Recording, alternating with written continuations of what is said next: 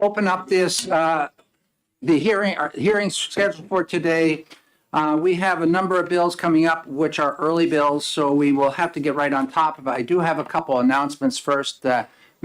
Representative Cascadden was kind enough to bring in a Sunshine Fund jar, which is now in the outer office there. That, of course, is our coffee fund. If you care to drink coffee here that we make in that room, you're welcome to put a buck or two in it and help us get going. And we will talk a little bit more about this at a later date, is find out who we're going to put in charge of our Sunshine Fund. Other announcements, there's going to be a number of bills going on in the next several days in which folks are going to have to be in 3 different places at the same time. At least it's happening with myself. Like tomorrow, I got to be in Ways and Means in the Senate, Finance in the House, and talking about a bill here. So I'm trying to manage how I'm going to do that. I know that there are some folks doing that even today on the committee. I will also be out of here at 11 o'clock today to introduce a bill on finance. So we're going to have to recognize people are going to come and go here. That's fine. This is a hearing. We will continue with our hearings. Hope everybody had a successful day dealing with all the snow yesterday. I did. I learned more about my snowblower than I ever read before. So my back did as well. So with that, I'd like to go ahead. I'm going to be leaving here in about 10 minutes. I have another meeting scheduled at 9:15. Representative Cordelli will take over and guide you through that meeting. So what I'd like to do is open up the hearing that's scheduled for 9. That's HB 487, establishing a New Hampshire Farm to School reimbursement program. Good morning, Representative. Good morning. Good to see you again. Yes. Can you give me 1 second to get everything lined up on my little desk here?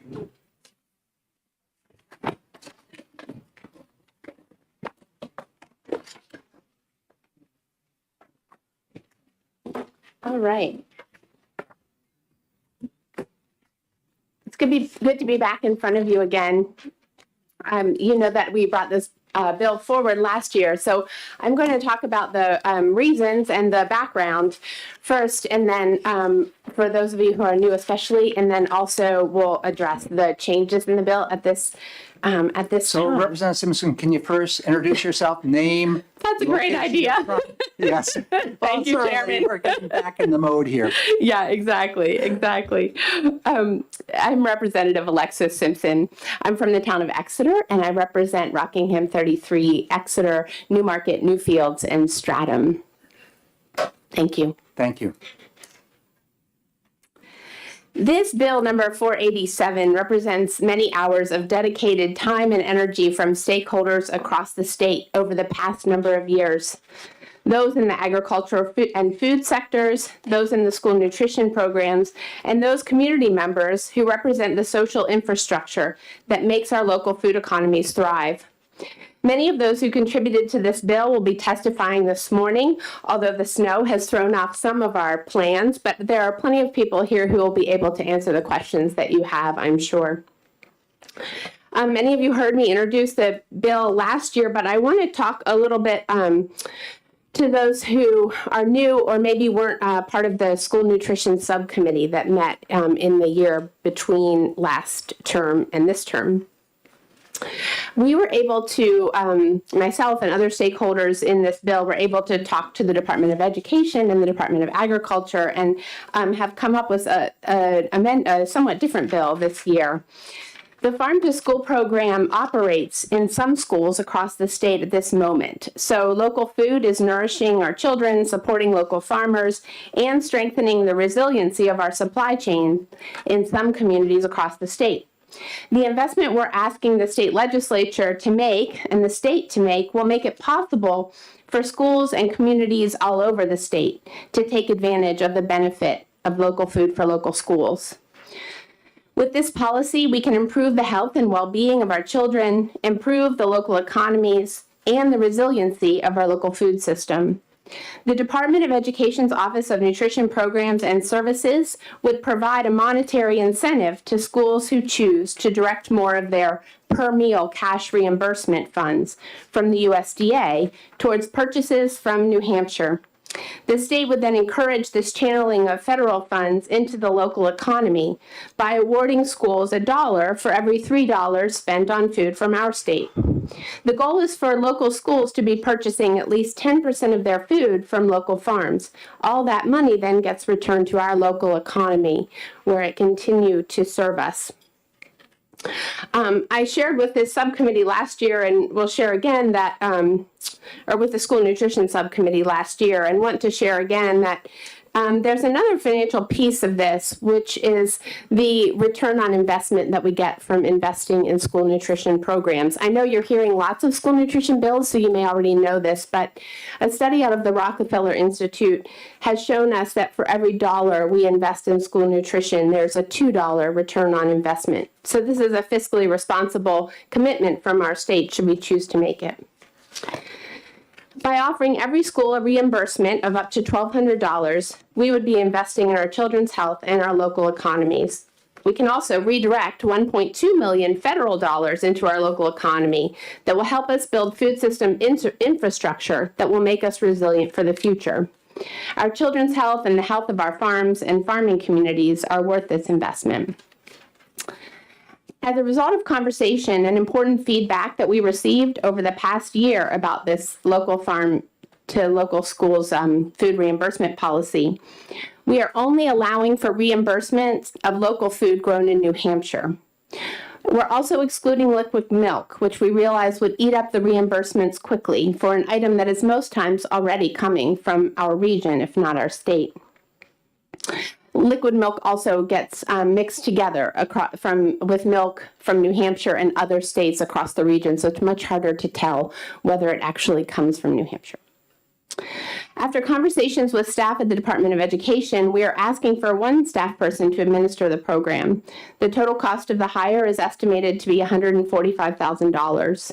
And then the technology to write the code to get the program up and running will be a one-time investment of $50,000.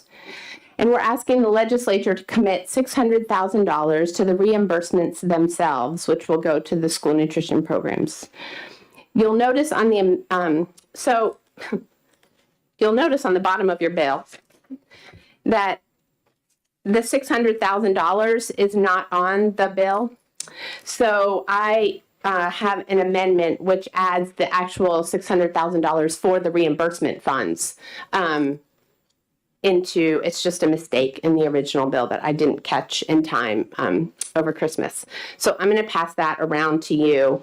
Excuse me, so when you have that amendment, would you please hand all those copies of the amendment up to the clerk, and we will distribute those? Oh, sure. I've also talked to Representative Tanner. Excuse me, those will have to be introduced by somebody on the committee. Right, and they can't look at them right now. They can, yes, they can look at them right now. We will distribute those. I just want to make sure they all get it. Sure, for sure. Thank you. And I've also spoken with Representative Tanner, who is willing to work with me to bring the amendment to the committee when you get to your executive session. Do you want them now or after? Well, then I would prefer then you hand them all over to Representative Tanner. Great. If she's going to be involved with the amendment. Yes, okay, that would be fine. So in closing, although I do have a letter that I have to introduce as well, but a robust farm to school program will help strengthen New Hampshire's agricultural sector and regional food security. It'll also help New Hampshire students understand the regional agricultural, geographic, social, and cultural aspects of our food system here in New Hampshire. That's the end of my testimony, and I'll take questions, but I do, the food service director at our Exeter Cooperative Schools has asked me to bring a letter from her. She's not able to be here, but would like to introduce a letter. I can read that into the record, or I can give the clerk a copy, and then she's also featured in the storybook, so that's, you'll get to see her picture as well. No, not right this moment? Okay. It's whatever. Great.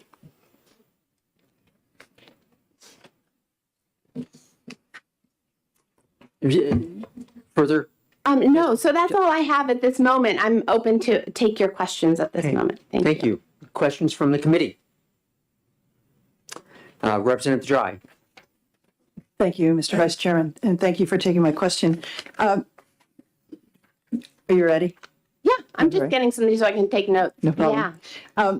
The $1,200 applies to, if it applies to every school, it's kind of a Yes. big difference between $1,200 to Cornish Elementary and $1,200 to Kearsarge High School. Is it not prorated? It's just a flat fee?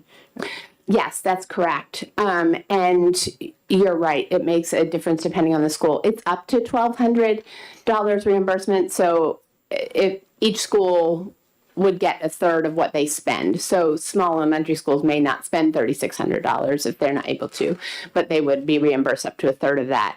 And so in the past, one of our challenges is number of staff people to deal with a complicated system.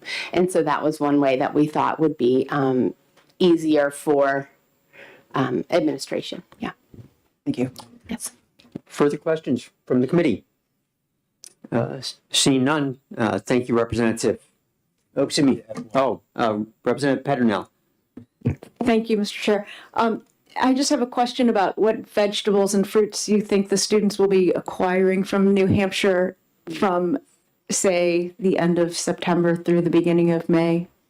That is such a great question, and I get very excited about it. Having been a part of the farm to school movement in my town for over a decade, I have a lot to say about that, but I actually think that you want to hear from the director of the Farm to School program, who will have much more detailed information about that, and we'll share with you a calendar of mostly vegetables, but for that time of year. Thank you. Further questions? Seeing none, thank you very much. Thank you. And next we have Representative Murray.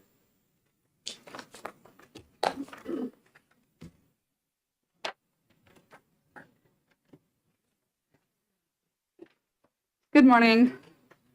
I apologize for my written remarks. I'm still without power, so I didn't have a printer. So here I am before you, handwritten remarks in hand. Honorable colleagues, for the record, my name is Representative Megan Murray. I represent the towns of Milford and Amherst, that's Hillsborough District 37. I come to you today in support as our communities have been without power in large portions of the town, as crews are doggedly working to restore power. As a representative, mother, and former educator seeking to restore the balance of locally produced and sourced foods in our school lunchrooms, I'm here before you. New Hampshire is an amazing state. Many of us, as children and as adults, beam with pride when we go to an establishment featuring our maple syrups, our berries, our meats and produce, and various other value-added products. The same should be true for our children in our schools.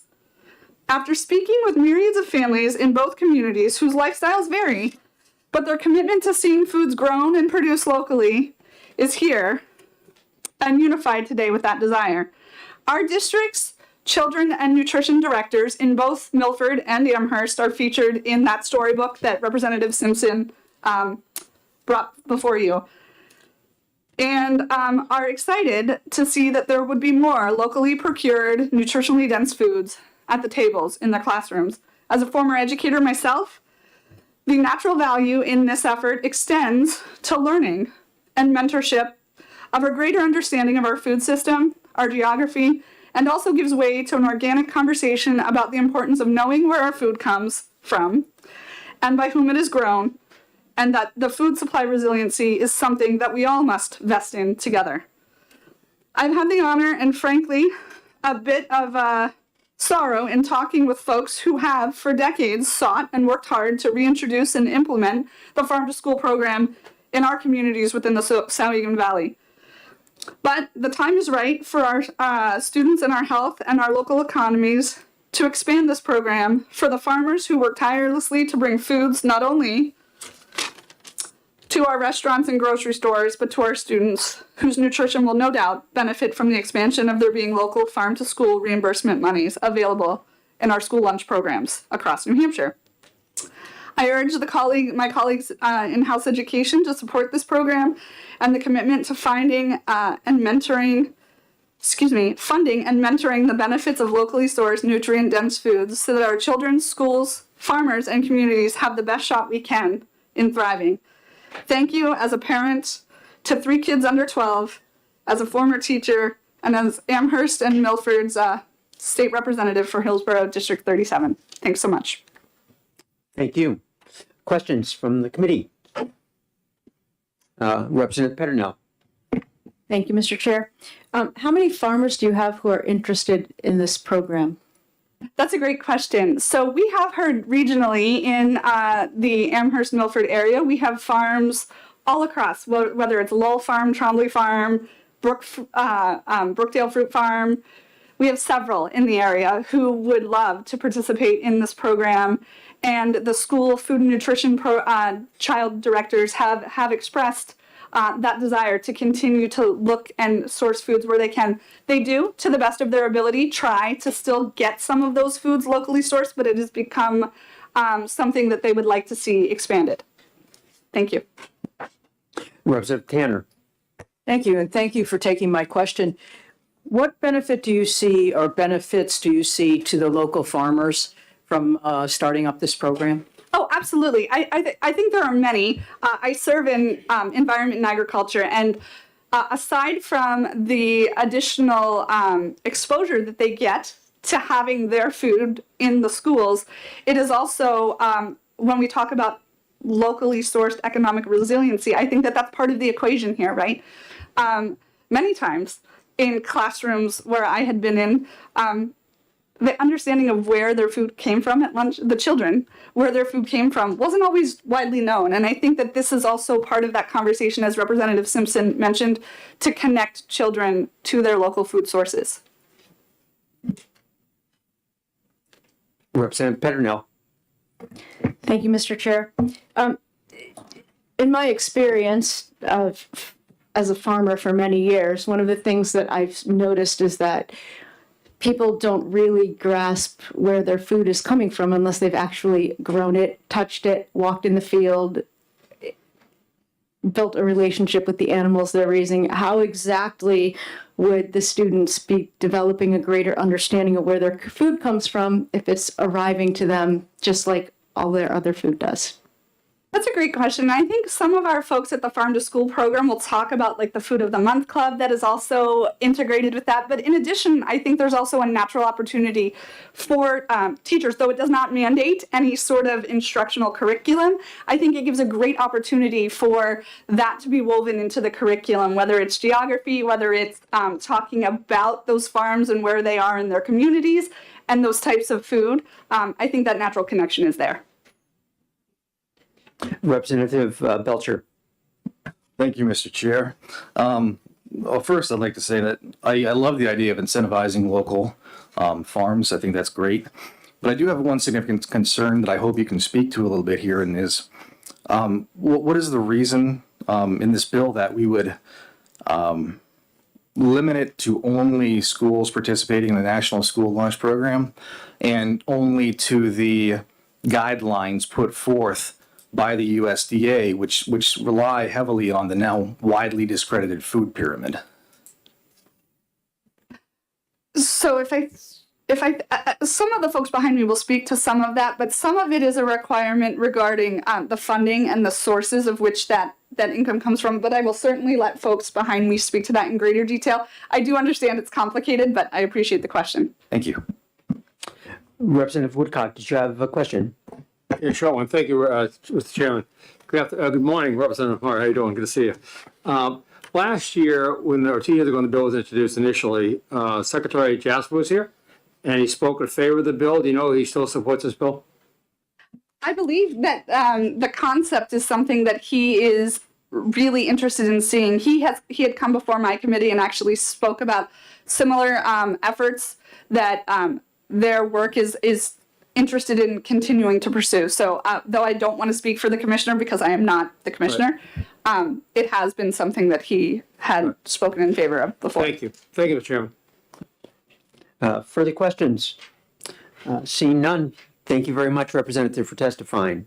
And I'll make copies and submit my testimony for the Great. record. Thank you. Representative Damon.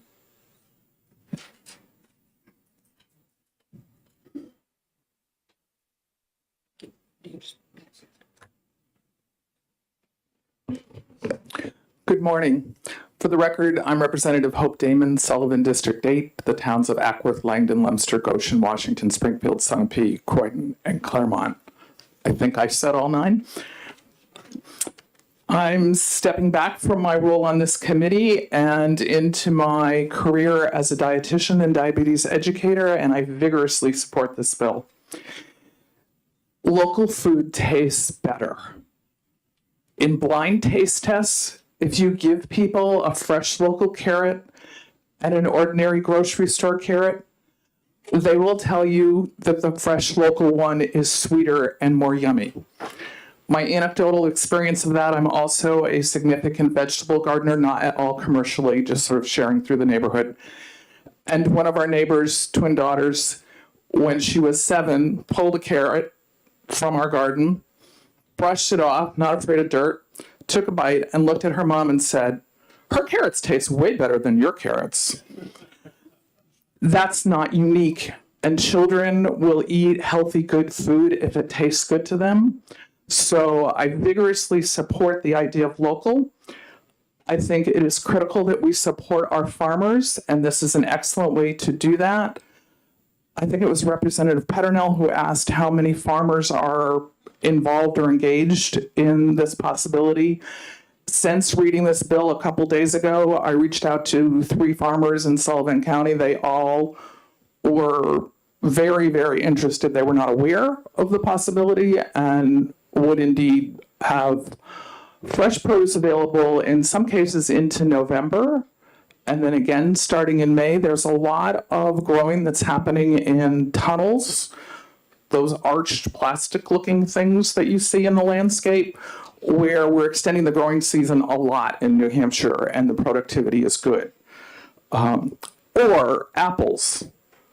Apples store really well. We have lots of apple farms in New Hampshire, and we are serving kids apples that come from Washington State routinely. I don't think that makes any sense. Lastly, I want to just speak to the statement about the basis of the food pyramid. I've been a dietitian for 40-something years.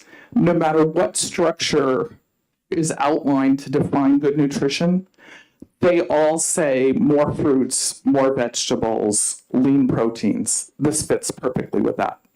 Thank you for your time. Thank you. Questions? Representative Belcher. Thank you again, Mr. Chair. Just to pick your brain a bit as the dietitian, because I obviously don't know as much about that topic. During our introduction to the USDA that we went through a couple of weeks ago and the requirements, if I recall, the USDA requires that all calories, half of them must come from carbohydrates, and it also prohibits milk with a fat content of more than 1% in schools that are participating. Can you speak to the quality of that, and if we really want to be subjecting ourselves to federal requirements that feed our children so much carbohydrates? Sorry, happy to try to answer 2 parts really that are kind of different. So working in reverse, the question of non-fat or lower fat dairy products, there's an enormous controversy in the field of nutrition on that topic. And you can find credible research and perspective on both sides. I personally think the weight of the evidence still continues to support less fat dairy products because the fat that's in dairy products is saturated fat, which there is decades of evidence aggravates cardiovascular conditions. The food preferences that people develop when they're children, to a considerable degree, last well into adulthood unless somebody makes a concerted effort to change. So if children learn to enjoy what we believe is healthier for them, that will probably serve them well for the rest of their lives. I would have a note that this bill exempts fluid milk, so that consideration doesn't really fit here. And then refresh my memory, what was your first part? The carbohydrate, sorry. just brain cramp for a second. Just to quick lay a basis, because I learned in my career very often that people perceive carbohydrate containing foods much more narrowly than is accurate. Everything that comes from the ground, everything that was originally a plant, is a carbohydrate, with the exception of vegetable oils pressed from corn or sunflower seeds or whatever. So in other words, if the food item didn't come from an animal, a chicken or a fish, it has a carbohydrate. Fruits and veggies are carbs, oatmeal's a carb, legumes, we are growing beans in New Hampshire now, dry beans like for black bean soup, for hummus, things like that. So I think when we look at the recommendation of how much of the diet should come from carb, the quality of the carb, the source of the carb makes as much difference as the amount that is recommended. I certainly wouldn't be recommending that anybody get 50% of their energy intake, their calories, from white bread, or any bread for that matter. But carb is the energy fuel source that muscles and the brain and other organs use most efficiently and most effectively. I hope that's helpful. Yes, thank you. Further questions? Seeing none, thank you very much, Representative. Thank you. Next is Jessica Gorham.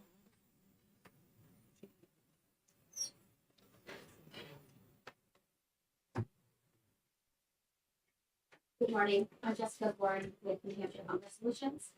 I'm here to speak in favor of the farm to school bill in front of us today. I have papers that I will pass out, but I just want to say that what we see is that, you know, what we advocate for is feeding children who don't normally have access to healthy, affordable food.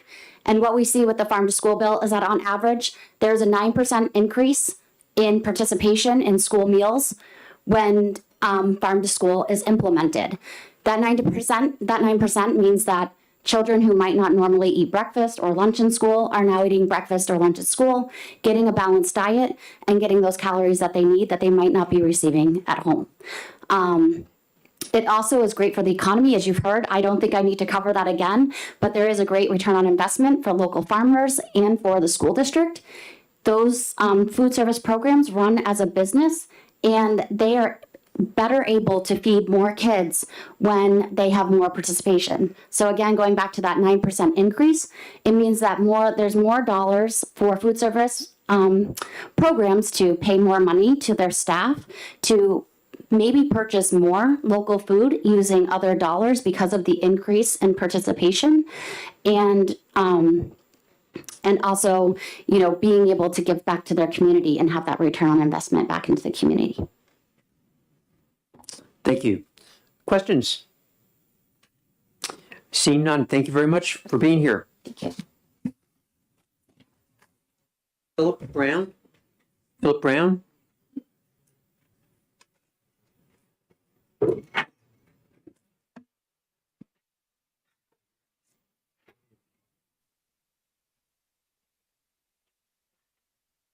Wipe microphone down after each use.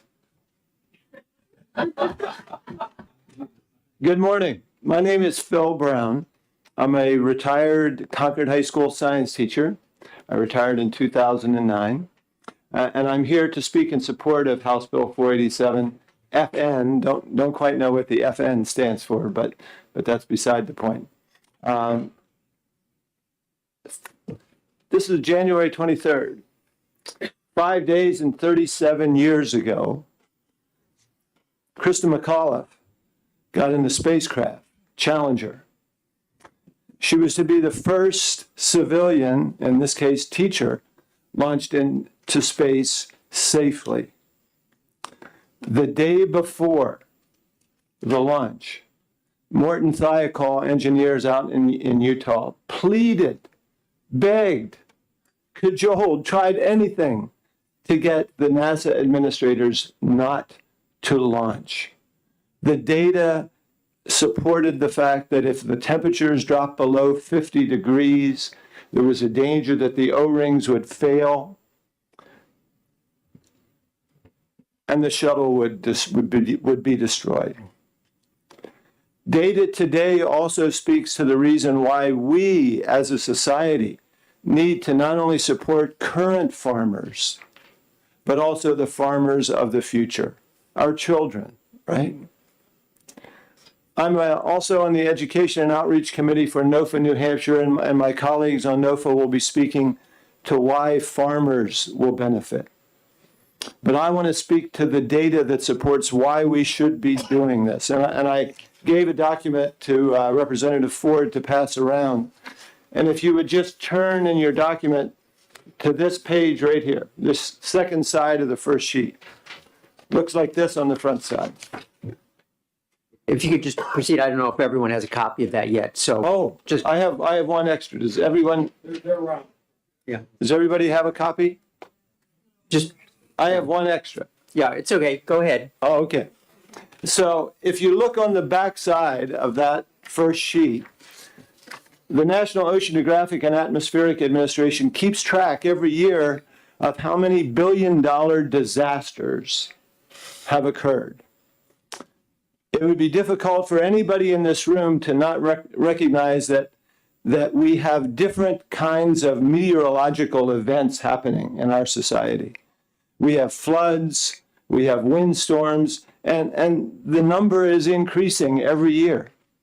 If you look where I've highlighted in red, the top table on that sheet represents the 20 years from 1980 to 1999. And in those 20 years, there were $82 billion disasters. 20 years, $82 billion disasters. And the cost to society was around $480 billion for those disasters. If you look at the second table down highlighted in red at the bottom, that represents the years 2017 to 2022, 5 years, not 20. $86 billion disasters to the tune of roughly $750 billion. Those numbers are going to continue to increase. We are in a perilous situation here in New Hampshire because we produce probably around 3 to 4% of our food in state. Some of you probably remember during the early days of the pandemic that there were empty shelves. We need to do anything and everything that we can to support local farming. NOFA New Hampshire, many of us and other people in the state believe that by 2030, the state should be producing 30% of its food in state. 30%. 3 to 4% now, 30% by 2030. Our surrounding states like Vermont, Maine, and Massachusetts even produce roughly 10 to 12% of their food currently. So the data speaks to the fact that we need to truly do anything and everything that we can to support farming and gardening, restorative, sustainable farming and gardening in the state over the next couple of decades to not only ensure the survival of our children, but also of the other life forms that make New Hampshire such a mecca for vacation and tourism. So that's what I would like to speak to. The last page here, and I would welcome any and all of you to take a trip up to Blossom Hill Cemetery, where Krista has been entombed and enshrined. And the epitaph on her tombstone, written by her husband, Stephen, the last two lines you can look on, it's kind of hard to see. In fact, I have to put my spectacles on to be able to read it. It says, "She tried to protect our spaceship Earth. She taught her children to do the same." Please support House Bill 487. Thank you. Questions from the committee? Representative Belcher. Thank you, Mr. Chair. Thank you for your testimony. I certainly agree with the concept of trying to increase the amount of food that we produce here in New Hampshire. But I'm wondering about your testimony based on the idea of utilizing, what's it called now, sustainable and restorative practices. Does that mean without or with minimal use of fertilizers and such? Yes, it does. Quick follow-up, please. Thank you. Just, do you have a concept of how much of New Hampshire land might have to become farmland to produce 30% of the food that we consume utilizing sustainable methods?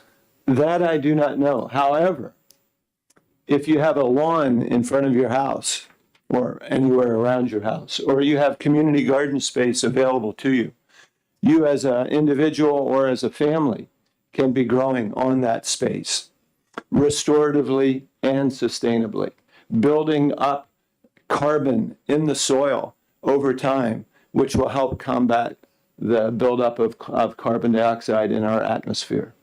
Just as a point of information, 1986, when that precious woman was lost, was the first year that the atmospheric carbon levels exceeded those levels which had been historically present for 40,000 years. Thank you very much. Thank you.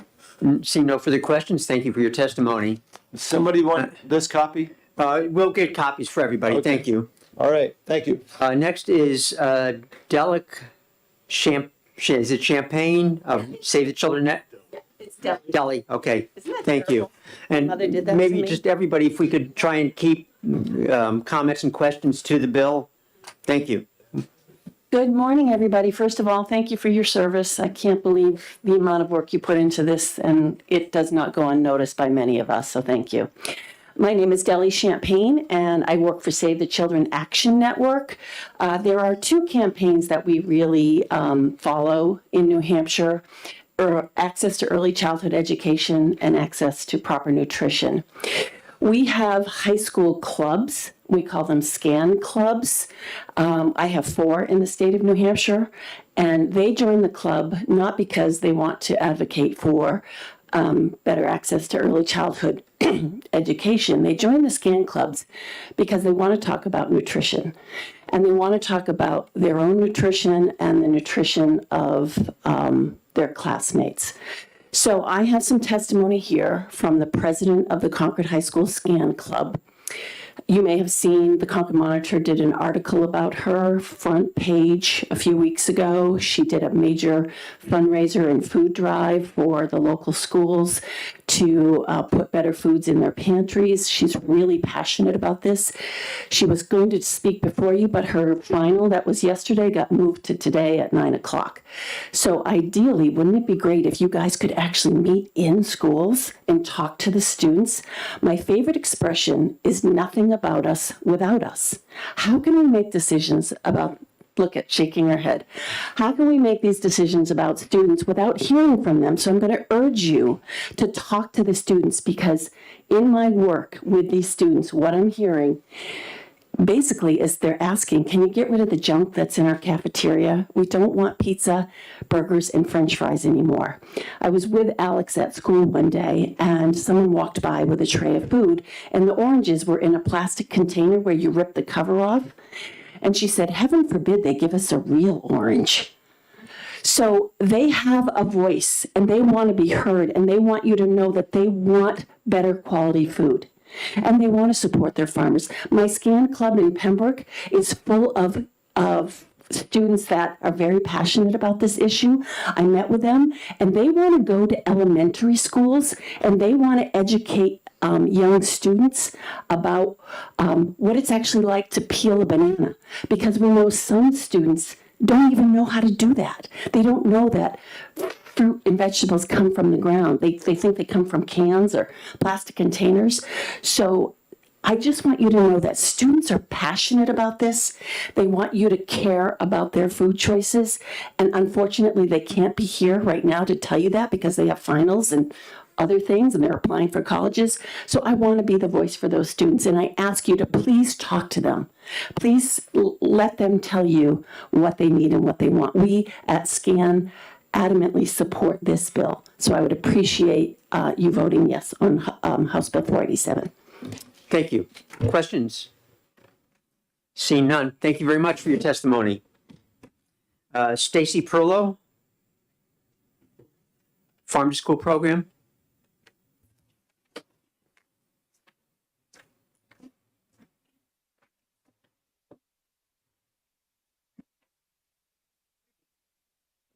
Red, there we go. Good morning. My name is Stacy Perslow. I am with the New Hampshire Farm to School program, and I work out of the University of New Hampshire Sustainability Institute. I'm not here to take a position on the bill, but to provide some information about farm to school and farm to school in New Hampshire. Farm to School enriches the connection communities have with fresh, healthy food and local food producers by changing food purchasing and education practices at schools and early care and education sites. Farm to School works in 3 areas: procurement. Local foods are purchased, promoted, and served in the cafeteria as a snack or in a classroom taste test.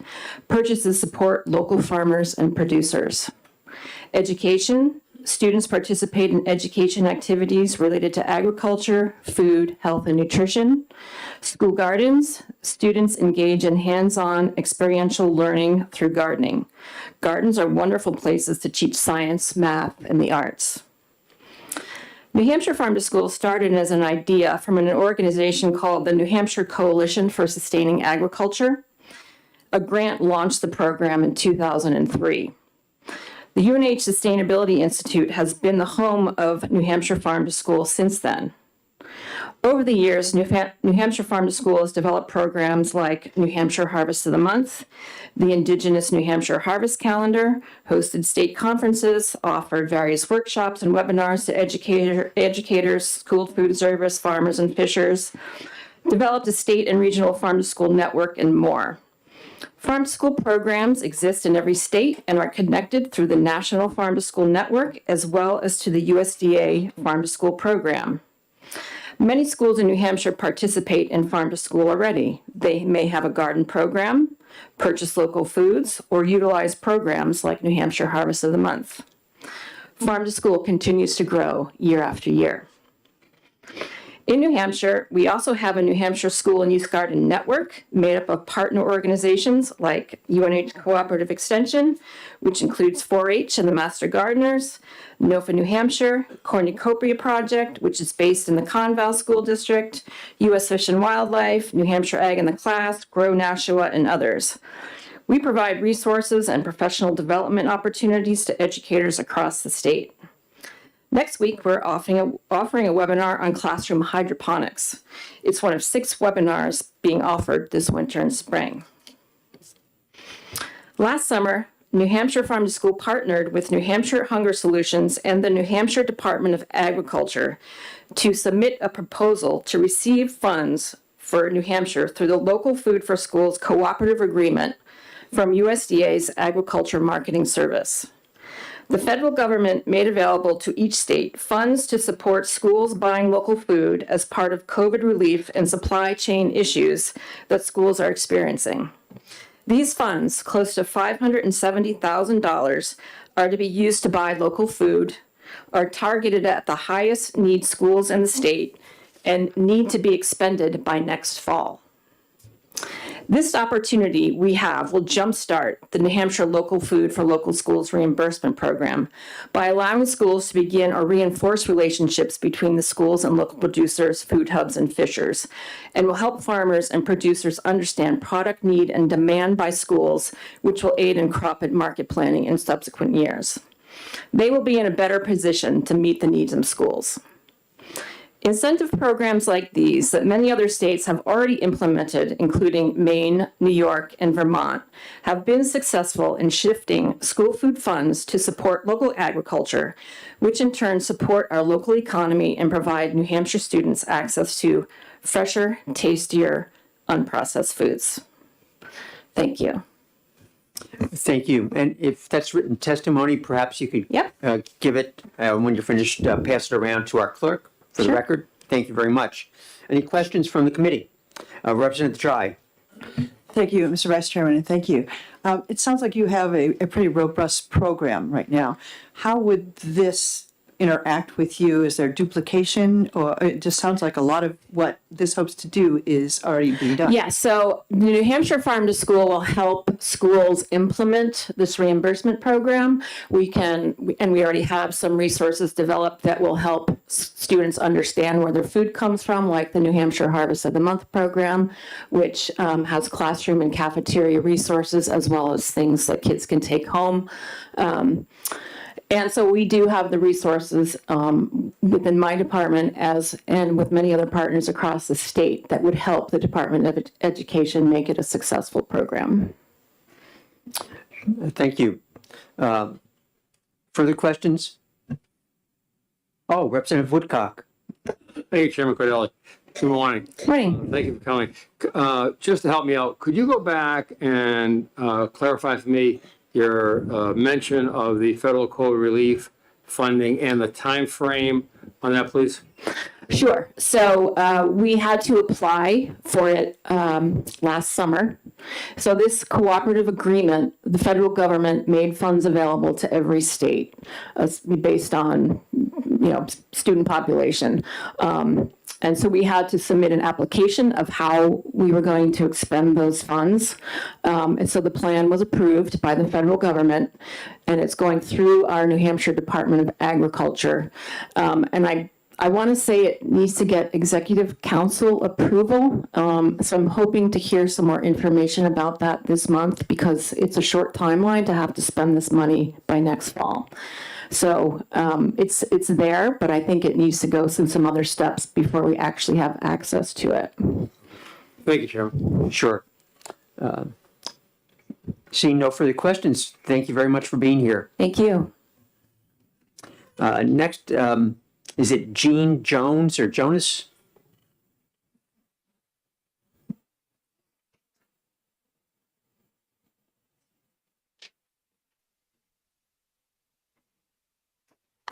Well, thank you for allowing me to speak today. My name is Gene Jonas, and together with my wife Marilyn, we own and operate Hungry Bear Farm in Wilton and Mason, New Hampshire. We have been growing high-quality produce to or above organic standards for our community going on 14 years now. We used to vend at many area farmers markets, but for the past 7 or 8 years, we've mostly sold through our spring and main season CSAs, about 30 weeks per year. We have a little experience selling to schools, but if given the opportunity, would probably choose to do so. I can tell you without a doubt that our produce has been enjoyed by many people over these years, and surprisingly, especially by children and kids. One of the greatest joys I encounter during our CSA months is to witness the excitement small children exhibit when they come to pick up their CSA shares every Tuesday at our farm, seeing how they often dive right into the carrots, snap peas, sweet peppers, cherry tomatoes. It's quite a joy to see. We also let them pick flowers, and we talk with them and their parents, and it's a very nice time, pickup time at our farm. Most of them really love to participate in the farm. We are teaching these young adults what great, fresh, organically grown produce tastes like and where it comes from, and I believe they will not forget it. If you give these kids this kind of locally grown, high-quality food when they are young, they are more likely to grow up and appreciate it. They're also more likely to grow up healthier, too. With our current obesity crisis in this and other countries, isn't it most important to provide this kind of food to folks? According to a report from Johns Hopkins University, Americans spend about $1.1 trillion each year on the purchasing of food. We also spend roughly the same amount on treating diet-related diseases like hypertension, cancer, and diabetes. Most of the food people consume comes from the so-called efficient industrial agricultural sector. Well, it isn't so efficient if one considers the externalized costs the big agribusiness companies are allowed to get away with.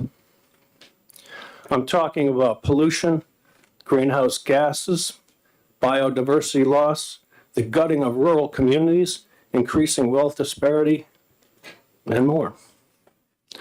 The big efficient industrial ag system was crippled by the COVID pandemic starting in 2020 when supply chain issues arose throughout the system.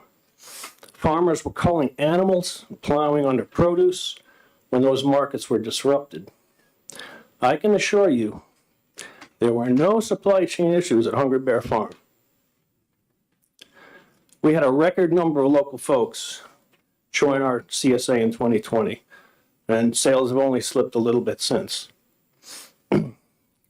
If given the chance and support, farms like ours throughout New Hampshire, and New England have proven to be reliable suppliers of local, fresh, and high-quality food. This is more of the kind of agriculture the world needs going forward to combat climate chaos and feed our communities. I urge you to support this bill that would help begin to supply this type of health-giving food to our young students throughout the New Hampshire school system. It is an extremely worthwhile investment in our collective future, and by the way, don't our young folks deserve it? Thank you. Any questions? Seeing none, thank you very much for being here this morning. Thank you. Next, I'm not sure of the first name, but I think the last name is Kolb from Concord.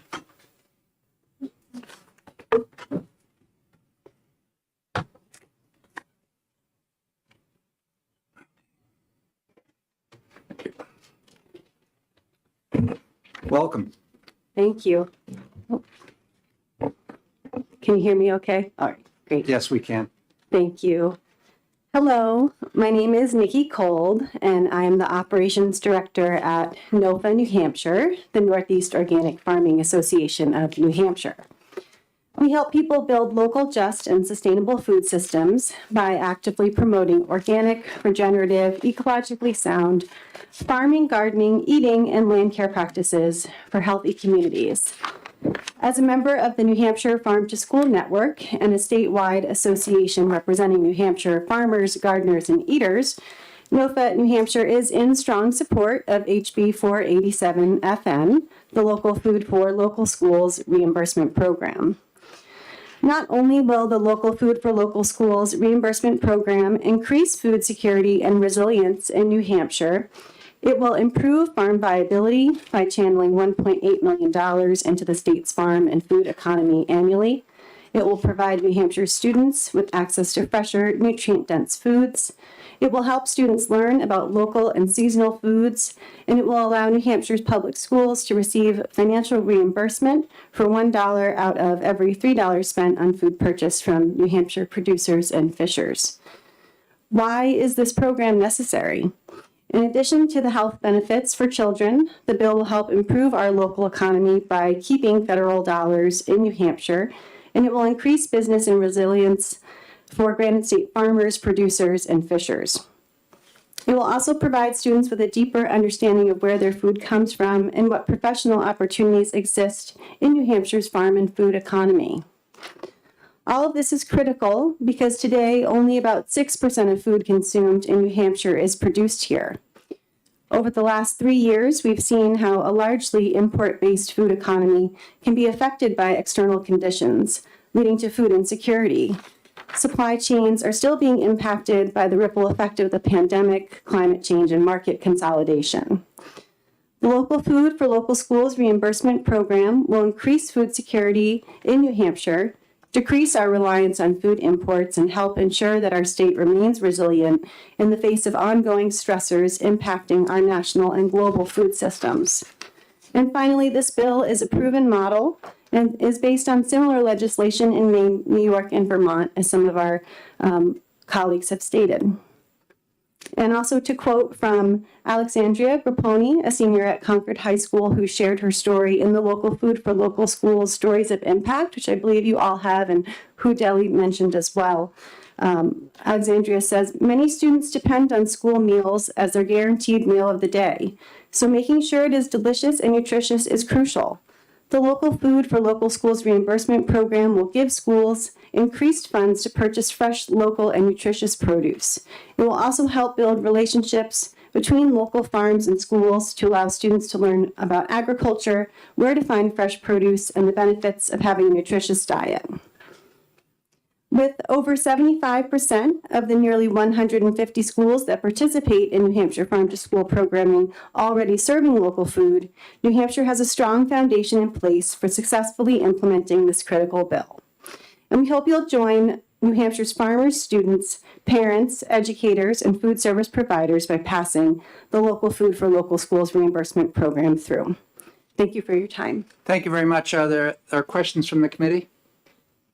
Not seeing any. Thank you very much. Thank you. David Trumbull?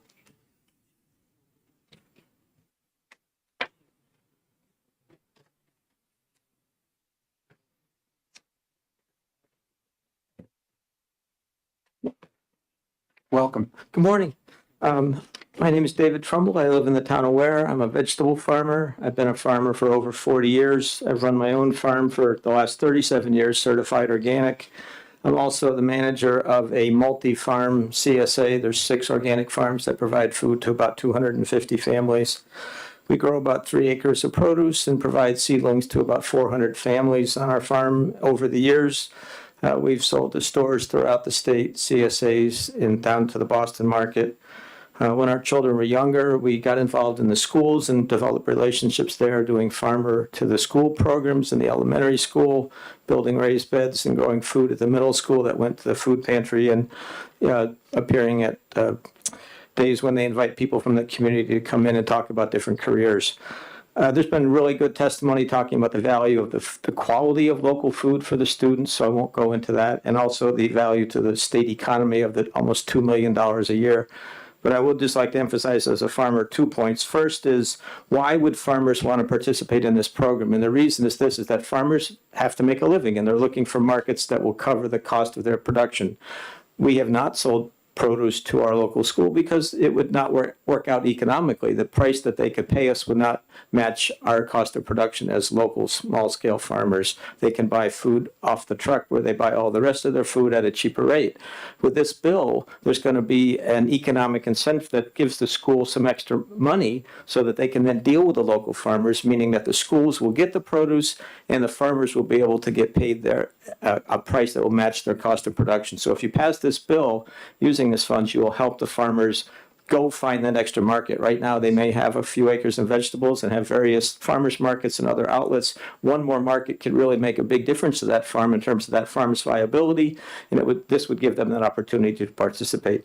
The second thing is the building relationships in the community. Once you get a farm involved in bringing in produce to the school, they're going to now start showing up at the school, they'll be making deliveries, and they'll start building relationships. And when the school says, wow, we want to have a program involving something to do with agriculture, they'll say, we already have a farmer we're working with. So they'll call that farmer in, say, will you come in and work with our kindergarten class, bring in pots, fill them up with plant seeds, do something farmer to school program. Will you help us make a garden out behind our school? You'll build these relationships. So this bill is not just about buying food, it's about building relationships. And I would, as a farmer, I would offer it my support for those reasons. Thank you.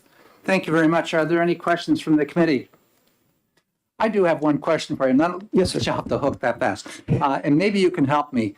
And maybe this question was asked during the time that I wasn't here when I was out at another meeting, but question regarding where I live in Haverhill, that's right on the Connecticut River. Much of the land which we have in Haverhill is leased by farms in Vermont. Due to statutory regulations, Vermont finds it very good to be able to do that. So we have material, our crops which are perhaps grown but processed across the river, and we see that as one community. I know the same thing when I go shopping at Hannaford. It says local on it, and they're potatoes from Aroostook County. So in order to make this work, do we have to really better define the word local? There are legal definitions of what local means. I think for New Hampshire, it means it has to be produced in the state. Some people in marketing terms will say anything grown within 50 miles, like you'll be farm stands to say we resource from farms within a 50-mile radius and that sort of thing. And you're in the position there on the Connecticut River Valley, we have some of the best farmland in the entire country. But maybe this bill could be amended to make a situation like yours where you're right on the border. If there are Vermont farms producing a lot of carrots that they could sell to your school if there's no other carrot grower in town. But it could also maybe encourage some local farmers in your area to say, wow, okay, there's a potential market there. Let's see if we can't get into this. Thank you very much. Oh, you're welcome, sir. Thank you. Further questions? Thank you. Going on to the next person is Megan Hoskins.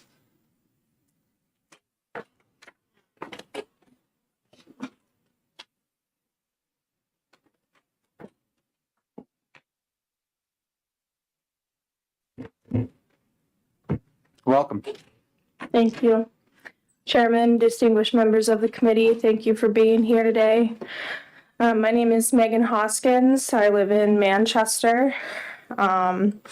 I I did submit testimony online. I wasn't sure if I would have the courage to testify today, but I am here. So my name is Megan Hoskins, MSc. I am a field organizer for Climate Action New Hampshire, project of the League of Conservation Voters. I am here testifying today as an individual, as a citizen. I would like to testify support for House Bill 487, Local Food and Local Schools Reimbursement Bill, that will provide funding for a reimbursement program to incentivize participating New Hampshire schools and food service directors to purchase locally grown and produced food for breakfast and lunch services. As a graduate from Antioch University, New England in Keene, their environmental studies program with a concentration in advocacy for social justice and sustainability, I fully support this legislation that will bring farm fresh, sustainable local foods to our schools and the children, teachers, and staff who fill those cafeterias. I believe that all students need good nutrition to learn well. The Local Food and Local Schools Reimbursement Program will boost youth health and wellness and support the economic viability of New Hampshire's farms, as you all have heard from farmers today. A state investment of $600,000 in the Local Food for Local School Reimbursement Program, combined with the $1.2 million in federal monies participating New Hampshire schools receive as part of the funding for the National School Lunch Program, School Breakfast Program, and the Fresh Fruit and Vegetable Program, will inject $1.8 million into New Hampshire's agricultural economy. Participating schools will be reimbursed $1 for every $3 spent on purchases from New Hampshire producers and fishers, with a reimbursement cap of $1,200 per school year.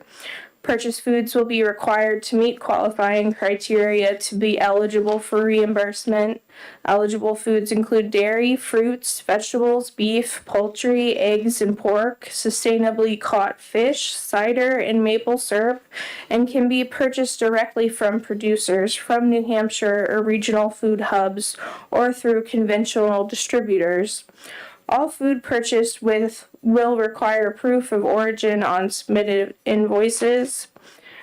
66,000 students in New Hampshire already participate in farm-to-school activities such as school garden programs, nutrition, agricultural, and cooking curriculums. The Local Food and Local School Reimbursements Program will bring farm-to-school learnings from the classroom to the cafeteria. And students who do not have access to farm-to-school programming will have the opportunity to learn about the variety of fruits, vegetables, and other products grown and produced both locally and regionally. Please support fresh local food in our children's schools and fund the Local Food for Local Schools Reimbursement Program. Thank you. Thank you very much. Are there questions from the committee? Yes, Representative Lekis. Thank you. Regarding, we keep hearing about vegetables and fruits and whatever, and I'm wondering, do you know how much we are accessing fish and animals, meat, currently, our schools with the farmers that we have in the state? I specifically do not know that information, but I imagine our friends at maybe the Northeast Organic Farming Association or the Monadnock Farm to School Association, I believe, is another one who could probably tell you a lot more, as well as the UNH Sustainability Institute, I believe. So I think there's a lot of places to get that information.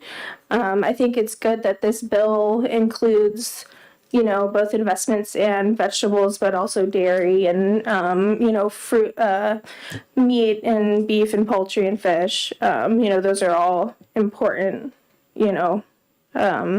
nutritional needs. So I'm not entirely sure how much we're accessing now. but I imagine that it would greatly be boosted by this legislation. Thank you very much. you. Further questions? Representative Belcher? Thank you, Mr. Chair. There's a word I'm not clear on. I've heard a number of times now. The word justice is being used in contexts I'm not familiar with, such as I think I heard food justice. Can you loosely define what that means in this context? Sure. So, I think in this context, it refers to social justice and, quite frankly, economic justice in a number of ways. The way we fund schools here in New Hampshire, as we are all very familiar with on this committee, schools and towns are left to do with what they can with property taxes that they have, and low-income communities do not get as much funding as wealthier communities. And so this bill would address some of those issues by pretty much leveling the playing field, by allowing schools in low-income communities to use these monies the same way that these schools in wealthy communities are able to use this money. Thank you. Further questions? Not seeing any hands. Thank you very much. Thank you. This will conclude our hearing on 487. We have no more pink cards, so this hearing is closed. The next hearing which we have in front of us is HB 492.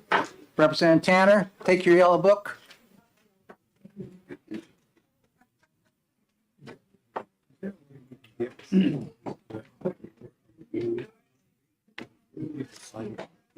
Yeah, we can do that. Yeah. And also, is there anybody? Let's see the electronics that are closed till the evening.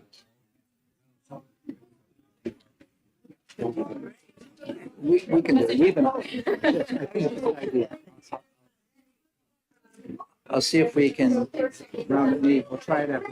This one right here. This one will be pretty shallow on the blue side. On this one. Much.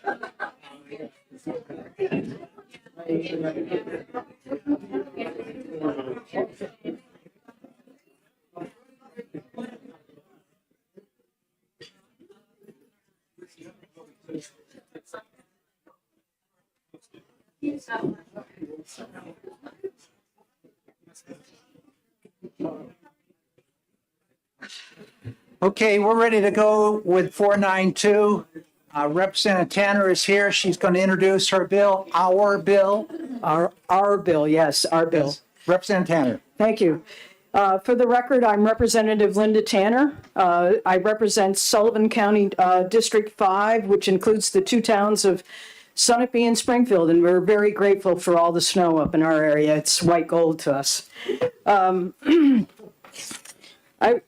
am introducing a bill that will require the Department of Education to provide us with education law books that are annotated. And in last term, the first part of last term, well, I back up a little bit. This is my fourth term on the Education Committee, fifth term in the House. And each of those terms up until last term, we were supplied the education annotated laws. The first year of last term was very chaotic with COVID and whether we were masked or whether we were here or not here or whatever. When we finally came into, and during that period of time, we did not receive this book. And it greatly bothered me. And so the second year of the term, I put in a bill to require the Department of Education to provide us with this book. And why? Well, I'm a trained, my education is all in education. I'm a retired teacher and not a lawyer. And it was very intimidating when I first got on the Education Committee, although I really wanted to be on the committee. Intimidating with all the lawyer talk and trying to devise laws and knowing what was going on. I was very frustrated when I first came to the State House because after many years of teaching And any of you that have been in schools know that sometimes the rules that are made at the state level just don't fit with the schools when they're put into action. So I was very keen on, changing some of the laws. And I found the book to be invaluable to bring me up to speed. It's annotated. It has the history of bills. It has the changes in bills over the years, as well as what the present bill states. And so not having it during that first part, I kind of said, wow, I really need to ensure for all of us here, that we have that sort of resource. We have a box over in the State House. We have our little file cabinet, and we have a great research assistant, but she's dealing with a lot of people and can't be bothered on a regular basis with our little questions about rules. So it's one of our resources. I think it's necessary for us to do our job properly. And I know that rules the laws are online. I've gone on Google several times to find them, but you don't find the annotations. And it isn't like you can have an interest in, for example, school nutrition and look it up in the various laws that it appears in the law books. So I feel the book is really important.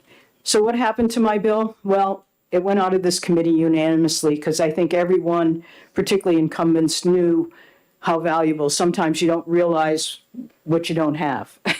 So, but it went out of committee unanimously, went into the Senate and presenting it. And of course, the Senate have their offices and they have their researchers, and, they're set up in a different framework than we are as far as resources are concerned. And so I was trying to explain to them the same thing I'm explaining to you, why I think they're necessary. And the person from OLS came to testify against my bill. And basically his testimony said that the publisher was not going to publish that he had heard that the publisher was not going to publish the book again. And that not only that, but, it's online and everybody can see that, and, ask OLS, they have their resource people, and we'd be just fine without it. So the Senate, despite my urgings, tabled it. And so it didn't go through. So I was kind of ready this year to put in the same bill, thinking that, well, maybe, we'd get the book. I spent some time researching with the publisher, Thomson Reuters, and also Westfall, and to try to find out where exactly it was being published, where it was being printed, because the first part of the book has Governor Sununu in it, and I knew that probably wasn't something that was put in at a national printer. And I came up dead ends. Every place I went, I came up dead ends. So come into session this year, into our committee, and happened to cruise to the back of the room to speak to our attorney from the Department of Education, who does a wonderful job for us, really. And there she is with a green book, a brand new annotated education law. So as you probably understand from some of the in-house jokes that we've had about asking when we're going to get our book, it was published this year and it was printed this year. And it isn't available to us. And I think that's a real shame. You'll note that on the bill, it has a financial note with it. I spoke to my local superintendent because one of the things that I think is important and should happen if it didn't, was that all the superintendents in the state should get the annotated education laws. I mean, how are you going to follow laws unless you really know what's happening? And he assured me that the State Department made available to them a flash drive, or however you want to call it, with all the annotated bills on it. I'm not sure it was annotated actually, but he said that the State Department provided him with that and told him that if he wanted another one for his principals or whatever, that it would cost him $100 a piece, which seems kind of steep for a flash drive, but I'm assuming that's the cost for the book as well. It's about $100 a book. And yet the fiscal note, which you may be able to ask other people that have developed that fiscal note, estimates $54,000. And I figure if there's 20 of us and $100 a book and maybe throw in a few extras, it's probably less than $5,000. So I kind of question the amount of money, although maybe it's shipping costs or whatever. So anyway, that's my story. I've given you written testimony. It was 3-hole punch, so my margins are kind of wide, and you'll have to play like teacher and try to figure out in the context what the word is. I always love those. And I'm open for any questions. Thank you very much, Representative Tanner. Before we go into questions, I just want to impart some information here. I've spoken with the ranking representative here and myself. We both agree this bill needs to move forward. And this is echoing what this committee did in previous years unanimously. And if we want to move forward, and if we want to exec that bill immediately, we have to do that today. And by doing so, we can get it in, we don't have to get it into the calendar because the public is hearing us that we may be executing this bill today. And with that, we can get it in the calendar for action on the next session, which would be next week. And so I would encourage all committee members here to afford us the time to have a quick executive session so we can move this thing forward. So are there any questions? Yes, Representative Dragg. Thank you, Mr. Chairman. Thank you, Representative Tanner. So just to be clear, the online version right now does not have is not annotated.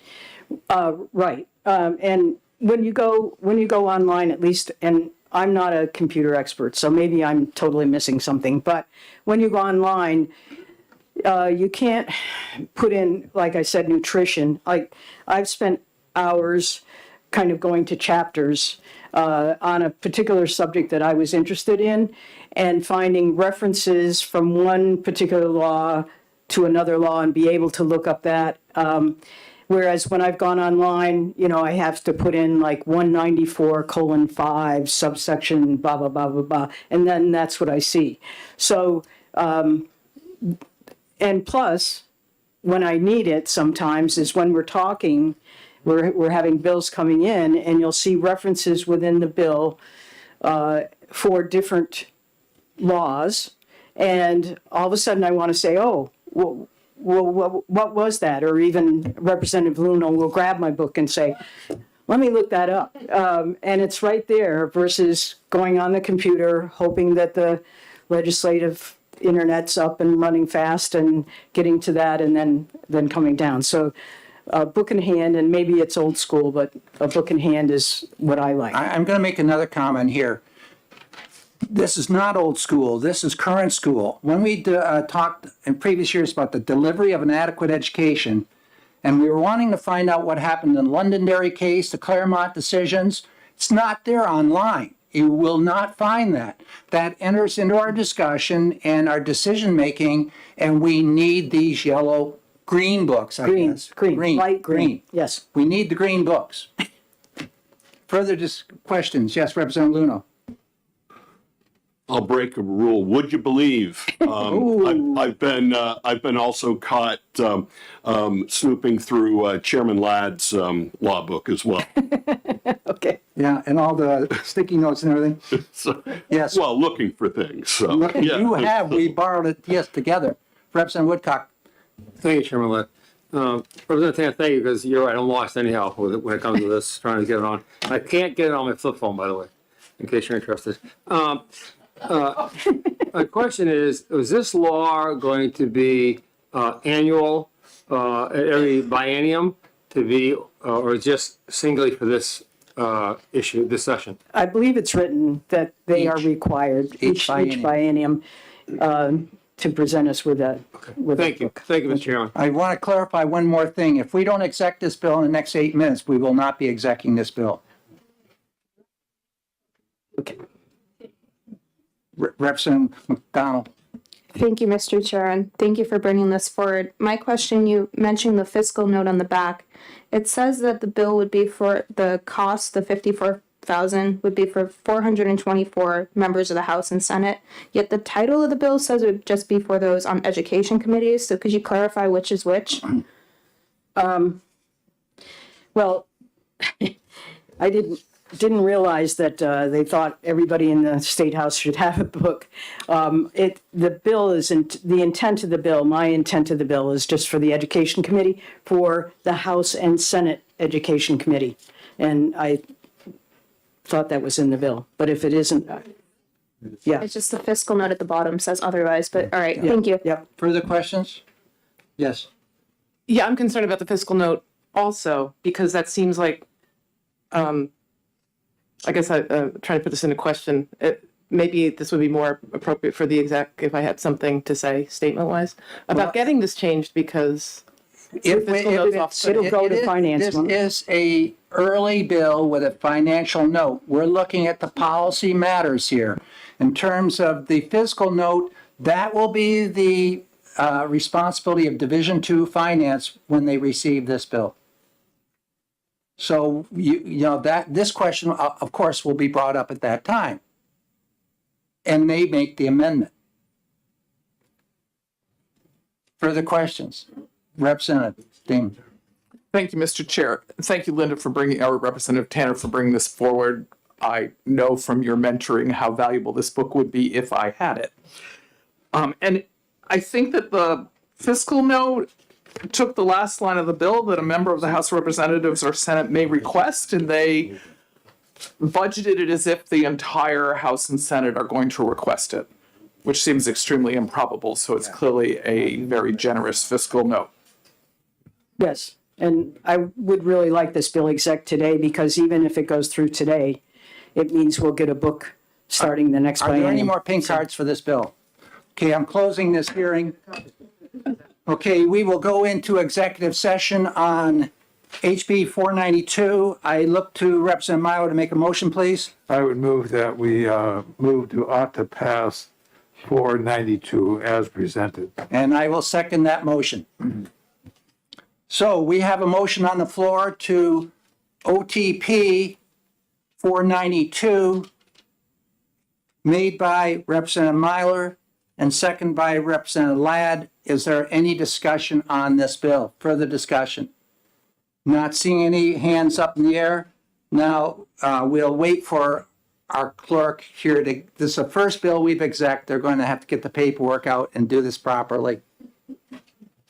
The motion again is on 492, requiring the Department of Education to provide the House and Senate standing committees responsible for education with copies of laws and rules relative to education.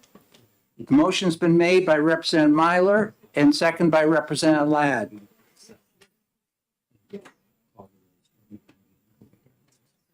So the clerk will call the roll.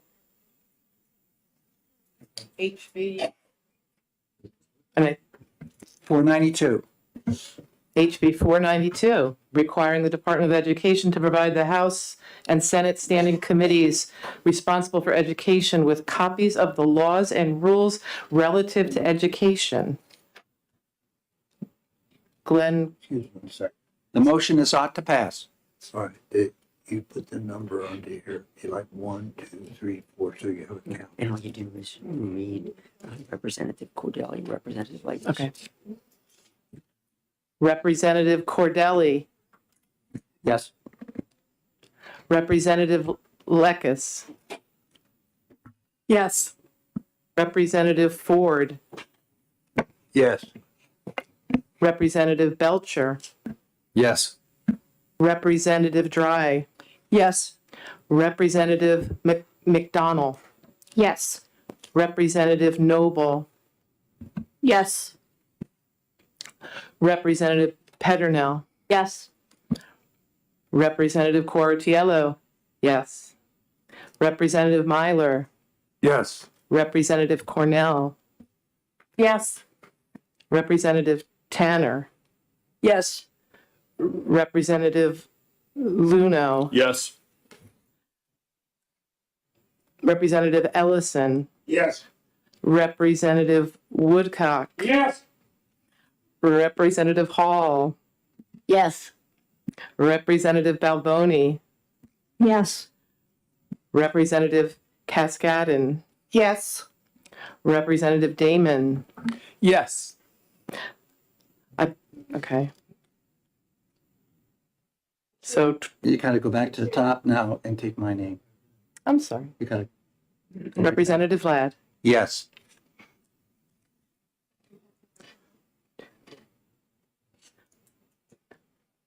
Read the results. 20 yeas, 0 nays. The motion passes, and this will, well, we'll put it on consent if they allow us to put an early bill with a financial note on. I'm going to try putting it on consent, and we'll get our hands slapped if we have to, but, well, all approve of consent? We will put it on consent for, okay, yeah, thank you. Thank you very much. So we have a short break here for 3 minutes. Congratulations, our first bill. Only 90 plus to go. Excuse me, did I mispronounce anybody's name? The only one we're going to have a hard time is Fortiello.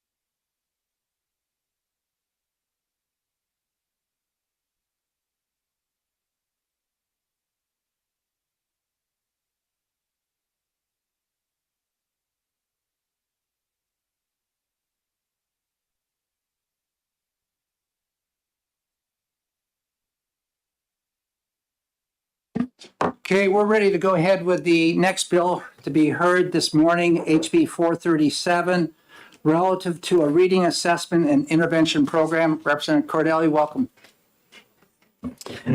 Thank you, Mr. Chairman. Thank you, committee members. For the record, Representative Glenn Cordelli, representing Tufton Borough, Wolfboro, and Ossipee in the beautiful Lakes region. And it's a pleasure to present this bill to you today.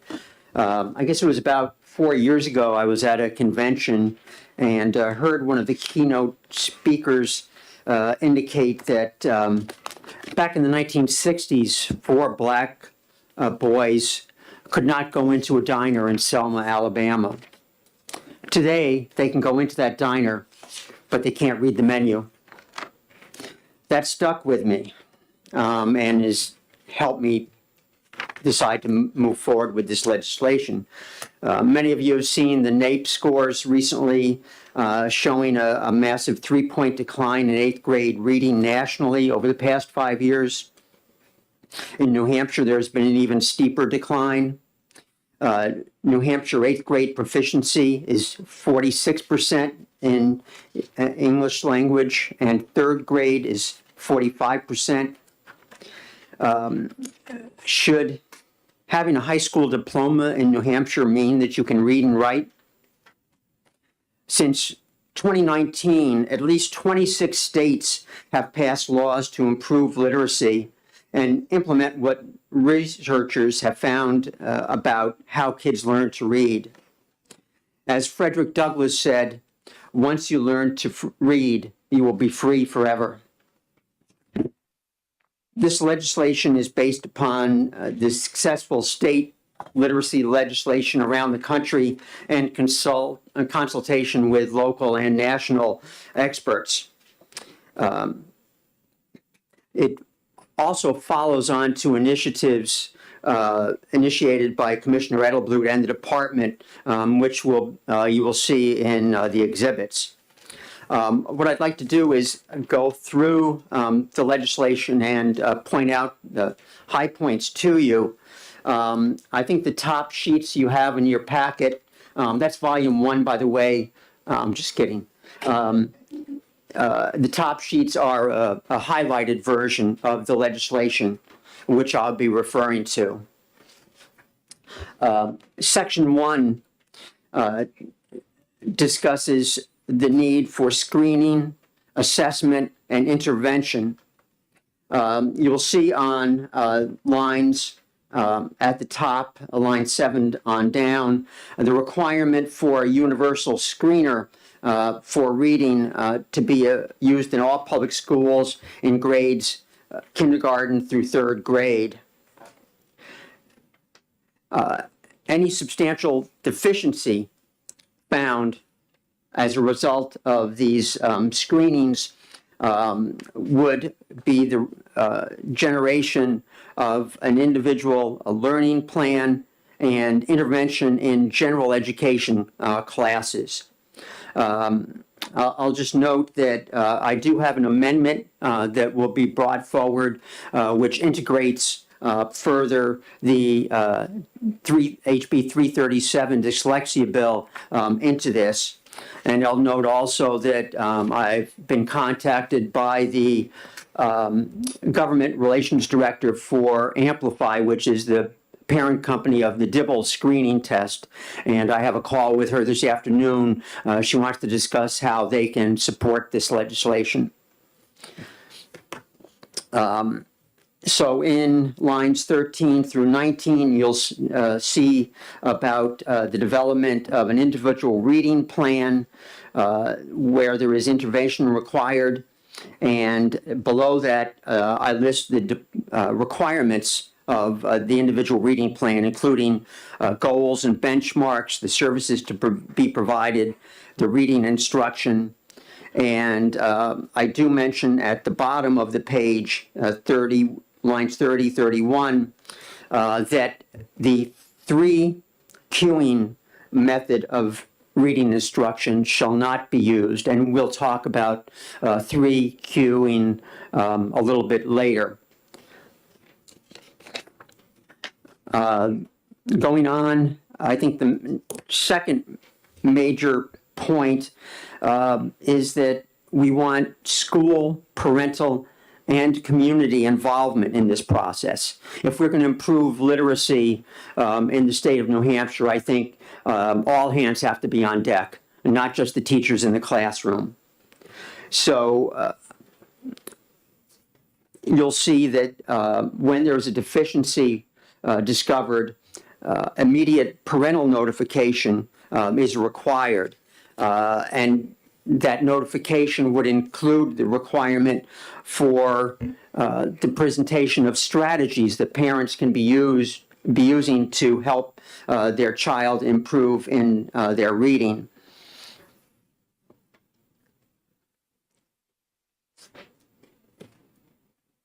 The fourth major point is annual reporting, and that is on the toward the bottom of page 2.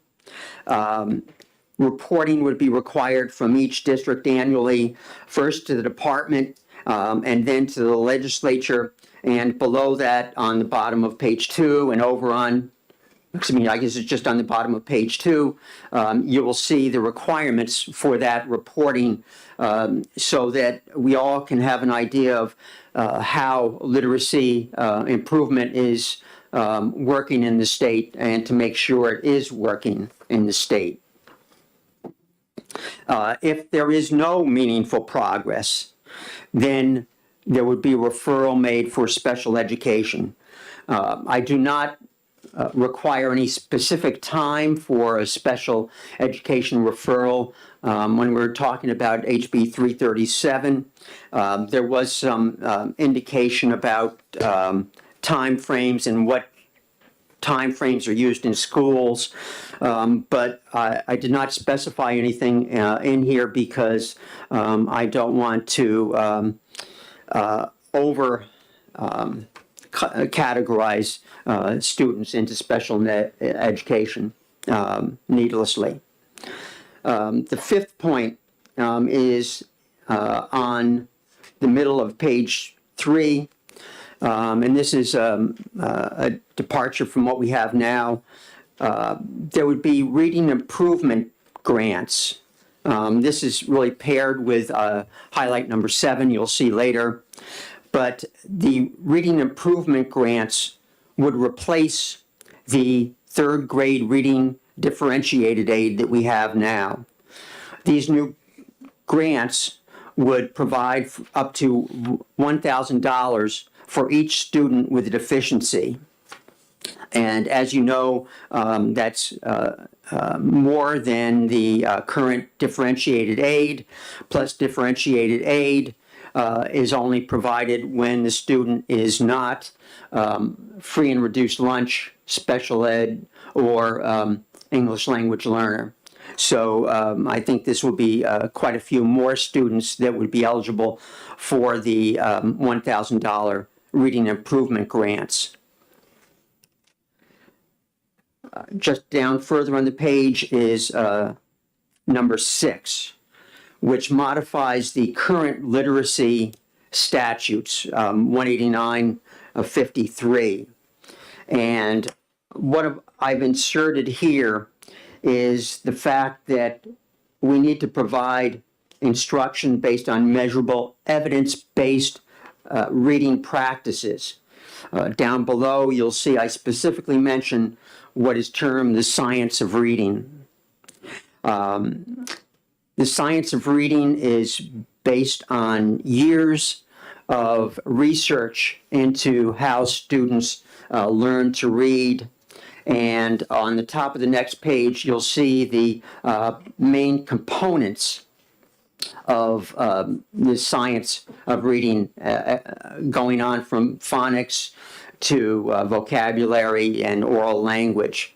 And we'll talk about science of reading a little bit more. And there is a document in your handout related in depth to the science of reading.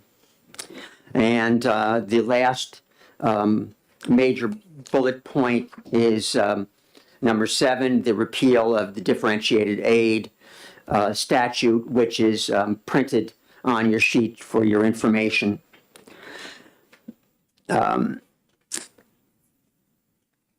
If I could go briefly through the exhibits, just to point out to you what is in there. Each one is numbered, exhibit 1, etc. Exhibit 1 is the result of a 5-year investigation by an education reporter into reading instruction. It's called Sold a Story, and there's a series of 8, I think it's 8 podcasts, or you can read the transcripts, but it's very informative, and it really details the failures of current reading instruction in many places based on that 3 cueing technique that I mentioned earlier, and the move to the science of reading. In particular, I recommend episodes 1, 5, and 6 of the podcasts. Going further quickly, on the flip side of that page, Exhibit 2 are the reading scores from NAEP, specifically for New Hampshire.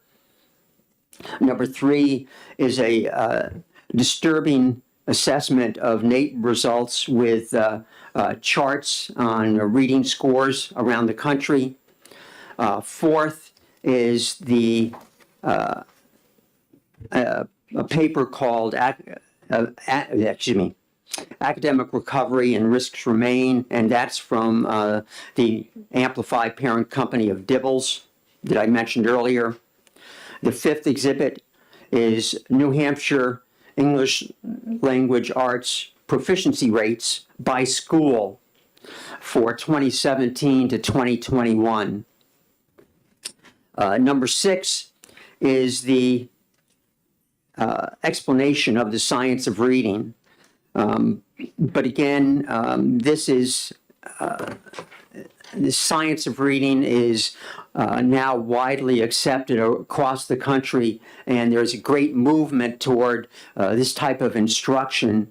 There are numerous states that have implemented, I think it's 26 states since 2019, have implemented literacy legislation, mostly based on the movement to the science of reading. I think that we should follow suit in that. The next document, exhibit number 7, talks about the 3 cueing system. And as mentioned in the testimony on House Bill 377, this method was popularized by a number of textbook and lecturers dating back several decades. And the 3 cueing method involves really just what it says, cues. Readers are looking at cues, and those cues could be looking at a picture in the text, trying a word to see what makes sense, and even skipping a word to try and figure out what that sentence says. So a lot of it is encouraging guessing on the part of a reader. One example that stuck in my mind from the podcast Sold a Story was a middle school teacher relaying how one of her students thought that the text said that in 1939 Poland, they invited the Germans into their country rather than invaded their country, which is a considerable difference. Exhibit 8 is the Scarborough's reading rope, which was created a couple of years just to show the complexity of reading, and many of the strands you'll see relate back to the science of reading. Number 9 is a discussion of reading legislation around the country. And number 10 follows on to that and highlights the examination of what has been done in 4 states. For anyone interested, I also have a chart showing all 50 states and what has been going on in all 50 states that I'd be glad to electronically send you. Number 11 and 12, I had mentioned that this follows on to initiatives from the Department of Education. Number 11 is a press release from last year about their so-called Leaning into Literacy program, which talks about training parents and educators in the science of reading. And number 12 is the program that has been implemented, the letters courses that are available, and the goal is to train something like 9,000 people, teachers and parents across the state in the next few years in the science of reading. And the final document is an article written by former Governor Jeb Bush of Florida about the instruction into reading. I think we need to reverse the decline in the reading abilities of our students. There are many components to this bill: the screening, assessment, intervention, involvement on the part of everybody, and the new reading improvement grants. So I ask your support in this bill, and I think that having a high school diploma from New Hampshire should mean that you can read and write. And just let me close with a quote from a teacher at the end of the Sold the Stories podcasts, where she discovered that her daughter, this was a teacher, she discovered that her daughter was having problems. Everyone thought that her daughter was reading well in school. That's what she was told. But her daughter came to her and said, "I can't read." The teacher went on to say, "This kid's sinking everywhere, and they're looking for our help, and it's on us." Well, right now, it's on us. And we have the opportunity to impact the future of many children in this state, and really the future of this state. So thank you very much for your attention. Thank you very much, Representative Cordelli. I'm going to ask one question, and I have to be out of here in a few minutes to present in finance. Representative Cordelli, on your bill, on page 1, line 13, says each student who exhibits a substantial deficiency in reading. On page 2, line 7, it says the parent of any K through 3 student who exhibits a deficiency in reading.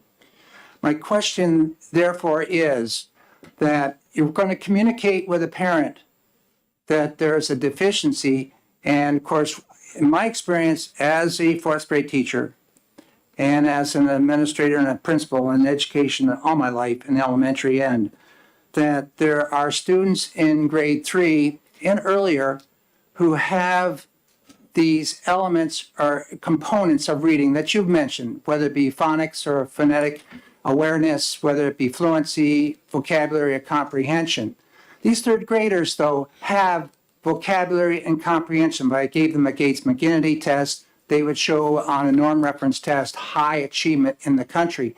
Yet they may not have that phonetic background that we speak of in this bill, or awareness of what a digraph is, what a diphthong is.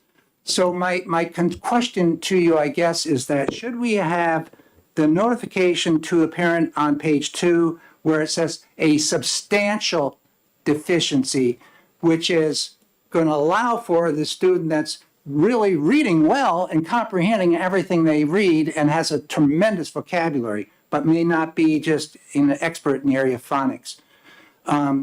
So should we have similar language between page 1 and page 2? I think that might be appropriate. But I think that if we move all of the state into the science of reading instruction, that will help with the phonics component that you mentioned also. It's not going to happen overnight. I realize that. It really leads into the question that we can talk about also is to this science of reading research has been going on for a decade or more. Why hasn't there been the move to this type of instruction until the past year or two? But we could discuss that now or later also. Thank you very much. I'm going to open it up to questions right now. Representative Lucas, you have your hand up. I'm going to have to leave at this point in time. Representative Milo, would you take over a second while I'm... Representative Milo has been chair of this committee, and so I asked, I should be back by about 11:15, hopefully. Hopefully. One other thing, we do not have any other pink cards on this. Are there any other pink cards for this, or is Representative Cordelli the only one speaking this bill? Sounds like he's the only one, so there you go. Thank you. Representative Lakis? Thank you. Thank you for taking my question. I'm wondering, are there materials out there for parents who themselves can't read or can't read well, so that they can, in that section where we're asking the parents to be working with their students, are there materials that they can do even when they have the same issue? I would think that through adult ed programs, through various other programs, but that could well be a side benefit to this whole initiative, is having parents realizing, gee, I don't read so well either, and maybe I need to brush up on my skills in that area. So that could definitely be a side benefit to this effort. Thank you. Other questions? Representative Tanner. Thank you. Thank you for taking my question. And when I saw this bill, I was kind of worried of how it was going to affect the other dyslexia testing bill that we had, 377. So be interested to talk with you about that. But I have a couple of questions about this one. One is, you keep talking about the science of reading. And usually what we're talking about when we're talking about initiating kind of testing and programs like this, we talk about best practices. That leaves it a little bit more open. Is there a reason that you keep pushing the science of reading rather than best practices? Thank you for the question. I think what is termed the science of reading does involve best practices. It's all evidence-based research that has been gathered, and all the states that have initiated programs in the past several years, as well as many others, are moving to the science of reading. And I'll try and remember to send out this chart of all 50 states to you. As a matter of fact, in many states that have implemented literacy programs, they are holding back children from going into the fourth grade if they are not proficient in reading. I didn't go that direction in this bill, but a number of states are doing that, and just allowing for exemptions for some children not to be held back. But the science of reading, I think, is best practices, and I tried to incorporate into this many components that I saw in legislation from other states that have implemented successful programs. Mississippi has widely been acclaimed for their initiatives in this area and the results that have been shown there. So my question was, I guess, in the past, we've kind of shied away from designating a specific program and used the term best practices. And so is the science of reading a program that's put out by a corporation, or is it is it a set curriculum kind of thing, or is it? I mean, it sounds good, science of reading, but I know from teaching when we got locked into a certain type of reading program for kids, all of a sudden a bunch of kids couldn't read. And same thing with math, when we got locked into one math program that was nationally ranked, you know, another one. So best practices is what we've normally gone to. Right. Thank you. Yes, the science of reading is not a product from any particular publisher. It's really a concept based on the research that has been gathered and the primary components which are listed on the top of, I thought it was page 2, maybe it's top of page 3, that make up the science of reading. So, yeah, go ahead. Sorry. Yes, follow up? Just another completely different question, but when I saw your bill, and also from working with Katie on the other one, I'm wondering why we wait till third grade to give the schools money, rather than, wouldn't it be great if when the student is identified and interventions are necessary, that at that time that the school could apply, even if it had to be just on a yearly basis, but they could apply for the funds at that time to help the student out, rather than waiting to third grade and saying, oh, you know, we didn't help 50 kids, so we need this amount of grant. So we're keying the money to the specific problem rather than waiting till third grade and collecting the non-readers together. In the reading improvement grant, you're speaking of, I think it does say third grade students, but I would be open to discussing, you know, something earlier than that as well. I do have a question, Representative Cordelli. Thank you for all the information you've provided. Obviously, you've done a lot of work and background, and it's much appreciated. The query that I have, or maybe two, this committee has been reluctant in the past to pass legislation that dictates a specific form of instruction. My presumption here is that if 437 were to pass, this would then provide the reading component for the state. Is that correct? Is that how you view this? I think for some districts that are using older techniques, it might be a shift in their reading instruction.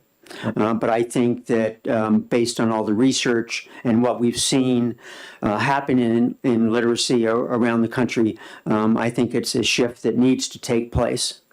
Thank you. If I could just add one follow-up to that. As you'll see in some of the exhibits, it really is a follow-on to something that the department has already started with their literacy programs and training of teachers and students. Excuse me, teachers and parents. The second of my three questions is that how does this then deal with local decisions that local school districts would make as they look at their student population, et cetera, and determine what programs they feel would be best? How does this meet with that local control component? I think there would be flexibility for local districts in the exact instruction and curriculum related to the science of instruction, but there are people here from the department who might be able to discuss that further as well. Okay, so I just got the nod from the department. So I think once we get through with your questions, we'll have the experts come through and we'll ask them a series of questions too. Are there further questions? Yes, Representative Woodcock, and then Representative Hall follows that. Thank you. Thank you, Chairman Milo. Representative, there's no question that literacy instruction is critical. This is the foundational piece forever. I concur with you on that, and thank you for bringing this forward. A couple of specific questions, however. On the part, Glenn, in section 1, you're talking about the K-3 instruction, lines 7 and 8. I'm assuming that's annually. It didn't say annually, but you have underlined, does that mean annually?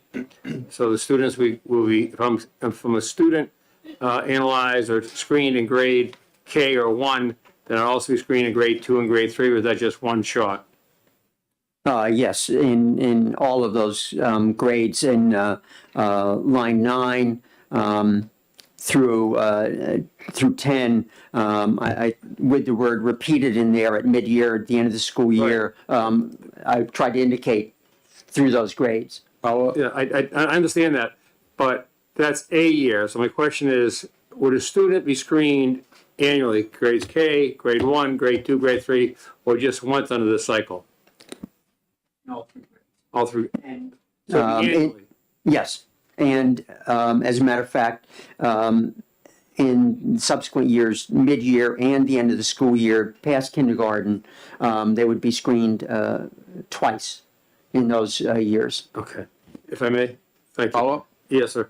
I appreciate the fact you put in about the dyslexia. We had that piece before. They were talking about annually through grade 3, and that would align with your amendment? Yes, and I'll get copies of the amendment. Okay. And the final, if I may, Mr. Chairman. Yes. Thank you. There, on line, section 2 now, on your highlighted, and your highlighted piece is very interesting. I mean, really well done. Thank you. On section 2 of your highlighted piece, talking about line 18 and 19, my concern is not the notification.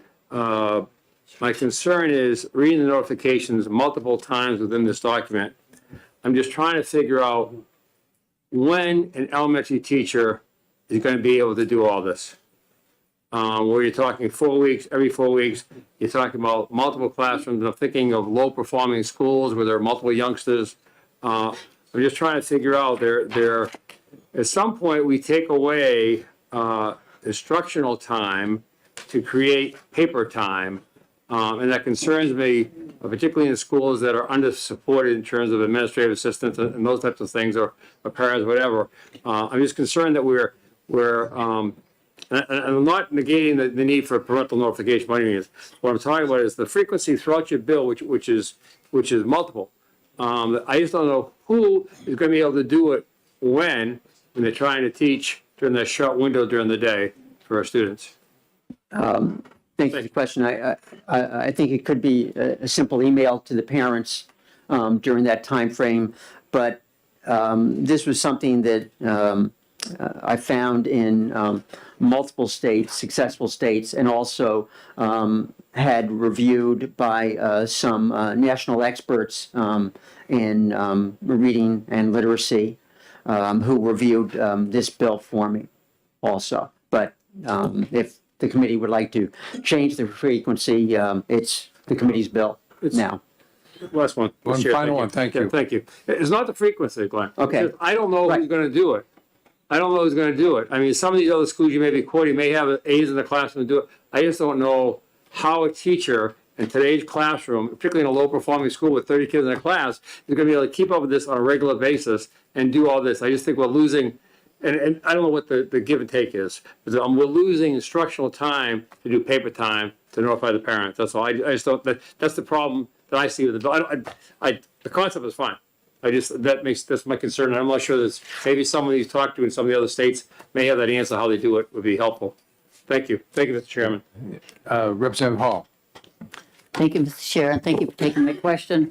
On lines 30 and 31, you identify what we can't, which page, what the teachers. Which page? Oh, page 1.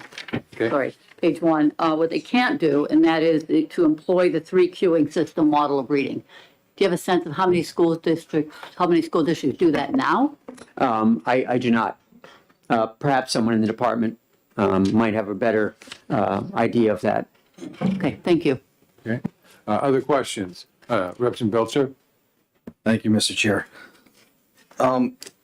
I've just rapidly done as much research as I can in a short period of time on this program, Science of Reading. And I'm looking at their ebook, in which they have an equity statement that promotes the teaching and advocacy of social justice and the teaching of a new social contract to students. So I'm wondering, how much do we know about this program and their efforts to push social programs on students? I'm not sure who publishes that ebook. I have not read it, but I have not read anything like that in other documents, nor in the document that I included in the handout. Thank you. Thank you. Representative Ford. Thank you, Mr. Chair. Thank you for taking my question. Is there data on this program, as how it works with students whose families are not speaking English speakers? Is there any evidence or whatever on that? I do not, but I can check with some of the national people that I've worked with to see if they are aware of any information in that regard. Representative Cascade and Representative Leno. Thank you, Representative Myler as chair, and thank you, Representative Cordelli, for the information. It's very valid, and literacy is definitely what kind of society are we going to have if we don't have a literate population? That is so valid. But you're in my area of expertise, so I'm hoping I can help. From 1986 to 2009, I was the principal of 2 K-3 schools at the same time. And I have to differ on science evidence-based reading just coming to the forefront, because in the 1990s, there were 7 schools, and you may be familiar with National Reading First, which we participated in, which involved a lot of training, all based on the new sciences and evidence base of the 5 components of reading, which today are still those same 5 components of phonics, phonemic awareness, fluency, comprehension, and vocabulary. And I just want to address a little bit, why as state legislators are we trying to act like teachers? Because I feel it's, in my role previously, yes, this was my job. I needed to make sure that the teachers from K-3 assessed every student 3 times a year, and those that struggled with academics or reading skills were progress monitored, and parents were at the table every trimester or every quarter, whatever the school had decided. So I know that communication is pretty tight at those levels. It would seem, I don't know, I find it the teachers who are teaching reading in K-3 or pre-K-3 are bachelor degree and master's degree trained people. Why should legislation get in that realm and act as a teacher? I just don't understand the connection. I don't. I'm certainly not trying to act as a teacher. I was a Sunday school teacher, but that's about it. It really gets into why, maybe in some areas they have progressed as you've indicated, but in many areas they have not. They're still using instructional methods and books from certain publishers who are using these older techniques. And one of the main publishers who are still providing information and textbooks based on some of the authors that you heard about under 377, Lucy Calkins, et cetera. The major publisher of their works is based in Portsmouth, New Hampshire. And to a large degree, with so many things, money comes into play. And these instructional methods and textbooks are still being pushed around the country. And to publishers, it's a large source of revenue. I'm not saying that money is their only motive, but Lucy Calkins has moved on from what she originally said to embrace some of these new paths. But I'm not trying to act as a teacher. I'm just trying to make sure that New Hampshire, throughout the state, is moving in the right direction with literacy. Follow-up? What, please? Thank you, and I certainly appreciate that. I understand the need for sure, so thank you. My question goes, it's a little twofold.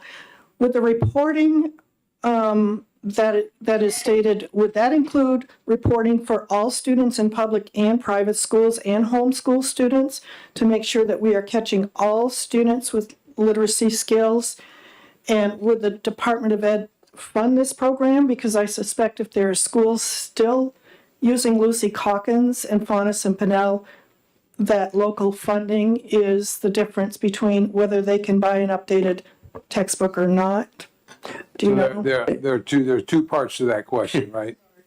One is the reporting, who has to report, and the other is the funding of it. Representative Cordell. Right, Thank you. Yes, this is for public schools. It does not apply to private or homeschooling. And in terms of textbooks and instructional materials, I think that if they're still using some of the older versions from Calkins and the others, that there will be a gradual shift. There is no dollars in this bill appropriated for new instructional materials. I don't see that we often provide funding for textbooks at the local level. Another follow-up? Yep. So with local control, I don't understand why we're promoting a certain program, because schools have used NWEA, they've used STAR, they've used the new Dibbles, Acadians. Those are all effective measures of reading. I lost my train of thought. I'm sorry. I'm passionate about it, as you can tell. Yeah, I don't think it's our job to be doing commercials, but commercial programming to vendors, but I think I wanted to touch on the funding. And I come from a community that you don't replace textbooks very often, but hopefully the teachers will develop materials that will be current in the field, which often happens in a poorer district. So Right. I don't know if I had that question right. In terms of funding, I do specify in the first page there that if there is any costs to the screeners that would be implemented to the local districts, that those costs would be picked up by the department. And the department would be charged with coming up with an approved list of screeners. I've looked at approved lists from other states, and there are a number, including Dibbles, of valid screeners out there, evidently, that the department would be charged with identifying and then providing if there was any cost involved. Representative Luno. Thank you very much, Mr. Chair. I think Representative Cascadden's follow-up covered my concern or my question. Representative Luno, could you turn on your mic? We can't hear you. Sorry about that. Yeah, thank you very much, Representative Woodcock, and I'll turn my. Yeah, he needs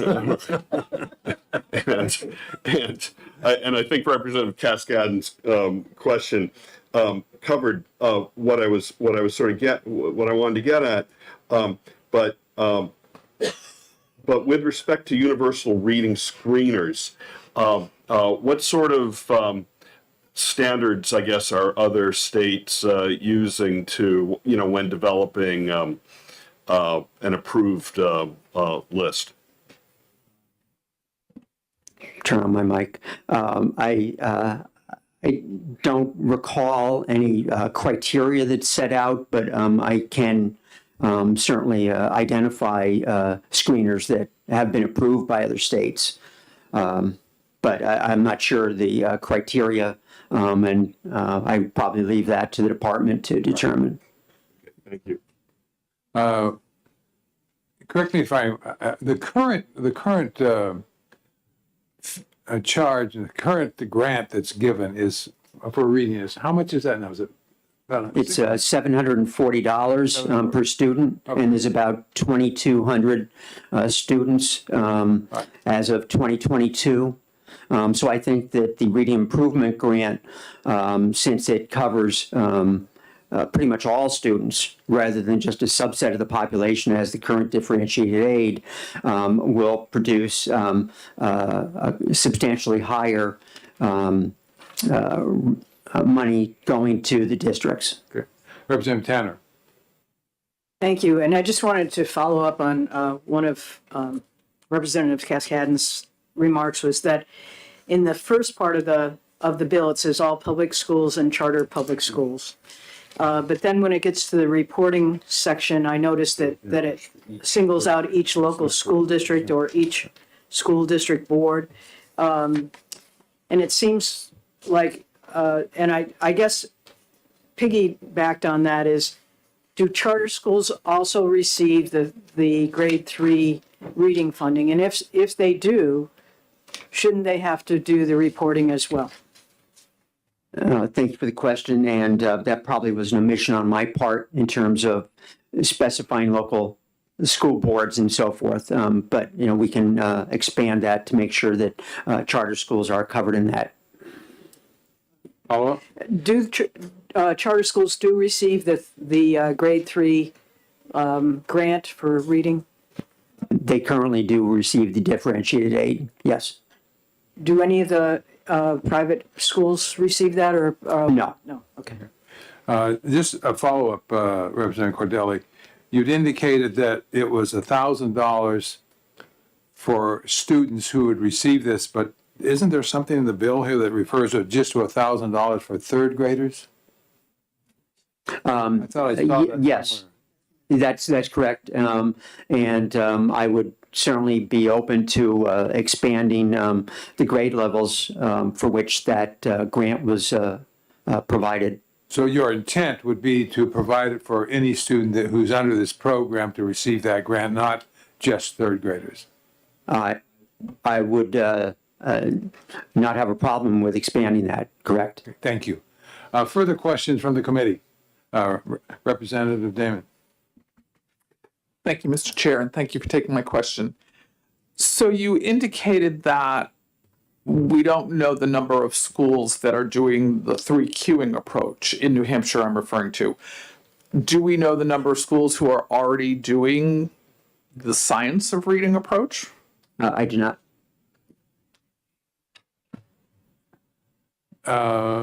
Yes, and that question might be able to be answered too by the department representatives, who I'm sure we're going to bring up and have an exchange with them.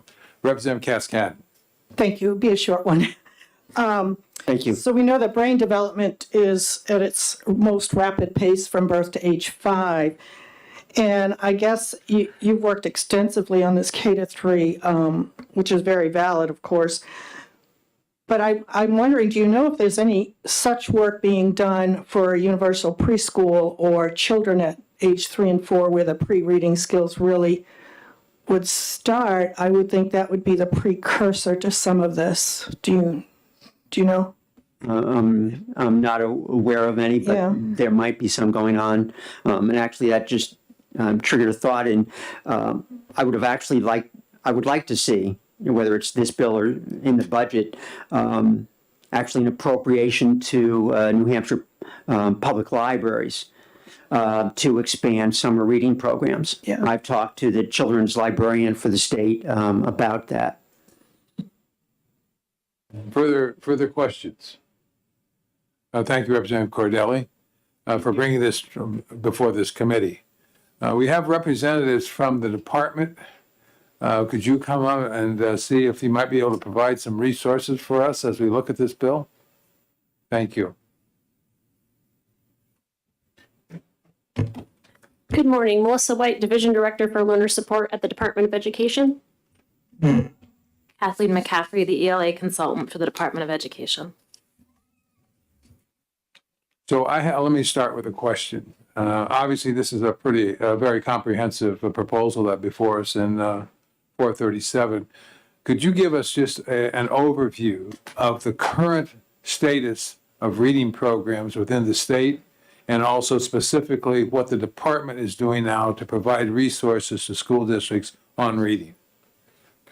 So I think one thing to clarify is that the local control will still exist with when we're talking about reading instruction. So tier 1 reading instruction that is for all students is decided at local control, and that will remain there.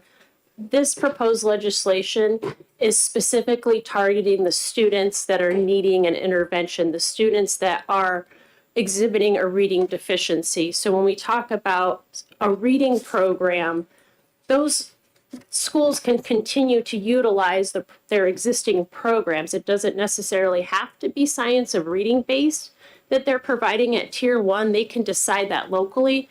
But when we're looking at the students that are exhibiting the most need for an intervention for reading, then this proposed legislation is stating that should be based in the science of reading. But they can continue to decide how that tier 1 or that general level instruction would work. So I wanted to just make that differentiation between it's not all of the students who would be receiving that necessarily. That can still be decided among the teachers, the parents, the communities, school board, and administration. It's the targeted students that we are focusing on needing a specific intervention that should be based in the science of reading. So I wanted to make that clear. Currently, there is a mix across the state. We have many schools that are using tier 1 materials, or their tier 1 instruction is based in the science of reading. Other schools may not be. And so it really does vary. The Department of Education really, and I think for me personally too, one of the impetus of going to work for the department was because of reading and reading instruction across the state, and this passion to increase that, those resources and that knowledge and that training. And so fortunately, with COVID relief funds, we were able to have the funding to start to implement a lot of that programming. And that's where our Lean Into Literacy initiative came in, where we were able to look at science of reading, providing instruction and professional development opportunities statewide to all teachers, and also for early childhood educators as well, parents, and any librarians, anyone that was interested or working with students that wanted to be a part of that training. So we don't require it, but we do make it available for educators that do complete the entire program. It's a rather extensive program, taking about 2 years. They are then able to earn a stipend. They'll have a micro-credential that demonstrates that they have completed this training. So that we have tried to create as many incentives as possible to garner interest, to garner participation for this programming. But again, we're not requiring it, and they may participate as needed. In addition, we are also training administrators so that they have a special training that's just for administrators in our communities to really focus on what does science of reading look like in the classroom, tier 1, and then what would it also look like for interventions. How can you be going into the classroom and making sure school-wide that students that are demonstrating a specific need for reading intervention are receiving those services? A question, could you define what tier 1 is? Sure. Tier 1 is instruction for everybody. Okay. Tier 2 is then when you start to kind of go up the tiers, levels of intervention needed to kind of make up that deficiency that we're seeing. Okay. With Thank you very much. or any other. Questions? Yes. Representative Cornell.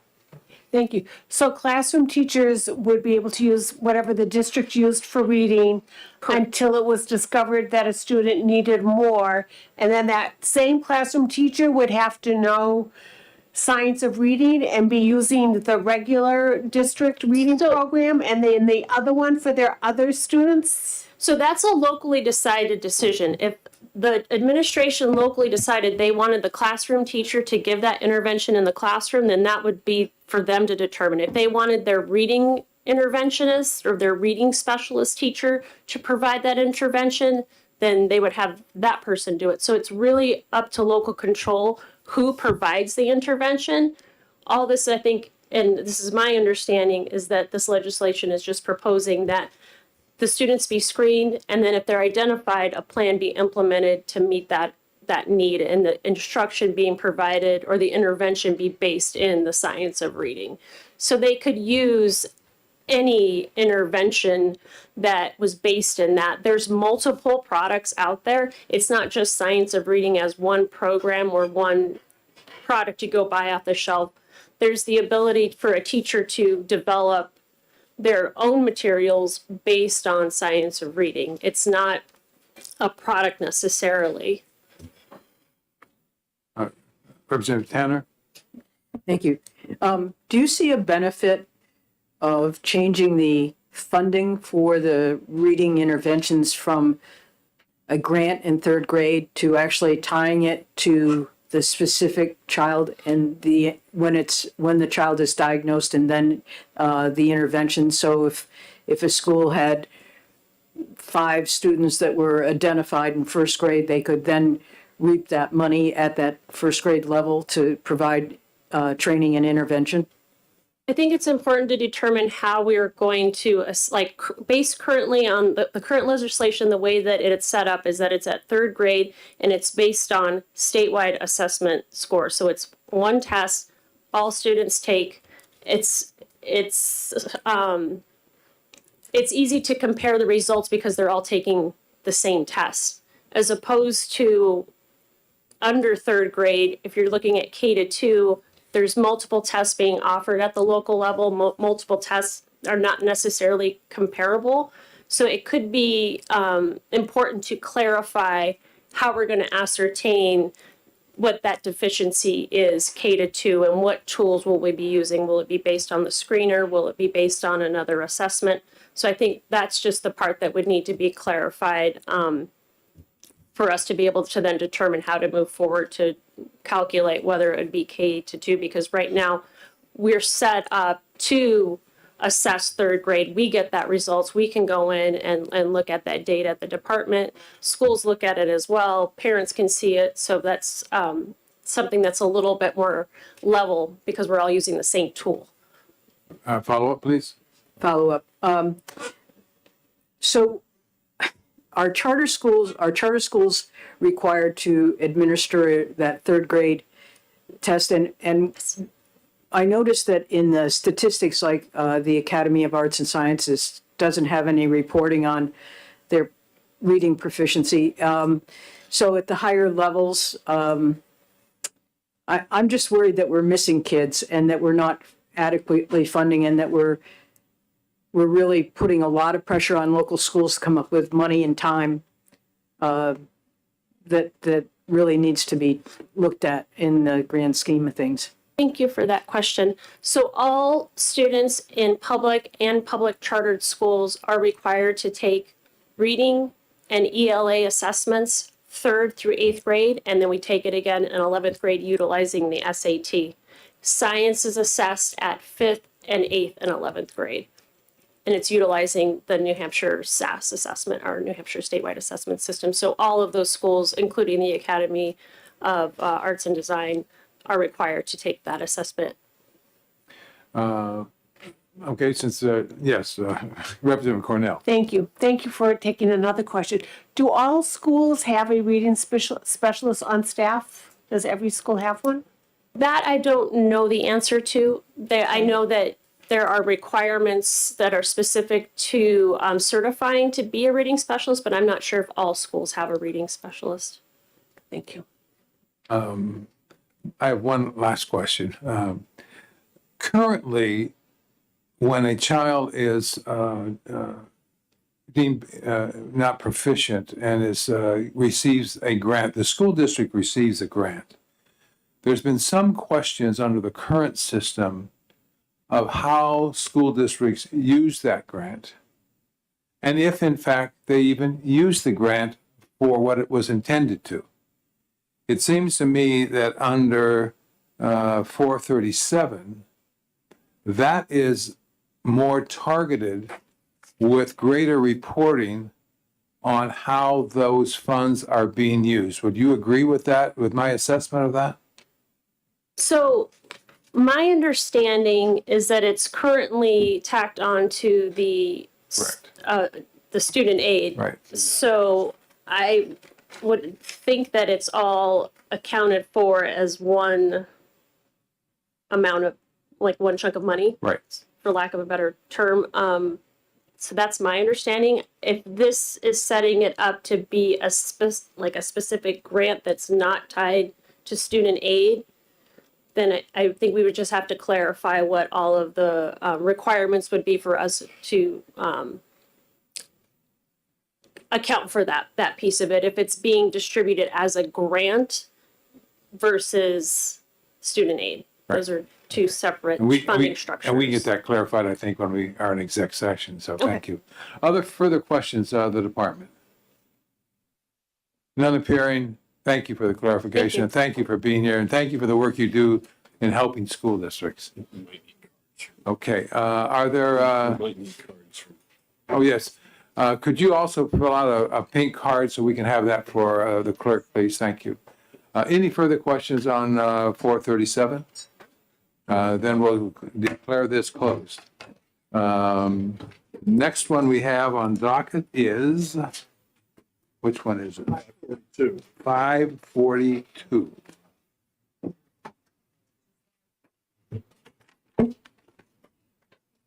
That's one of the last.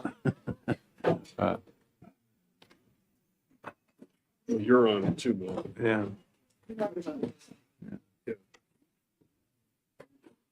I can introduce it. Want me to introduce it? Well, I think Glenn should probably introduce it, or you can introduce it. Then you want, Back up here, why don't you introduce it? want me to introduce, want me to introduce it? Yeah. Which one? This is 542. Okay, I believe we're ready to move on to House Bill 542, establishing an academic research and improvement performance data analyst in the Department of Education. And Representative Myler, welcome.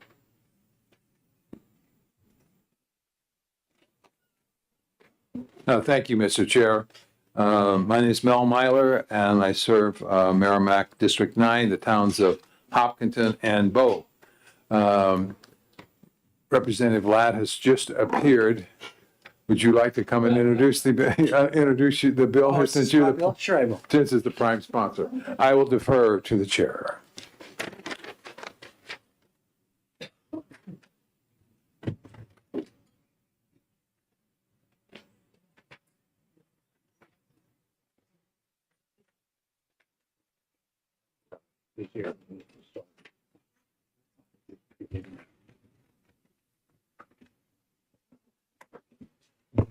Thank you very much. For the record, my name is Rick Ladd. I'm representative from Haverhill, Grafton 5.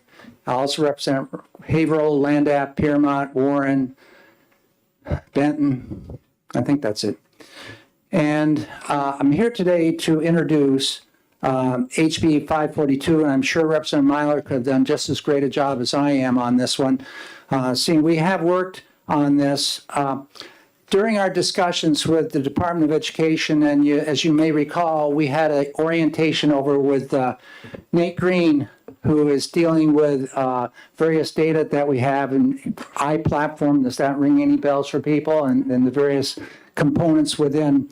And iPlatform is a wonderful move going forward, and Michael Schultz has helped do that. And that's a contracted service of DOE, not a DOE staff member, Michael.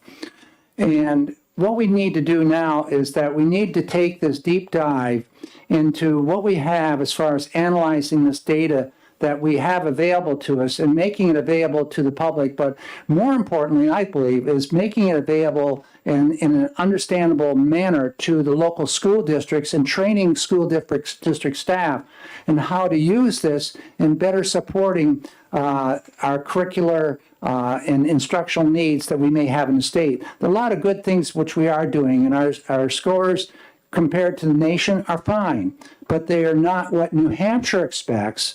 New Hampshire always wants to be at the top of how we're achieving, and with our kids going on for career readiness and with a pathway, with a skill. and going into post-secondary education and not having to spend a lot of money in remediation. Rather than, if we're looking at the area of mathematics, which we know that that's an area that's critical and a critical issue throughout this country and within New Hampshire, and coming out with a good ability of how to apply and use mathematics. We've talked about this in the math learning communities, but after meeting with several groups now, another one since I met with the folks down in Fairleigh and Vermont and Orford, New Hampshire, it's an interstate governmental district for education, that we need to be working with these teachers and administrators in the schools so that they don't go back and just reinvent everything at a huge cost. Mathematics, we may be doing 90% what we need to, but the other 10% needs some help. And that may be what's bringing down our achievement scores. There's a lot to this. So if we have somebody that's paid at the department, whether the first year I believe it was $160,000 and it drops down the second year to about $140,000, that's because the equipment and much of that has already been purchased the second year. That person at DOE will help us to delve down into the nuts and bolts of where students are in terms of specific elements within mathematics, be it geometry, trigonometry, calculus, general math, algebra 1, 2. And so this person is needed. The department sees this as a primary goal to try and provide the support for Nick Green over there to deal with and analyze this data. You got to understand too, the figures, I'm going to guess a little bit here, that of those employed over at the Department of Education, close to 80% of those are paid through federal monies. And what we're doing on our side is appropriating dollars for DOE to operate. It's very thin and skinny. And this is where we can help out, where we need to put our priority issues. And I believe that I agree, of course, with the department. This data analysis individual is really needed. We've been sitting on top of a lot of information. How many times have I called over DOE trying to get information from them about students or performance in curriculum or instruction, and I just don't get the answer. They don't have it. We don't compile that. We don't do that. I've tried to, even when we had the commission that Representative Myler chaired on the commission for funding adequacy, we were asking some questions in terms of career technical education or in terms of areas of curriculum, and we did not get all the information we needed. Yes, we were able to get national figures, but sometimes the data was just not available. So we had to rely upon those areas in determining what the average cost of an adequate education was, of what data the department had.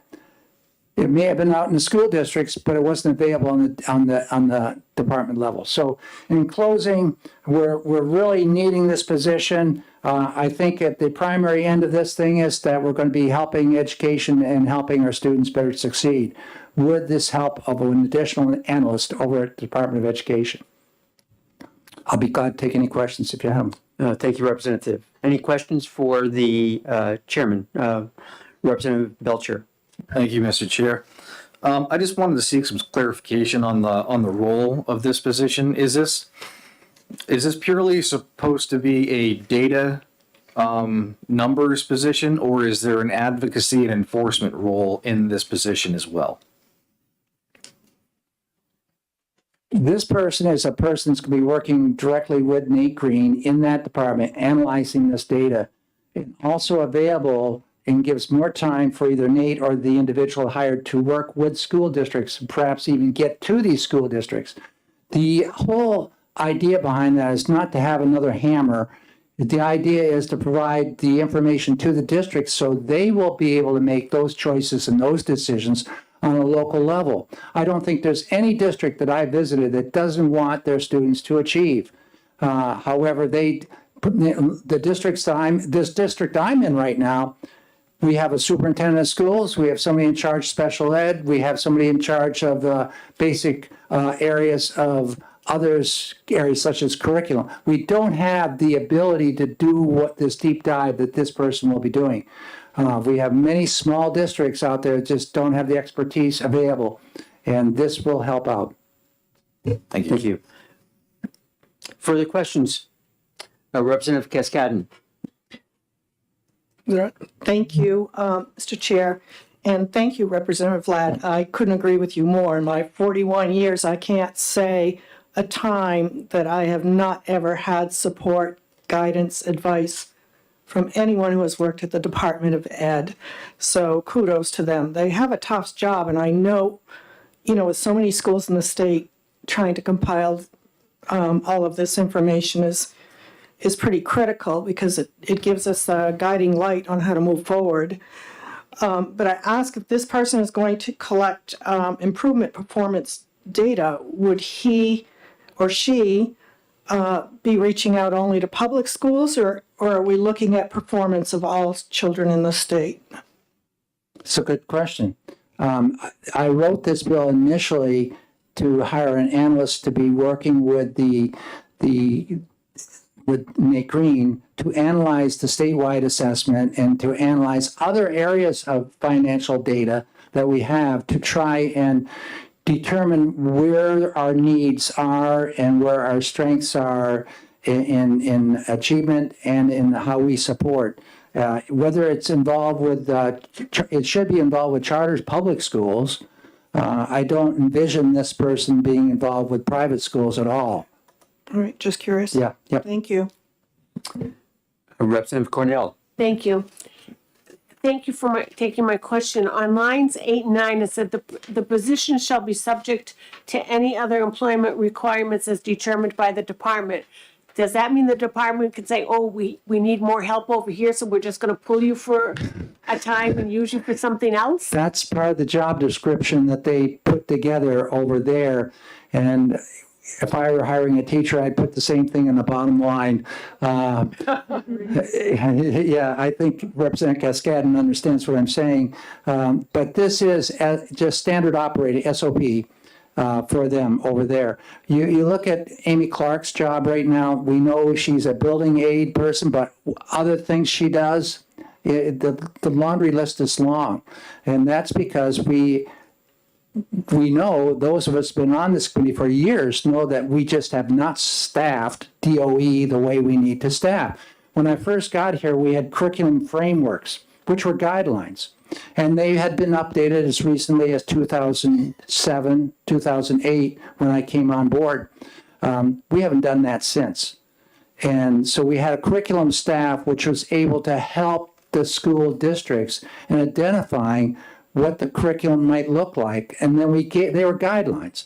That doesn't exist because we don't staff those positions. Representative Olson knows exactly what I'm talking about. When he worked over there, there was a larger staff when we were dealing with 15 years ago, but now it's changed. So they're just kind of reacting, and we need to get them out of that reacting mode into the acting and supportive role. Yep. Representative Dry. Thank you, Mr. Vice Chairman. Who is this person accountable to at the Department of Education?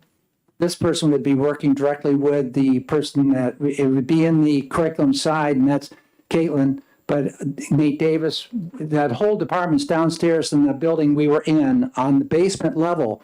And that's where building aid is, that's where career tech is, that's where all the areas which we're dealing with curriculum. And so that analyst is also down there. So it'd be directly reporting to Caitlin Davis as the director. Thank you. Further questions? Seeing none. Thank you, Representative. Do we have any other pink cards for this? No. Is there anyone else who wishes to testify? Seeing none. I'll close the hearing on House Bill 542, and it looks like we have a break for lunch until 12:45, and our next bill at that point. Thank you. Well, can you ask your people where we are on that bill? so that we might be able to executive just like we did the other day. And get two on the docket.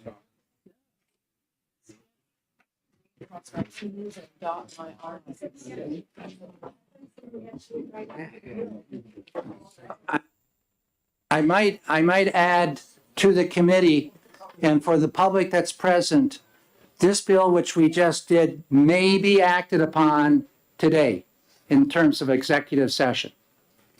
So just putting that notice out as we have to do by rule. Thank you.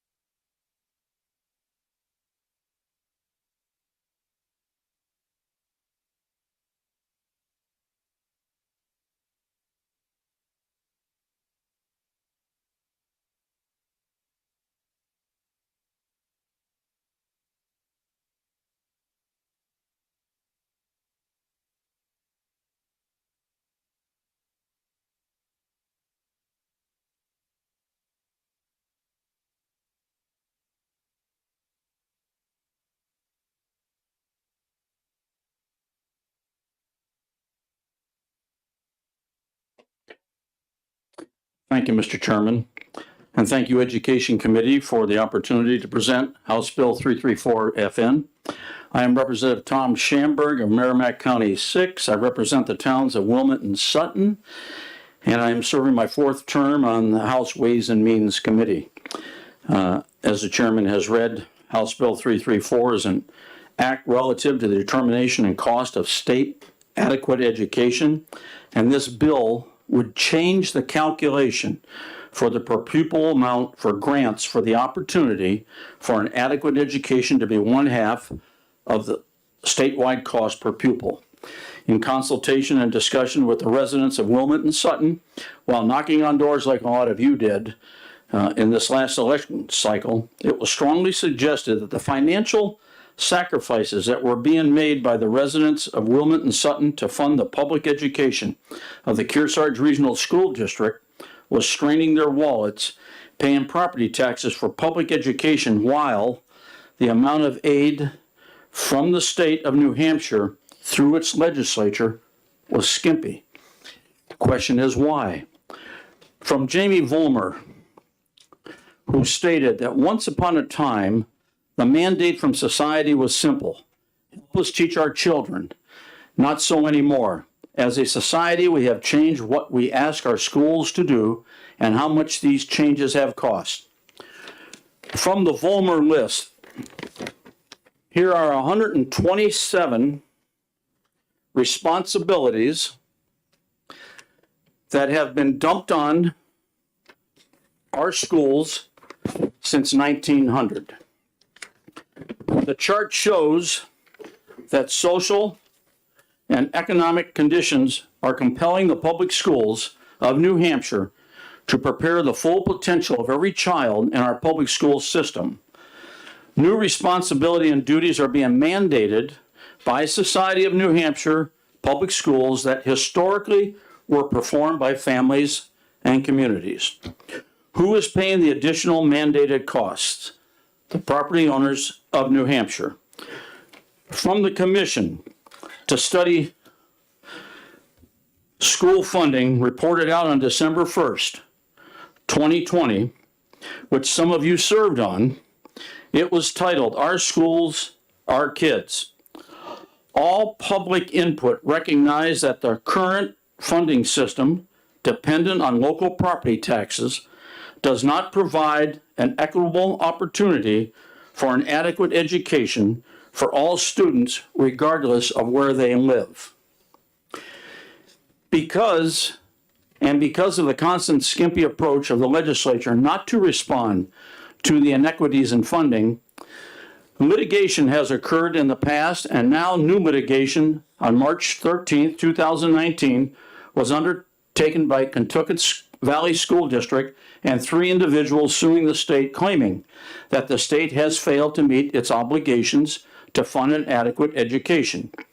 As reported in the State of New Hampshire Annual Comprehensive Report of June 30th, 2021, page 96, under litigation of Kentucky Valley School District versus state and all, though the trial court denied the plaintiff's motion for the state to pay the plaintiffs any amount of the $17 million requested, instead the trial court required the legislature to fix statute RSA 198:40, A-A, Roman numeral 2 on a prospective basis, which means take action. The case was remanded to the trial court where it remains pending. Approximately 12 new school districts have been added to that action against the state. The question arises of why such hostility by the state of New Hampshire government toward funding public education. Superior Court Judge Ruoff in 2019 has stated the state's present base adequacy grant amount doesn't nearly cover the cost of education. In the Concord Monitor Forum section on January 12, 2020, a group of 5 New Hampshire individuals, some who are members of the New Hampshire School Funding Fairness Project, released what state adequacy looks like in the towns of Hopkinton and Pittsfield. The state claimed that Hopkinton could meet the adequate standards with $3,774,259 versus the school budget of $20 million plus, and that Pittsfield could meet adequate standards with $2,690,333 versus a budget of $10 million plus. If these two districts rebudgeted their school district budgets by eliminating items to meet the state adequacy grant funds, they would violate New Hampshire state minimum standards and federal and state laws. So the question arises, is there a viable solution that the legislature, through this education committee, can use to comply with its exclusive obligation to define and provide funding for an adequate education? House Bill 334 is that viable solution because it would provide a policy change in the state budgetary process of the unrestricted revenue to the education trust fund from the general fund and provide a long-standing term solution. The present policy of the cost of an opportunity for an adequate education using RSA 198:40-A, Roman numeral 2, would be replaced by this bill's language and use the suggested, and I say suggested, solution of 1/2 of the statewide average cost per pupil to provide grants for the opportunity of an adequate education. There are other legislators who sit on the other side of the aisle from me in Ways and Means, who are stressing that they will do everything they can to rectify the process that places so much tax burden on real estate, making it difficult to induce people to move to or build in or improve in a high tax town, thus tending to hold valuations down. I have provided copies of this bill to the Kearsarge School District representatives, the Board of Selectmen of Wilmington Sutton, and various members of our present legislators. And the primary question that arose over and over again was, where will the money come from in the state budget, considering all the other priorities? Can a change be achieved using the present unrestricted revenue stream into the general fund and education trust fund, as stated in 2019 in a newspaper article by a knowledgeable representative, quote, with or without additional revenue, the House funding formula could be achieved if there exists a will. The funding problem was created by humans. The funding problem was created by humans, and if humans created it, they can resolve it. Visualize this when working together, and I have copies of a pass out I'd like to give to someone that has. Oh, you're so kind. Maybe if you split it with Jen. Just one time?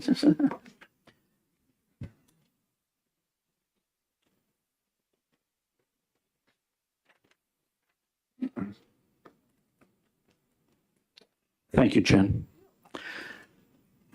Visualize this when working together. A 35,000-pound barn was moved without machinery by humans working together. And the article, you can read the bottom lines there. There were 1,000 men there to do it, but they only needed 800, which is 400 more than we have here. While that's going around, Jen,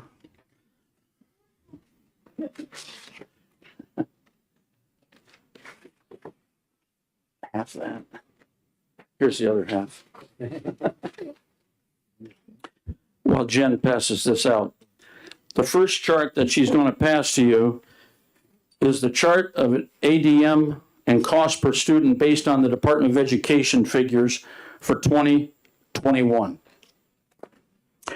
The second chart is the cost in the previous years, like 2017 to 18, 19 to 20, and then this past year of 21 to 22. And it shows each town what would happen if we went to 1/2 of the determination cost for an adequate education. As I said, a suggested adequate education at 50%.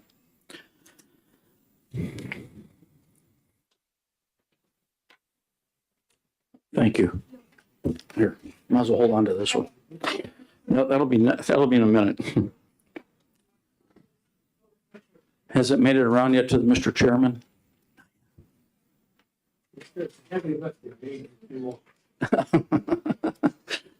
Thank you, Representative Woodcock. Appreciate it.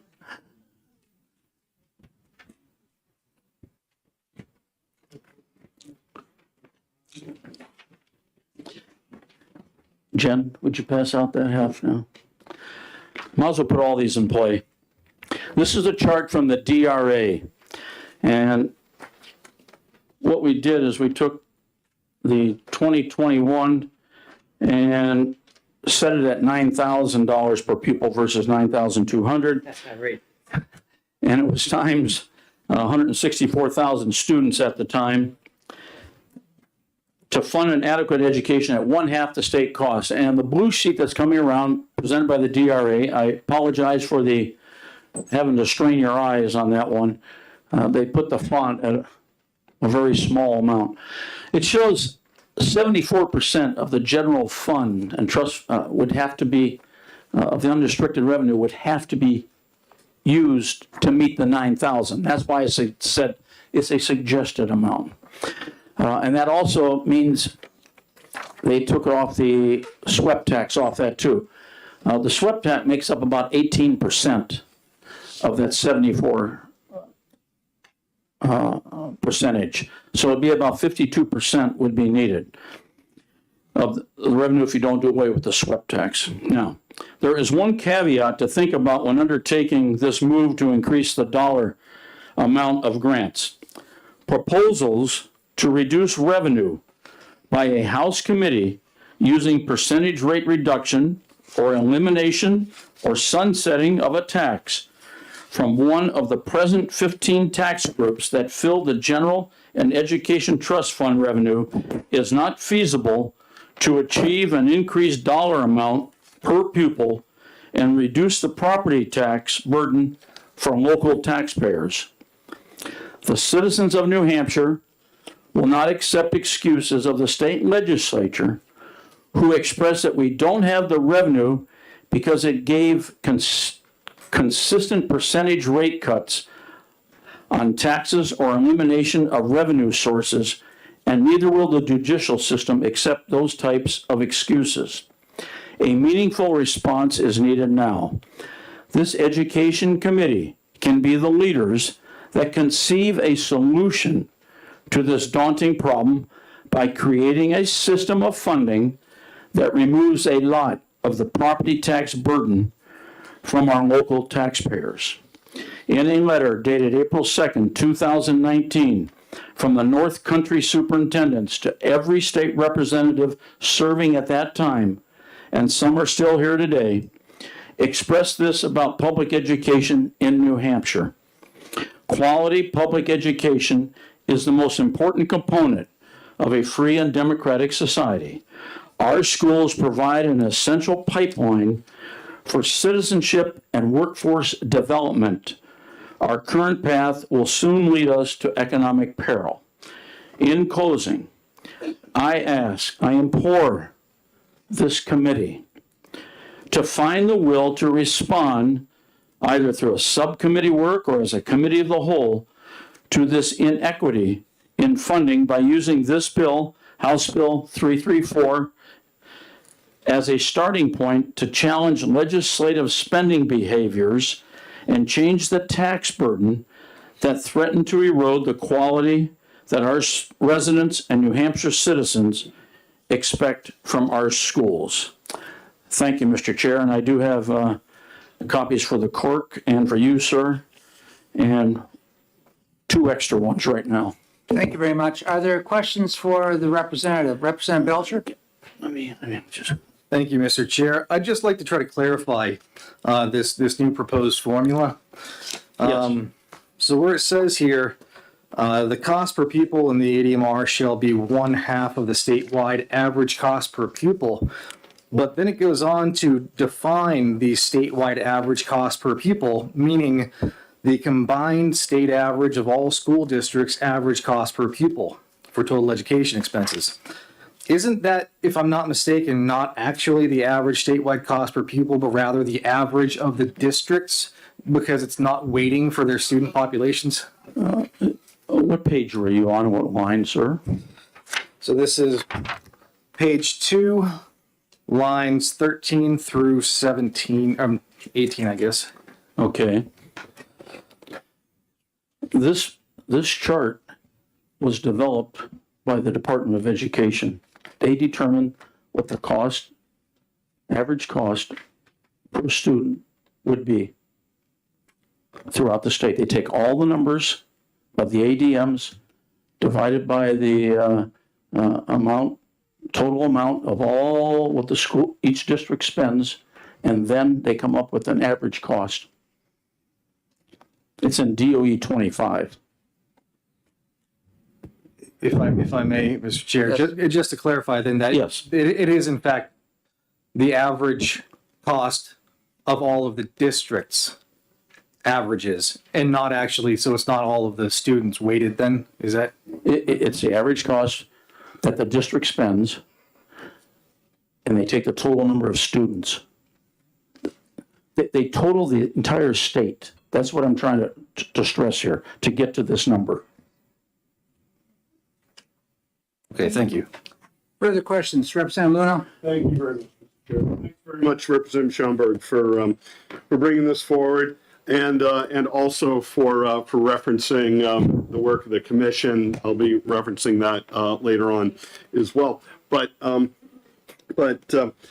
I guess the question to you, and there'll be a follow-up on it as well. But would you agree that that not every school district and student population, is identical from across the state? Basically saying that the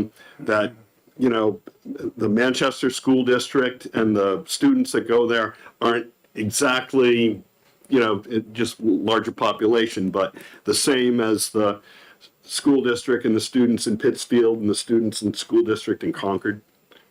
I would agree. All right. So follow up? Yeah, and a follow up. Thank you, Mr. Chair. So what you're proposing here is, I'll use somewhat of a pejorative term, a one size fits all approach to funding. But what would you do then, if this were to go through? What would you do for the city of Berlin, which currently has per student state grants of a little over $11,000 per student? That is why I first said I suggested a percentage amount. I'll leave it up to this committee to decide the policy portion of that. But when I read this, our schools, our students, our schools, our kids, you almost have to be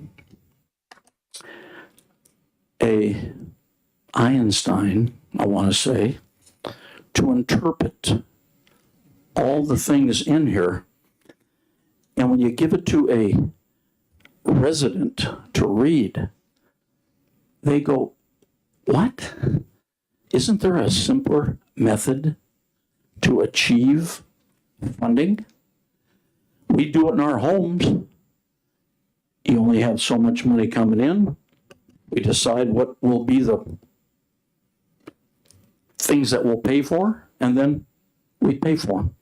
It's complicated. It is complicated. As I said, we've had almost 29 years to resolve some of these issues. And we just keep adding on layer after layer after layer of trying to resolve and balance it all out.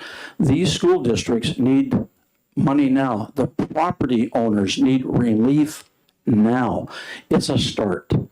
It is a start.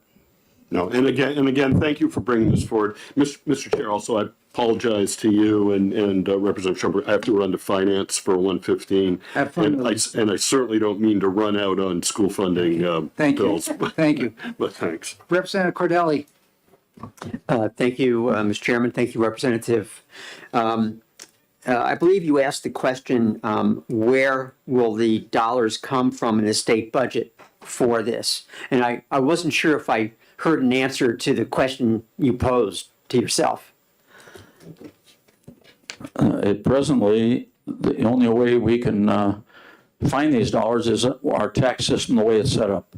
The money that is collected and put into the general fund, unobligated monies, is where we would find the money for the students, but it's going to take a change in the operating budget and a change in our priorities a little bit. Maybe we don't spend as much on social programs, or we reduce the amount that is spent on social programs and search for other aspects from nonprofits and communities to come up with the money. Yes, follow up.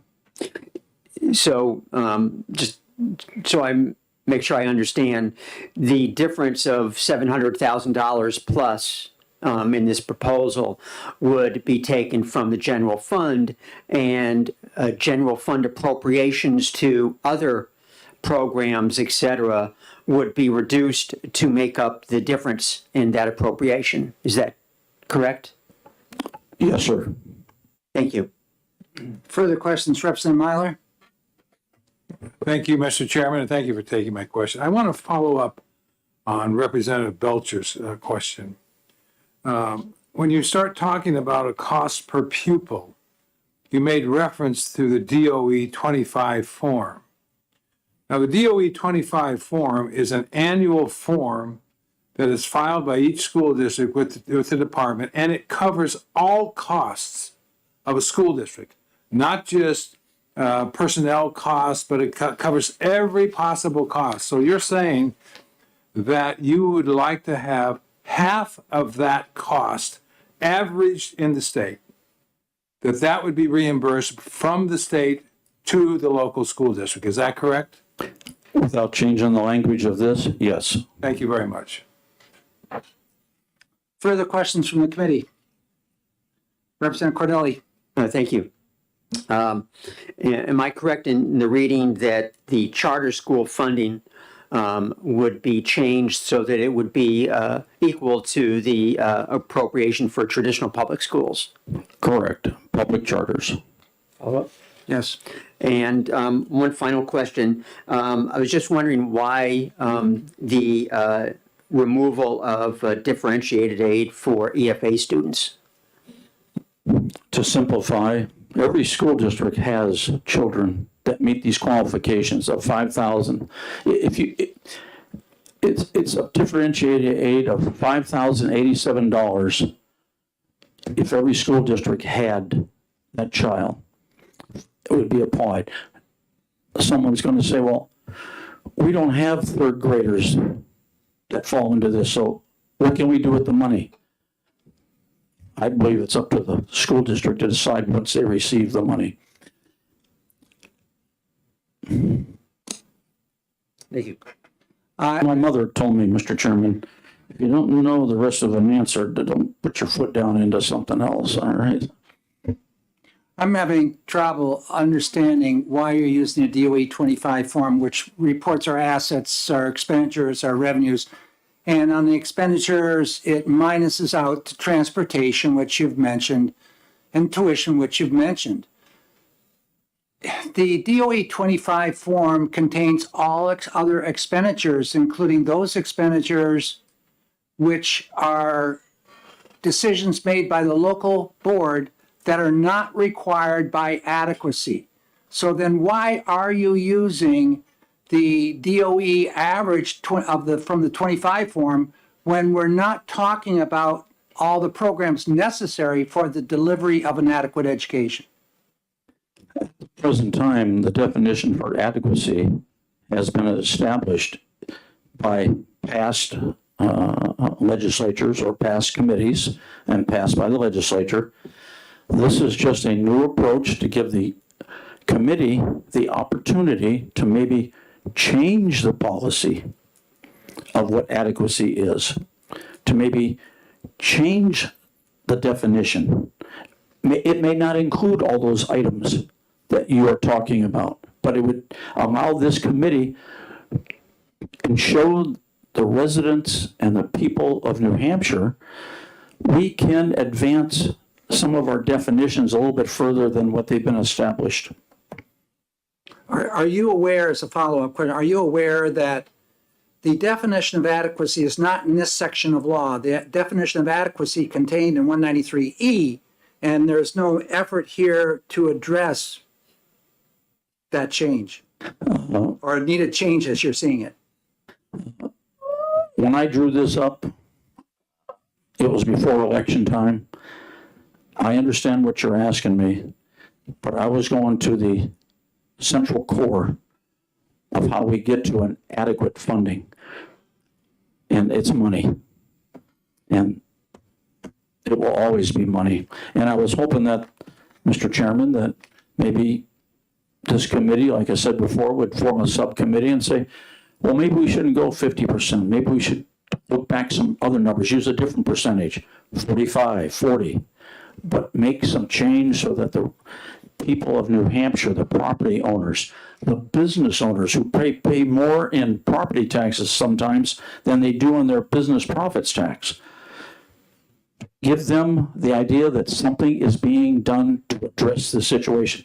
Because the court system is eventually going to make a decision someday, whether it's in April, when they start hearing this Kentucky case, or maybe next fall. But if they make a decision and says, you will, the legislature of New Hampshire, you will do this amount percentage, are we going to have the revenue? The biggest thing right now, Mr. Chairman, we heard two bills this morning. We're hearing two more in Ways and Means right now. Everybody wants to cut rates, cut programs, cut taxes. And I think it's a foolish step to make at this time. Thank you. Are there further questions from the committee? Yes, Representative Belcher. Thank you again, Mr. Chairman. I just want to follow up on my own question from earlier, just to really make sure I have a good concrete understanding of the proposed formula. So if you bear with me for a sec, if I throw out a hypothetical, if New Hampshire were to have only two school districts, School District A has a single student who it costs on average to educate $99,000, and then the other district, District B, has 1,000 students who cost $1,000 on average. According to this formula, the average between those two districts then is $50,000 per student. And District B would be reimbursed at $50,000 per student, despite the fact that the cost of education for them is only $1,000. Is that accurate? Hypothetical is going to be tricky. And that's the only answer I have for you on that one. Okay, thank you. I think we're looking at the issue of Moulton Borough. We're looking at Waterville Valley, $45,000 per kid. We're looking at Monroe. We're looking at some of those towns which have the ability to raise those dollars easily, and the others which are not there anywhere near it. So then you're taking the average of these high and low. You might even think about knocking out some of the high, knocking out some of the low, and figuring out then if you're going to go that. But that's a different area of mathematics. Representative Lucas. I'm wondering, the spending that a school spends and what they spend it on is determined at the school, either school district town meeting or at the deliberative session and then the vote, right? And it varies very differently between schools, what some would call the extras, but football field or the things that aren't, I won't say non-educational because you learn from everything, right?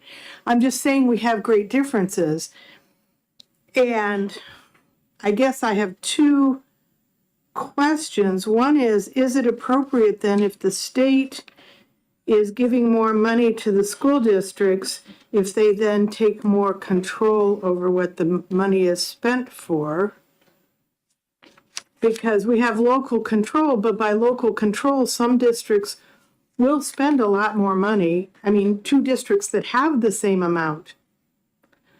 Some will spend a lot more money on extras and some will spend a lot more money on or a lot less money total. And I'm just saying, so then if you're paying half, both of those are going in there, that average. And so should we then, since we're spending so much more, have more say as to what it's spent for? Thus doing away with some of that local control? A question by we, do you mean the legislature? Yes, well, the people who are going to be, yes, the government, the legislature, the DOE, whoever, because we're providing more of the money. I feel, Representative, if the legislature puts down its set of stipulations or rules in the beginning, there shouldn't be a question on what local control does. Going back to your example, high versus a low or split, once the money is given to the school district, it allows, just say $5,000, it allows the residents, the people that live in that school district to make a decision, all right, we would like to do this, this, this, and this. And they then will have more resources because the state is paying a little bit more for them to reduce their tax load. And then local residents can decide, okay, I'm going to support the football field. I'm going to support drama. I'm not going to support this culinary action. But it allows more money, allows the locals to make decisions of how they will spend the rest of their tax money that the school district would like to spend. I think that's where local control is. I think the state should set the parameters and they shouldn't be so restrictive. Local control means local control, not at the State House all the time. Follow up with that? Quickly. Well, so then the other part of that is looking at both historically and across states. What often happens if we give the extra $9,000, next year the school will have $9,000 more dollars, but they tend to increase their taxes saying, well, we have this more money coming from the state until their property taxes are the same as they were. I'm just wondering historically that's what I've seen. Do you anticipate that happening? I don't think so. That is my opinion, and it's just my opinion. I don't expect the school district to say, okay, we got this extra money, let's keep our tax rate at the same. No. I think that the residents would say, let's reduce our taxes. Let's move it down. It's tough to answer that. It really is, because you don't know what people are thinking. I just know it's been done, right? Thank you very much. I got a follow-up question for you. Have you done a spreadsheet on this in terms of how this is going to, this new formula would, I haven't looked at that, so, and the question being, how are we ever going to implement something like this with the effective date you have on this bill? I believe that an amendment by this committee, or maybe a change in the percentage could be amended by someone that is wanting to see an increase, but maybe not as much as I have proposed by the bill itself. I think that's for this education committee to decide. I put it out there as something that needs to be addressed before we are told what to do as a legislature. Thank you. Further questions from the committee? Not seeing any. Thank you very much. Thank you, Mr. Chairman.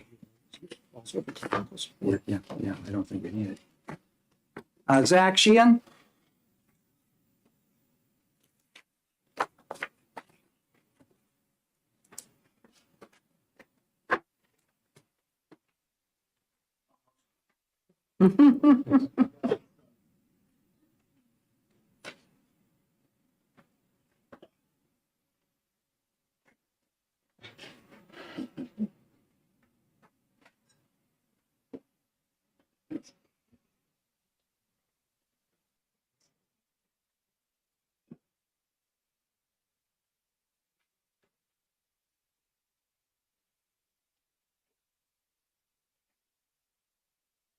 Welcome.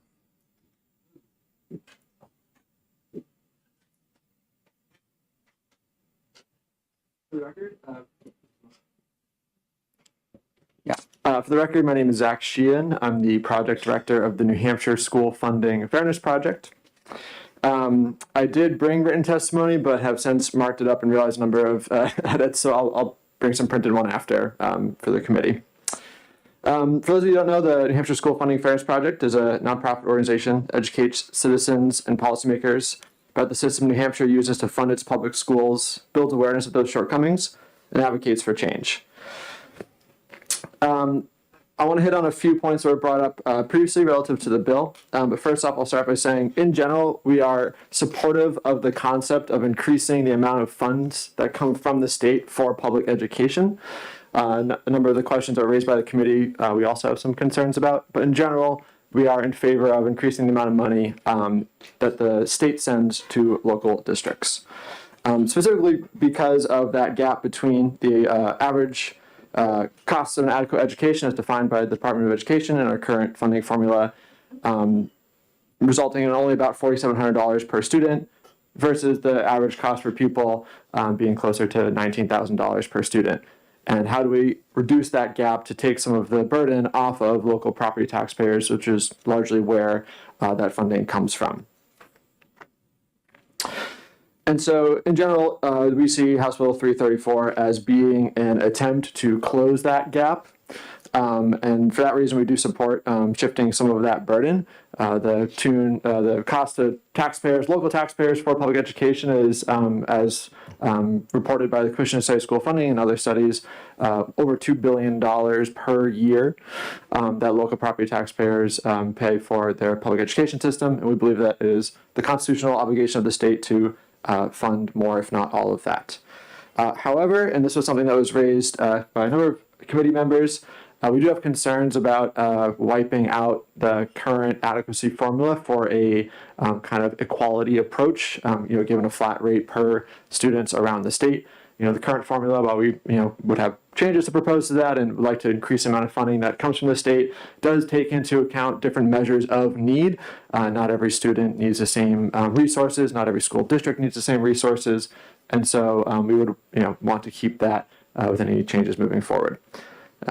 So given that we've already kind of discussed this for quite a while, I'll leave it there and happy to answer any questions committee members might have. Thank you very much. Are there any questions? Not seeing any. Thank you very much. Thank you. Now, we do have technical support out there. Is anything, Mark, do you want to offer anything from the department? Or does anybody in the committee have technical type questions for Mark? I do have one first for Mark. Mark, you survived the previous studies which we've had on this the commission study, etc. Even within the commission study, there was an amount set aside for differentiated aid in special education, 4.19, something like that, times the amount which was established for per pupil. Have you done anything? How would this approach impact all those categories of differentiate English language learner, special education, free and reduced meals, reading if they're remedial, not receiving the other three. Yep, this approach, for the record, Mark Manganello, Department of Education, School Finance Administrator. This approach does get rid of differential aid. Differential aid does weight pupils differently, as Representative Ladd was discussing. So it would take out that weight for special education, and that special education weight would not exist in the formula. Take out an F and that differential aid F&R weight, the English language learner weight, and the third grade reading weight. But it also keep components of just, it would keep relief aid as part of the district formula and extraordinary needs grants. So there would be some weighted functioning, but it wouldn't be as robust as the current formula as far as the weights are concerned. It would just be a flat, that 9,000 number. And I have one last follow-up question. How would this approach and the figures which you see right here impact catastrophic, special education aid? 3.5 times up to 80%, 100%? It completely holding everything constant. This would have no impact. The only way it would impact on SPED aid is if districts received additional funding and then they increased their expenditures. So if they received additional aid, the $700+ million, and then they use that all to basically supplant local tax dollars, then that would have no impact on the cost per pupil, generally speaking. But if they increase their appropriations and increase their expenditures, then it would increase the cost per pupil, which impacts the SPED aid formula, because the SPED aid formula triggers at 3.5 times the cost per pupil. So in that way, it would impact the SPED aid formula under those assumptions. I guess I have one last one for you. As you said all that, the money that we have for base adequacy and differentiated aid is not targeted money at this point in time. In other words, it doesn't go to necessarily special ed. It might go for fixing a roof.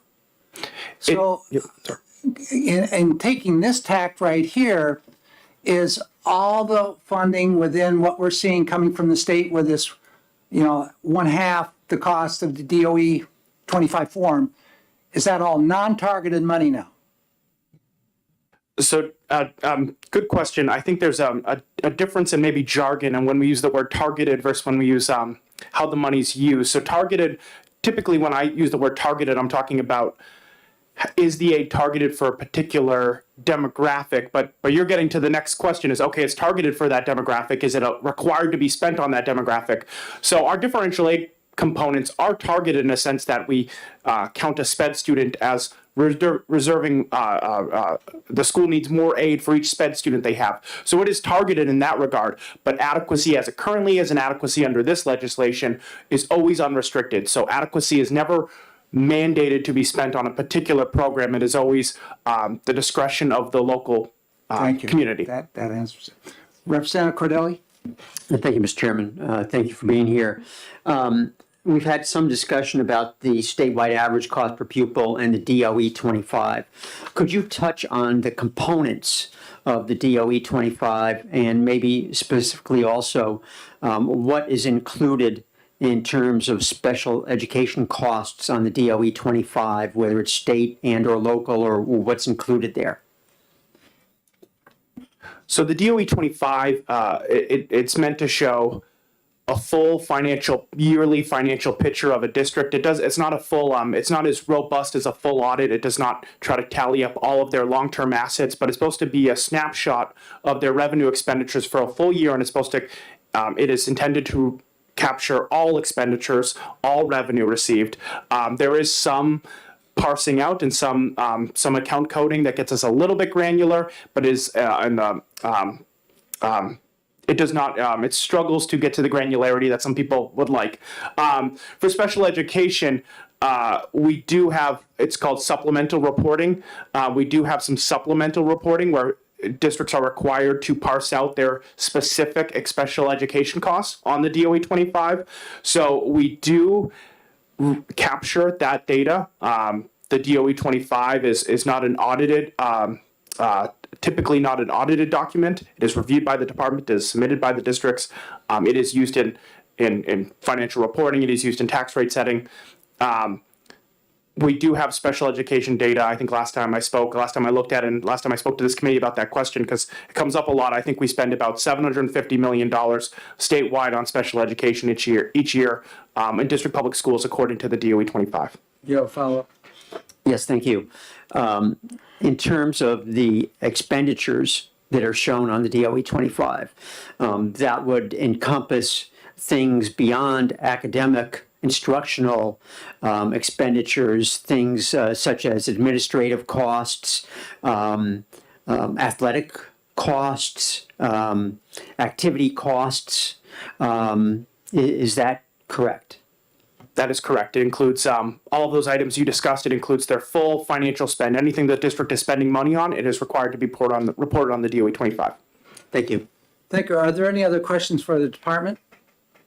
Not seeing. Thank you very much. We have no more pink cards on this particular bill, so with that, I'm going to close the hearing. And the next hearing scheduled to start is about 8 minutes from now. Do you know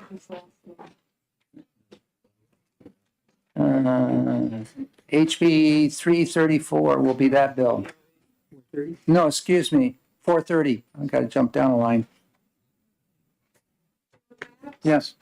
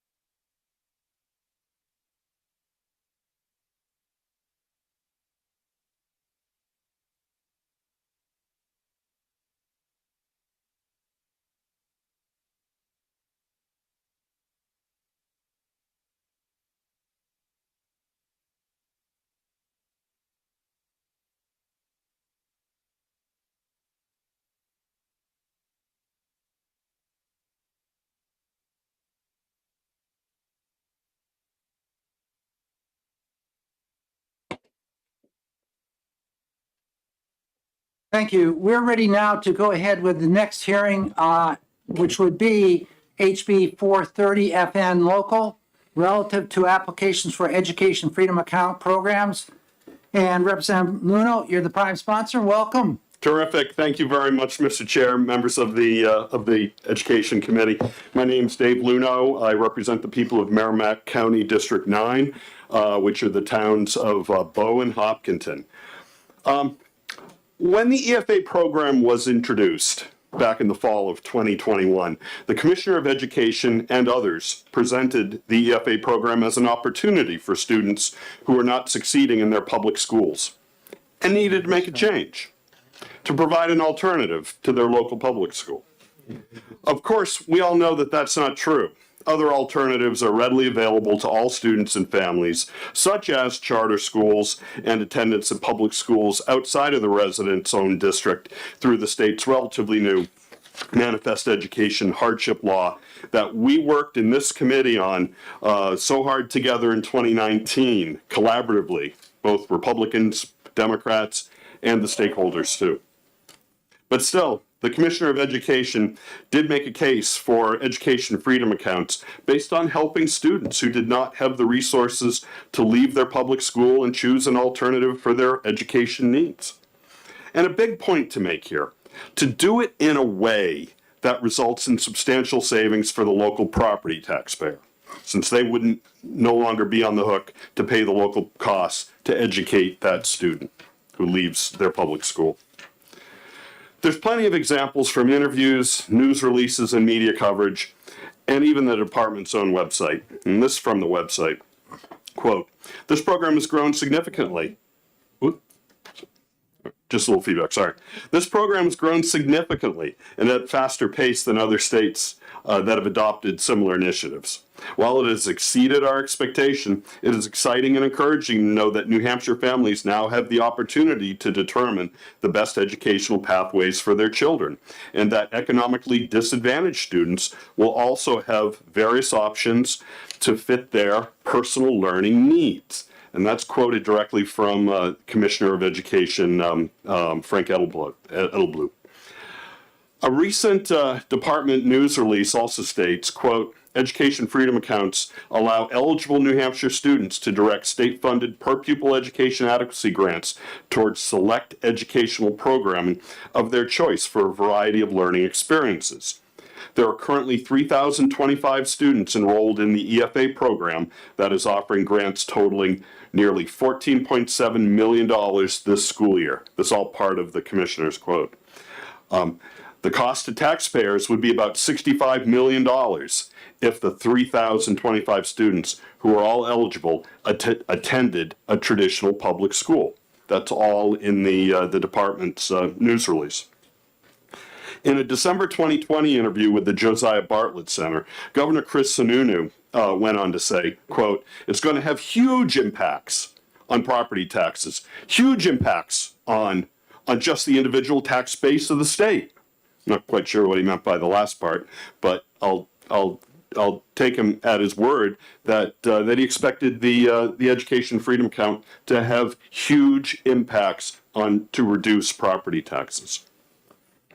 But according to the Department of Education, about 400 of the newest 1,453 EFA students, and this is also in a quote from department news release, only 400 of the newest 1,453 EFA students for this year switched from a public school to an education freedom account program, about 27%.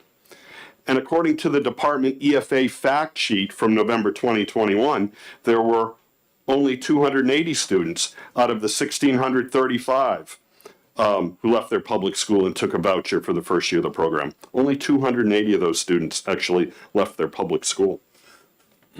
So if we add this up, today, only about 680 of the approximately 3,200 EFA students attended a public school during the year prior to joining the program. The other students were not attending public school.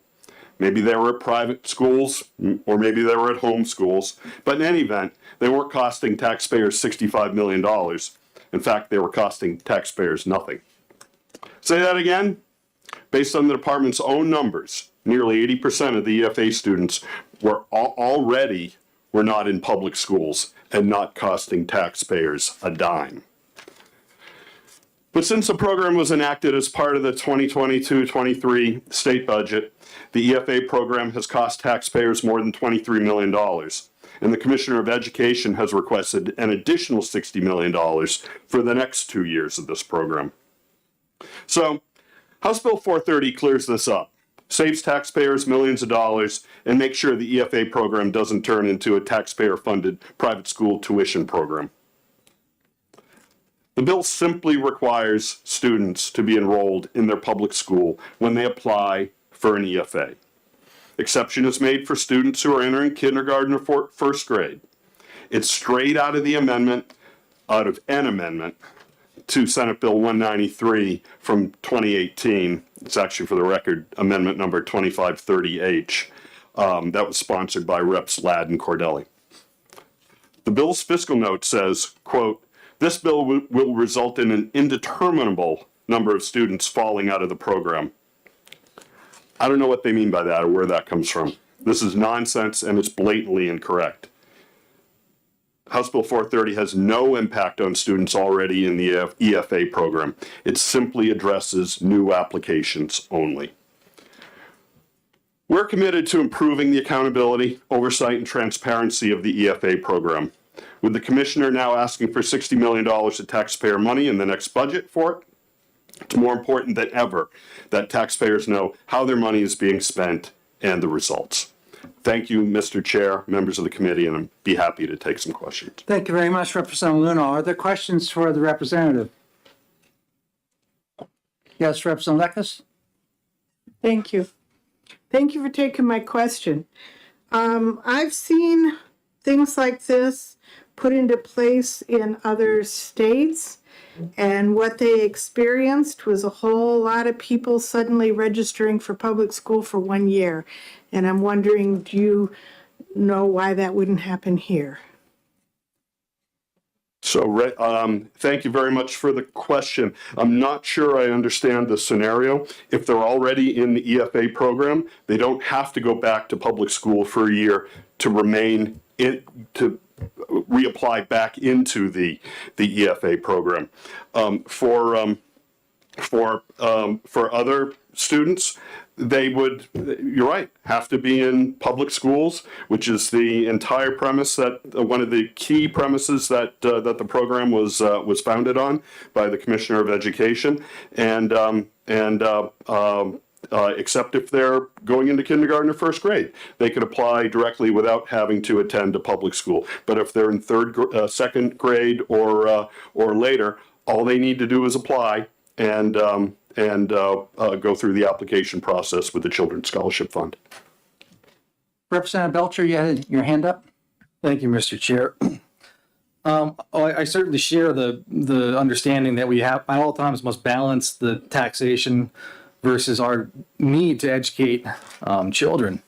But can you speak to the ethics surrounding the Supreme Court case on adequacy funding as it would relate to seemingly arbitrarily prohibiting certain students from accessing EFAs if they don't complete or if they haven't been in school for a year? Is that a conflict? What Supreme Court case are you referencing? That required us to come up with the adequacy funding. So you're talking about the state Supreme Court? Yes. I would say in Claremont 1, Claremont 2, and Londonderry. Yes. And so, Mr. Chair, we could probably have an entire weekend on this this issue. You would agree? I don't want to get too deep into Claremont or Londonderry. So yeah. So I'll sort of short circuit of full discussion on that. But the state does have a constitutional obligation to cherish education for all of its children. I'm not sure if that's I think it's close to the wording in the Constitution, but the state exercises that responsibility and that constitutional obligation through a series of public schools throughout the state.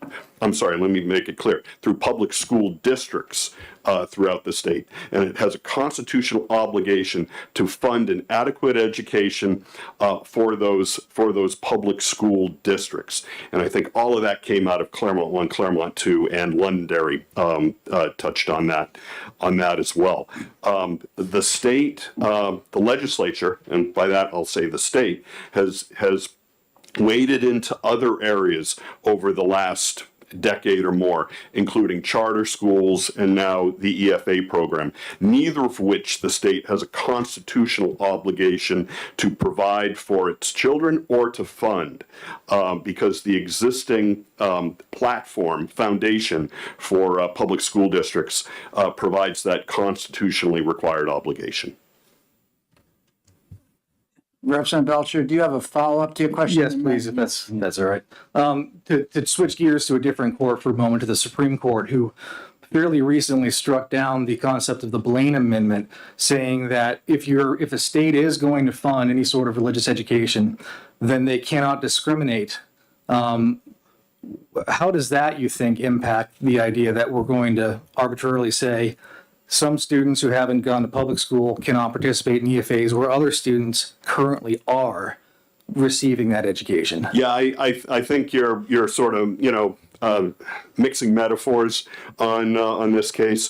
I don't believe the Supreme Court's ruling in that is directed to what this is saying, which is parameters for a student's family or for a student to receive money from the state as long as they meet certain criteria. None of it says makes any determination on whether or not they are going to or would like to go to a religious school or a non-religious school. It just basically sets criteria saying student has to be within this grade range, eligible to go to a New Hampshire public school, and what this is adding is either be going into the first or second grade, or the kindergarten or first grade, and be a current public school student. Further questions, Representative Cordelli? Thank you, Mr. Chairman. Thank you, Representative.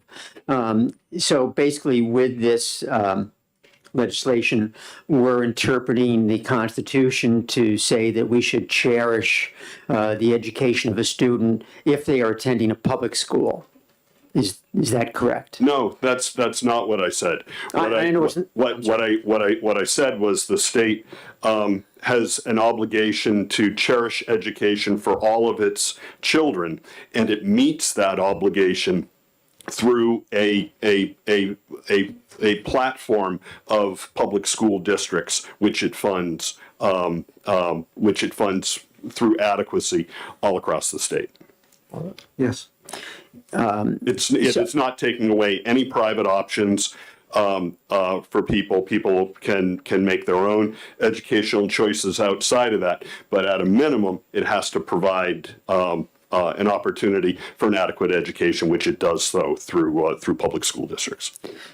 So the education of a child who is not attending a public school is not covered in the Constitution. It's not part of Part 2, Article 83. No, of course that's covered in the Constitution, and that child could receive that education through going to their public schools, provided they live in the state of New Hampshire, and qualify as the state, the children who live in the state of New Hampshire. And I'm not aware of very many adequacy. I'm not aware that the state's definition of constitutional adequacy even applies outside of the realm of public schools. One last question. One. Yes. But for any child whose education we cherish does not fit into their local public school based on their education needs and their learning styles, then they fall out of our constitutional requirement for that student.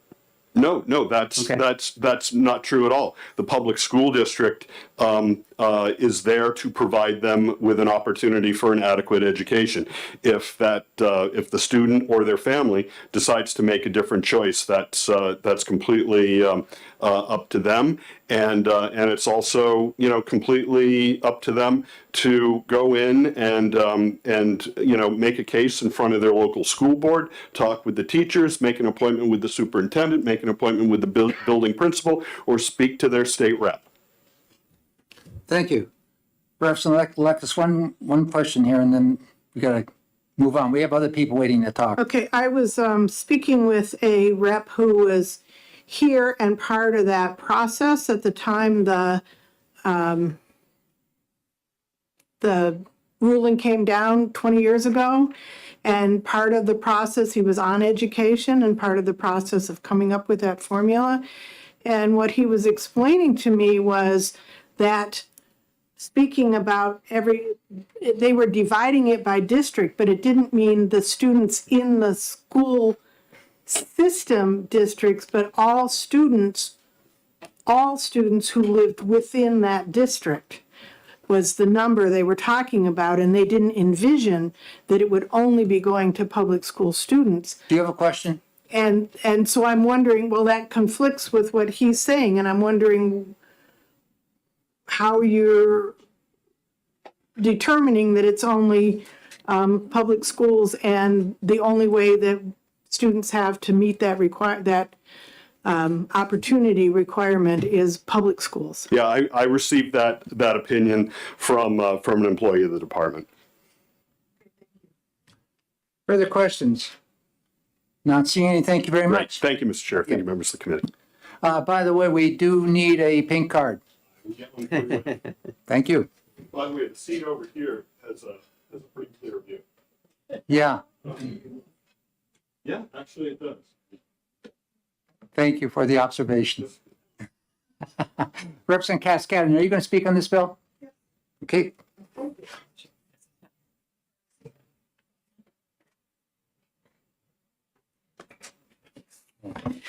Thank you, Mr. Chair.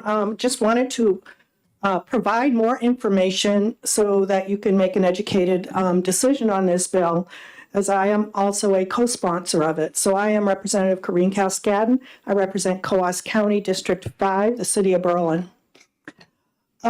This is just more additional information that people need to know, because unless you actually work in a district or a system, you really don't know what responsibilities lie within that whole school district, not just the buildings themselves. And as a superintendent, you are required by federal laws to make sure that if there are students that need services of any kind, whether they are homeschooled or in private schools, that there is a relationship. And I've had some very successful parents who homeschool, and they have access to our programs at their choice and need. So I want to say that public schools at the administrative level of a district are required to extend and offer the opportunity for all students within that district, even if they're not enrolled in the public schools, within their school districts, to participate in any program, course, class, any services, co-curricular or athletic programs at no cost.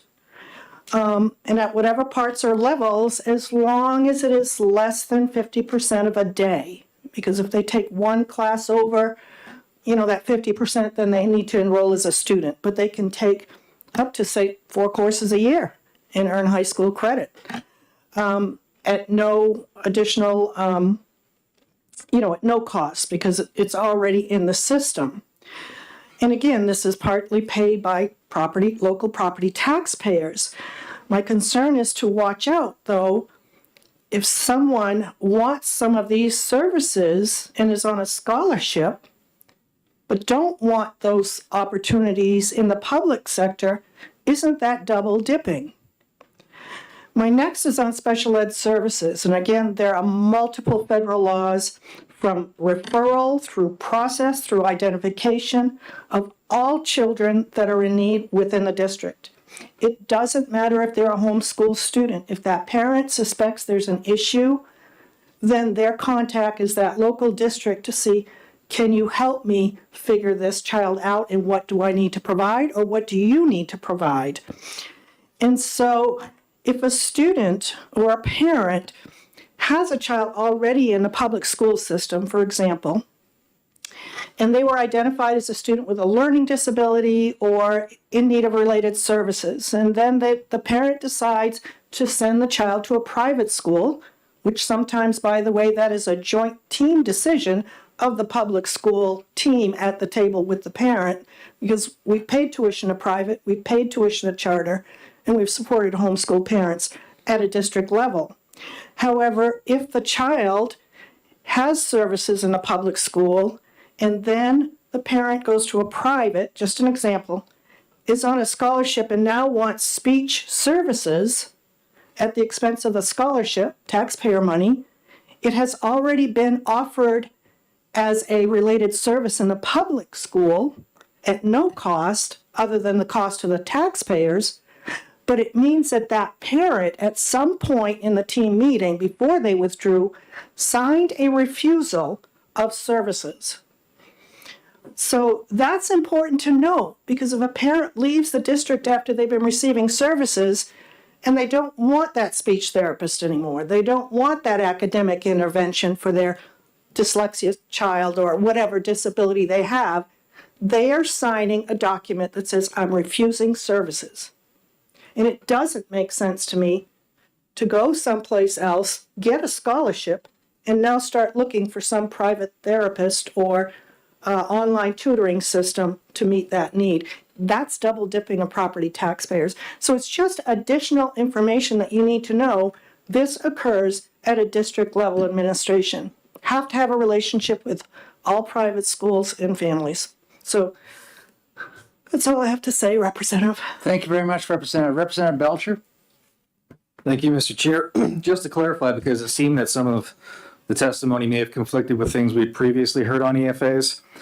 Is it not true that schools and or districts have the option of billing the EFA program for these classes that EFA students are taking at public schools? I'm not aware of that, so I can't really adequately answer that. I'm sorry. Thank you. Representative Cordelli? Thank you. EFA students, if they take a course at a public school, are required to pay for that from their EFA account. It's specific in the statute that the public school will not provide tuition to that public school for that course.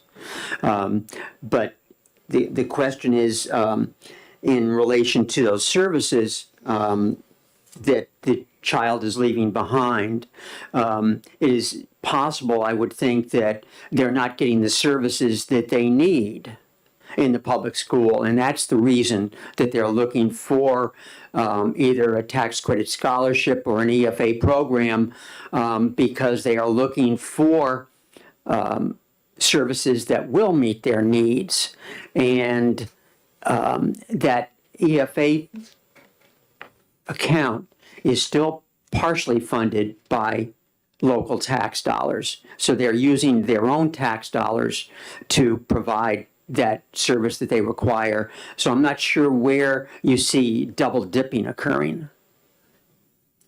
Well, let me think about this process, just so that I address what you're saying. Again, it's a refusal of services. I can't address your answer, but I know what you were saying. I just drew a blank again. Is it possible that you concluding with the homeschooler, which you can bill a 0.15 if we have money available in the state that's left over? But with the EFA child who's in a different leg of the stool, we have public, private, we have homeschooling, and we have the EFA. Right. So 4 separate types of meeting the compulsory attendance. Right. But then again, the family that's receiving the EFA, if they are living within the school district, I mean, I don't know what the last 2-year policies are, I'll be honest. I mean, maybe you do. and you can share that, but any child in a public school district has access to any of those services. And if the parent says, no, I want a Cadillac, and you say, well, we can only provide a Chevy, I mean, what are you going to do? Right? made by The General least Motors. restrictive environment really is the law. Okay, further questions? Yes, Representative Dry. Thank you, Mr. Chairman. Thank you. Could you, just for my help, can you show me where it's you have to extend the opportunity to participate where that's found in your rules and regulations? You opened your That's other students, that students within the district have that option to take classes and courses. correct. Where would I find that? In local district policies, and maybe you could access or reach out to New Hampshire School Boards Association. They would have a model. Follow up. We also have it in co-curricular activities. It is. And the 0.15 for the homeschooling parent. That they're required to extend them, or they are that people are allowed to request them? If there's space available Right. and the administration of the school says, yes, you can come, and because there's the potential for that high school to receive reimbursement for the time that the homeschooler is in attendance at the high school. Okay, thank you. At a 0.15 of the cost of a school day, basically. Okay, Representative Lekis? Thank you. Thank you for taking my question. I'm still puzzled. If the school district has to provide these things to anybody within the district, even homeschoolers, and if EFA students are required to pay for those things if they get them out of their EFA money, I'm not sure why it matters where they're coming from. Whether it's a private school, an EFA, a homeschool, or the public school, why does it matter since you're providing it anyways wherever they are? And if they're EFA, they have to pay for it. So why does it matter other than you're getting paid? Well, it's probably accountability as well. I can only speak that federal law, has a set process and, legal requirements on how that process happens. And maybe Jen Pomicado, who's here on behalf of NHSAA, is a special ed specialist. She may be able to answer that better than I can. But special ed law is very specific. Okay, I'm going to really try to get us back on track because this particular bill is not a bill that's open for questioning on all the EFA areas. We're dealing with kindergarten, first grade here, and let's keep it down to that because we could go all day talking about EFAs, but that's not what we're here for on 4:30. Further questions for Representative Cascadon? Thank you very much. Next person is Evelyn Osborne.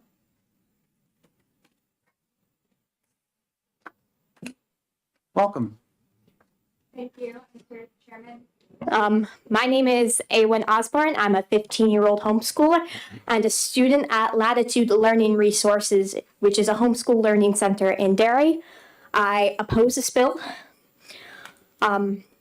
Several of the kids that attend this learning center that I go to with, that I either work with them because they're younger than me or I'm friends with them because they're my age. Several of them use the education freedom accounts because they just couldn't survive in public school, and they had to get out of there, and they came to Latitude and they used that education freedom account money to do so.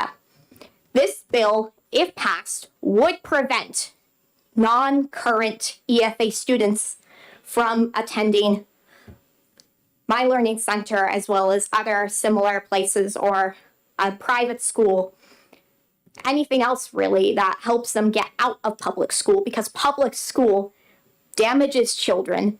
It's not a safe learning environment. I've talked to several of my friends and acquaintances who have been in public school, and they've seen some stuff, they've heard some stuff. It's just overall not safe, they don't learn as much as they should. And forcing someone to have that year of public education under their belt before they can apply for for an education freedom account. It's just not fair.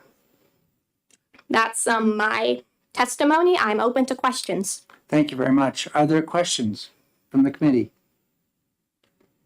Thank you for your trip here again today. Thank you. You're welcome.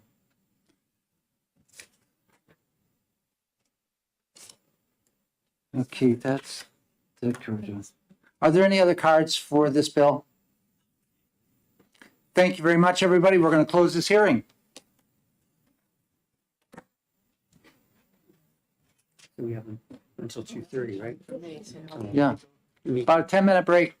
Yeah, I'll switch the clerks around. Okay. Marlon's leaving. Do you all on YouTube? Wish I was here for the last one. That looks interesting. A lot of interesting emails. Oh, there we have to do the address. It is She's trying to write.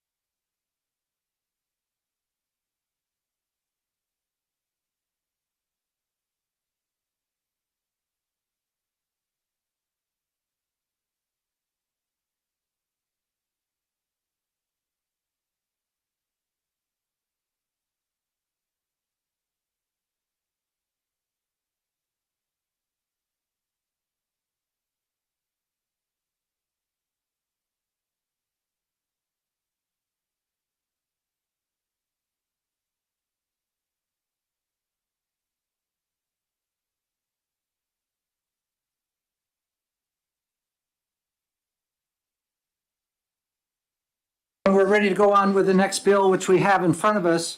As a note for the committee, I don't know if everybody's aware where there's a water cooler on this floor where if you want to fill up a water bottle, you may do so from bottled water. It's down in room 210, 211. That's the finance room at the very end of the hallway. As you go down, you take a left, and the last door looks like an office door. It goes in sort of lunch area where finance people oftentimes eat. There's a bottled water cooler machine right in there, and if you want to fill up a jug of water, you can do it right there, nice cool water. So many people don't know that. I had explained that to Representative Luno here last year, and I think that's where he fills his up too. You need a map? That's right. Okay, so let's go ahead now with the next bill on the docket here. It's HB 529 FN. This is relative to additional aid grants for schools based on free and reduced price meals and fiscal capacity disparity. Representative Fellows, welcome. Thank you, Chairman Ladd and Education Committee members. I'm Sally Fellows. I represent Plymouth, Holderness, and Hebron.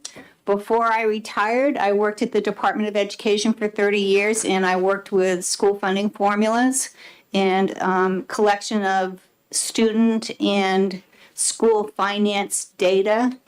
And I also worked for a couple of years as a business administrator at an SAU. So I do have a little background with this sort of thing. So we have an education funding crisis in New Hampshire. Property taxpayers have no choice but to bear 71% of the cost of educating students in our local schools because the state, which has a constitutional responsibility to provide an adequate education and pay for it, covers only about 21% of that cost. There is no other state that downshifts so much of the cost of education onto homeowners and small business owners in the form of property taxes. And property taxes, high property taxes impact everybody in the community.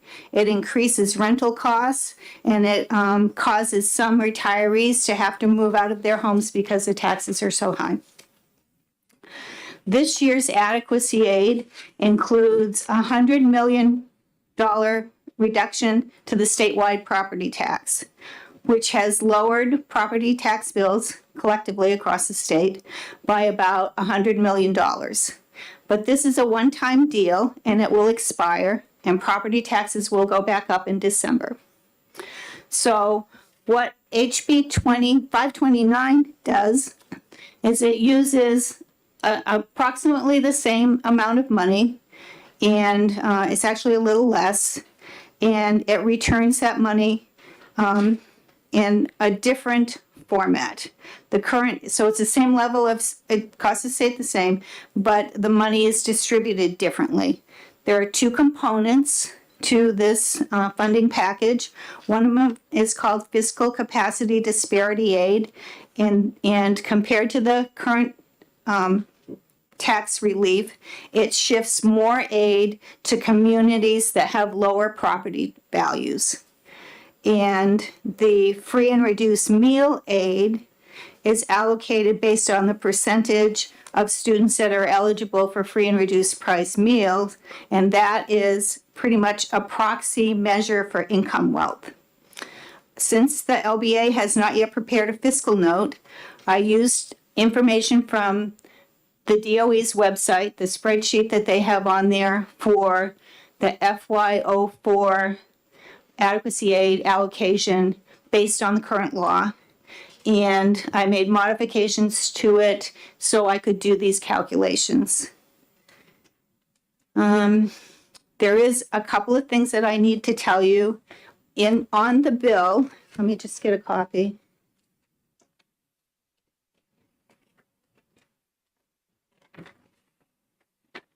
On the first page on line 20, there's drafting problem, which is my fault. At the end of that line, it should say times the ADMR, because otherwise the municipality would get the aid that one student is entitled to. So I think That's the only thing that I know of that is an issue with the way that this is drafted. So I'd be happy to take anybody's questions about the spreadsheet or the formula or anything else Thank you very related to much. the bill. Representative Fellows, are there any questions? Yes, Representative Tanner? Thank you, and thank you for bringing this forward. Could you just go back over that correction and read the sentence to us as it should be corrected? So on the first page, on line 20, the whole sentence starts on line 18, and it says, a municipality with an equalized valuation per ADMR greater than 600,000, but less than 1,600,000 shall receive 0.002 cents for each dollar of difference between the equalized valuation per ADMR and $1,600,000. And what you need to write in right after that is times the ADMR. So if you look up at line 16 and 17, it has pretty much the same construction to it. Both of them have a per pupil amount, and then you multiply that times the number of qualifying students. Further questions, Representative Belcher? Thank you, Mr. Chair. So looking again at the Supreme Court of New Hampshire and the concept of an adequate education, funding an adequate education, we already have a number of programs that would shift and offset more state money to, you could say, poorer communities of more need than communities that may be wealthier. Is there ever a point that we could shift so much relative funding from the state to these poorer communities versus the wealthier communities that we might actually be considered not adequately funding an education in the wealthier communities? I understand. So I was following you up until the end. There are many ways that the state sends money to communities, not just for education, for room and meals tax distribution, that kind of stuff. And the constitutional requirement is that was determined by the Claremont ruling, which was about 20 years ago, said that it's the state's responsibility to determine what is an adequate education, figure out how much that costs, pay for it, and then there's also a provision that it should, for accountability, to make sure that is actually the adequate education. Actually, it's opportunity for an adequate education is actually happening. Let me follow up just to clarify a little better. I guess what I'm getting at is, given I guess you would call it a progressive system where more funding is shifted from the state to the poorer communities, but we also have a responsibility to relatively fund the wealthier communities as well under that Supreme Court decision, correct? Oh, okay. So we're just talking about education funding, yes. Correct? Oh, yeah. That Claremont suit ruling said that the state was responsible for paying for an adequate education. And I'm not a lawyer, but my interpretation of that would be for every community. But it also does not mean that the state has to pay for every dollar either, because there could be things that go beyond what meets the definition of adequate. Thank you. Representative Fellows, and just a quick look at this bill right now.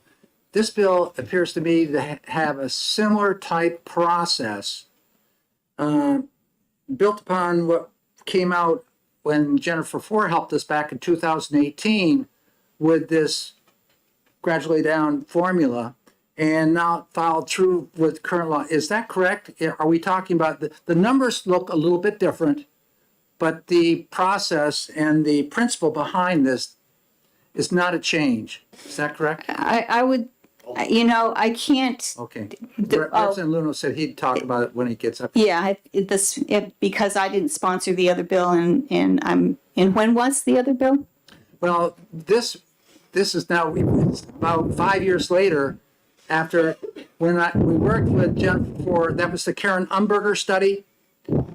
We came up with a formula like this where, when you get down like $600 per pupil equalized property valuation, you would get more support and it would gradually filter away to nothing. And I don't know, I can't remember, it was 1.24 million where it stopped. It was something, it was. In that vicinity. 2018. Yeah, it was 2018. So Representative Ladd, over the years, over the I started work at the Department of Education in 1985, and my very first assignment was to use an IBM PC to write a distribution formula for Governor Sununu, and that would be the first Governor Sununu. And since then, every year there's been some sort of proposal to change it, and there are so many options. Yeah, and it never ceases to amaze me. We just keep going. So thank you very much, Representative Fellows. Any further questions? Representative Myler. Thank you, Mr. Chair, and thank you for being here. So I'm interested in your history at the department dealing with school aid. So we've had Claremont 1, Claremont 2, Londonderry, Dover. In all those court decisions, they basically have said that the current funding system is not fair, does not meet the constitutional requirement. Would you concur with the statement that the state legislature has yet to comply with those court orders? I would definitely agree that since 1999, the state has, although they responded to the Claremont suit in 1999, has yet to even come close to doing what the court ruling said we needed to do. Thank you. Further questions? Not seeing any. Representative. Thank you, Mr. Chair. So follow up to Representative Myler's question. How much does this proposed bill do to address the reality of not having met the court findings? We are so far away from meeting what the courts told us we needed to do that it's almost like that question isn't even relevant. But I can say what this formula does is it's a Band-Aid. It's a Band-Aid on a system that has many deficiencies and is bleeding in many ways, and this is just one Band-Aid on part of the problem. Dates all the way back to Senator Estabrook and further. All righty, so any further questions? Thank you very much. Thank you for having me. Yep, Representative Luno.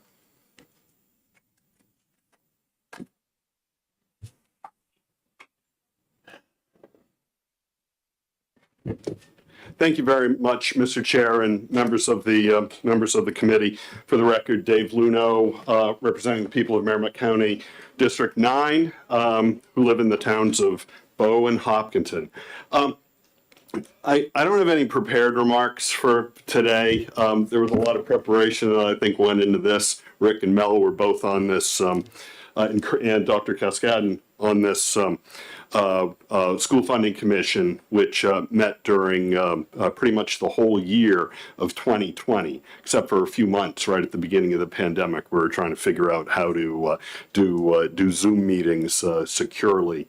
And we conducted most of our work, nearly 200 hours of public meeting and public comments and subcommittee meetings remotely. And it was tough. But we were able to publish a report in December of 2020. Some of the numbers are out of date, but most of this is policy-related recommendations, and there may still be copies of this report in the office here. If not, I could probably scare up a few, and there's also online It's available online through the UNH Carsey School, and I can provide anybody with the link to that.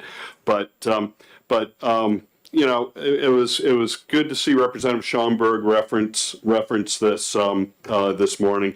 There's a lot to the information in the report. It covers a wide variety of subjects everywhere from you know, students and schools and transportation and technical education and special education and taxes and revenue sources and the Conval suits. The Claremont suits, Claremont 1, 2, and Londonderry.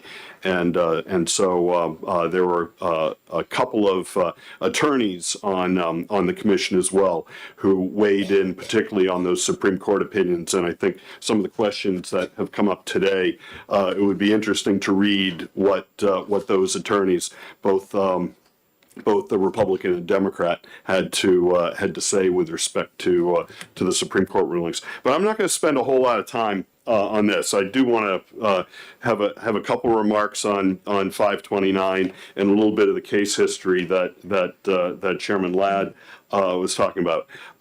Very quickly, though, House Bill 529. Make no mistake. I mean, actually, I think Representative Damon's question was right on. It is not comprehensive school funding reform. It isn't even adequacy.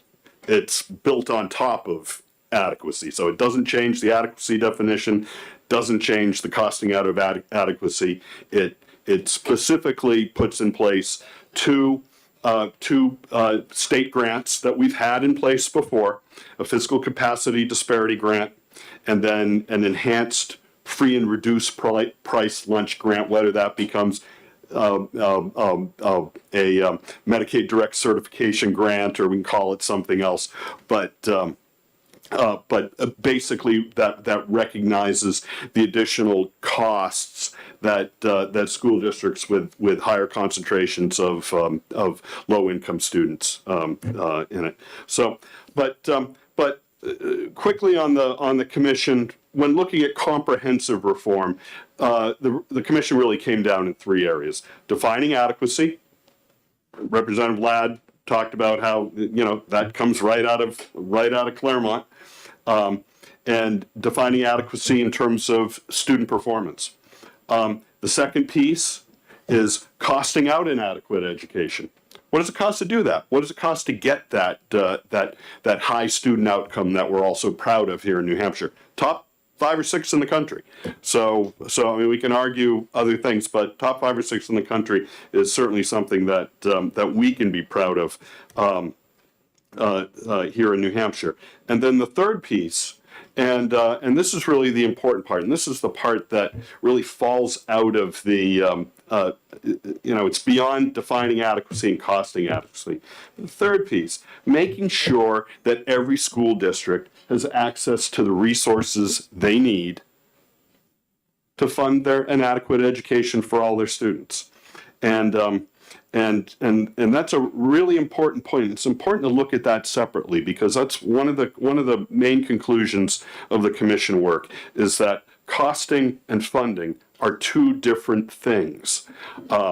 And we won't belabor that today, because that's not what this bill is about, but that's what comprehensive school funding is about. So we talked about it earlier, actually a couple times today.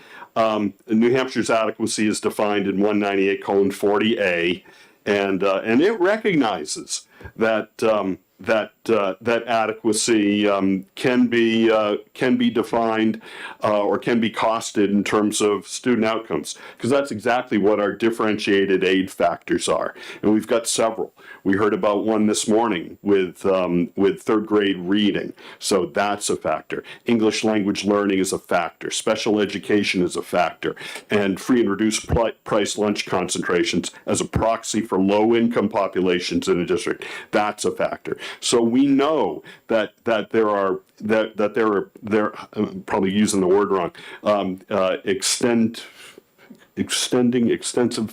extenuating factors that lead to costs that a district would incur to educate all of its students. But House Bill 529 does try to get at one of those factors, particularly the low income factor. It's also, I think, important to share a little bit about what our neighbors to the south do, because they're also in that sort of top 5, of student performance nationally. But Massachusetts doesn't implement a definition of adequacy based on student outcomes, or recognizing that that schools and the students there aren't it doesn't recognize that they're different. It's different in Wellesley than it is in Lawrence, and so Massachusetts has much more of a flat funding type of model, and actually New Hampshire's funding model is largely flat funding, except for that little bit of differential aid, and what Massachusetts is finding out from that is that student achievement across these districts varies widely.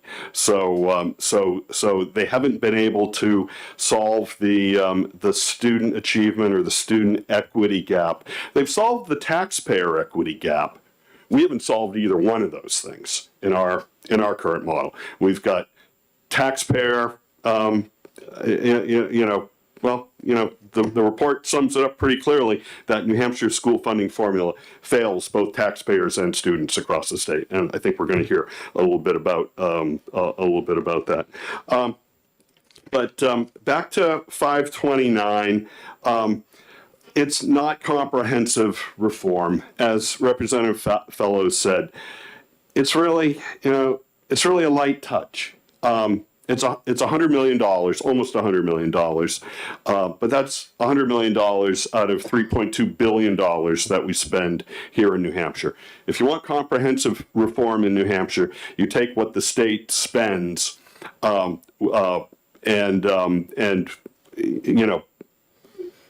use that as a number that you invest in costing out inadequate education and making sure that districts have the access to the resources they need. So in this case, it's using part of that $100 million, specifically about $80 million, to make sure that districts have access to the resources they need. I think Mayor Craig from Manchester would probably say that Manchester could use that whole $80 million itself, and even with that, it wouldn't, and Representative Cornell would certainly agree with that, and even with that, they wouldn't come up to the average per pupil spending, even anywhere close to the average per pupil spending that we've got here, that we heard from Representative Schomburg this morning. So House Bill 529 is something that we think could be possible this year. And, obviously we've got a very challenging session. We've got really tight numbers, but I think people on both sides of the aisle are certainly representing constituents that feel the pressure of property taxes and are looking for some relief. And 529 does that. The biggest part of 529 is tax relief. That's the $80 million part on that, and it has a sliding scale. We'll get into that shortly. It also recognizes that there are extenuating factors, particularly the low income factor, and it directs $17 million towards districts with higher concentrations of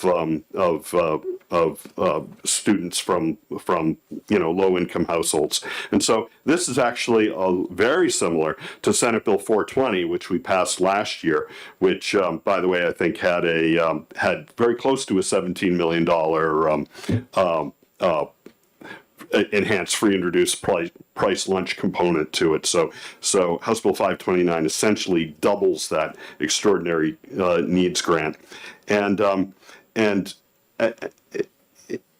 it also, it doesn't do, 529 doesn't do this, but we're going to hear another bill in a few days, House Bill 540, which is co-sponsored by Representatives Ladd, Myler, Cordeli, and Ward, that actually recognize additional costs or extenuating needs associated with special education. So these are all part of a package of bills that are designed to move New Hampshire in the right direction when it comes to equitable school funding.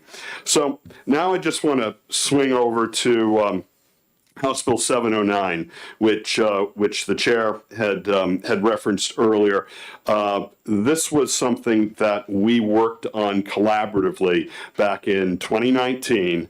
The bill was filed, and When Mark was in the LBA across the street. yeah, we worked with Mickey on and Mark and Mickey on that, and they put together miles and miles of spreadsheets for us as we're trying out different scenarios. But we came up with a scenario very similar to this. The splits are about the same. The starting point and end point have been updated. So I think back then it was like $350,000 was the low equalized value per pupil, going to $1.1 million was the high equalized property value per pupil. That has shifted to $600,000 at the low and $1.6 million at the high. So that represents current equalized change in market value over the last 4 years, and the 1.6 is actually the average equalized valuation in the state. And so it provides that $80 million to support districts on a sliding scale that have lower than average equalized property values, because they can't generate the local property tax revenue to fund their schools. Some are working super hard, like I only just pick one, like Hopkinton, all right, because I know it really well. And we spend something close to $30 per thousand on our schools, and on our tax rate, which is a really high school tax rate in New Hampshire. Haverhill's right up there with it too, I think, pretty close to that. Yeah. Yeah. I'll look it up. Yeah, and but Hopkinton student outcomes are also among the best in the state, and we're working hard and we're getting results. But we only have to go 20 minutes up the road to Newport. They're working super hard. I think their school tax rate is almost $40, $35 or $40 per thousand, and even at that, they can't generate a reasonable amount of local tax revenue to fund a school budget. And I always throw Manchester under the bus on here, but actually Newport has the lowest performing students in the state. Highest taxes, lowest performing. That's where House Bill 529 comes in and really delivers some cash to provide some tax relief to Newport, but also some revenue to Newport that they can put towards their budget. Not every school district's going to need you can use it for tax relief, you can use it for revenue, but it helps to right the ship for these districts. House Bill 709. All right, it passed this committee. Do I have the vote on here? Passed this committee on a 17-2 roll call vote. There was 2 floor amendments, a committee amendment, and then the Luno-Ladd amendment that I think was probably some housekeeping in that bill, that both passed with a voice vote. And then on February 27th, 2019, the bill as amended passed the floor of the House on a roll call vote of 262 to 82. So pretty strong. It was one of the strongest bipartisan votes I think we had in that session, and I think that speaks to the reason why House Bill 709 and now House Bill 529 really do meet the needs of most of our constituents across the state. So it's what was the problem with House Bill 709? Why aren't we just living the dream and going with that? Because what ended up happening, and what may happen with this bill too, is if it passes here and passes the floor and goes to finance can take a look at putting it in the state budget.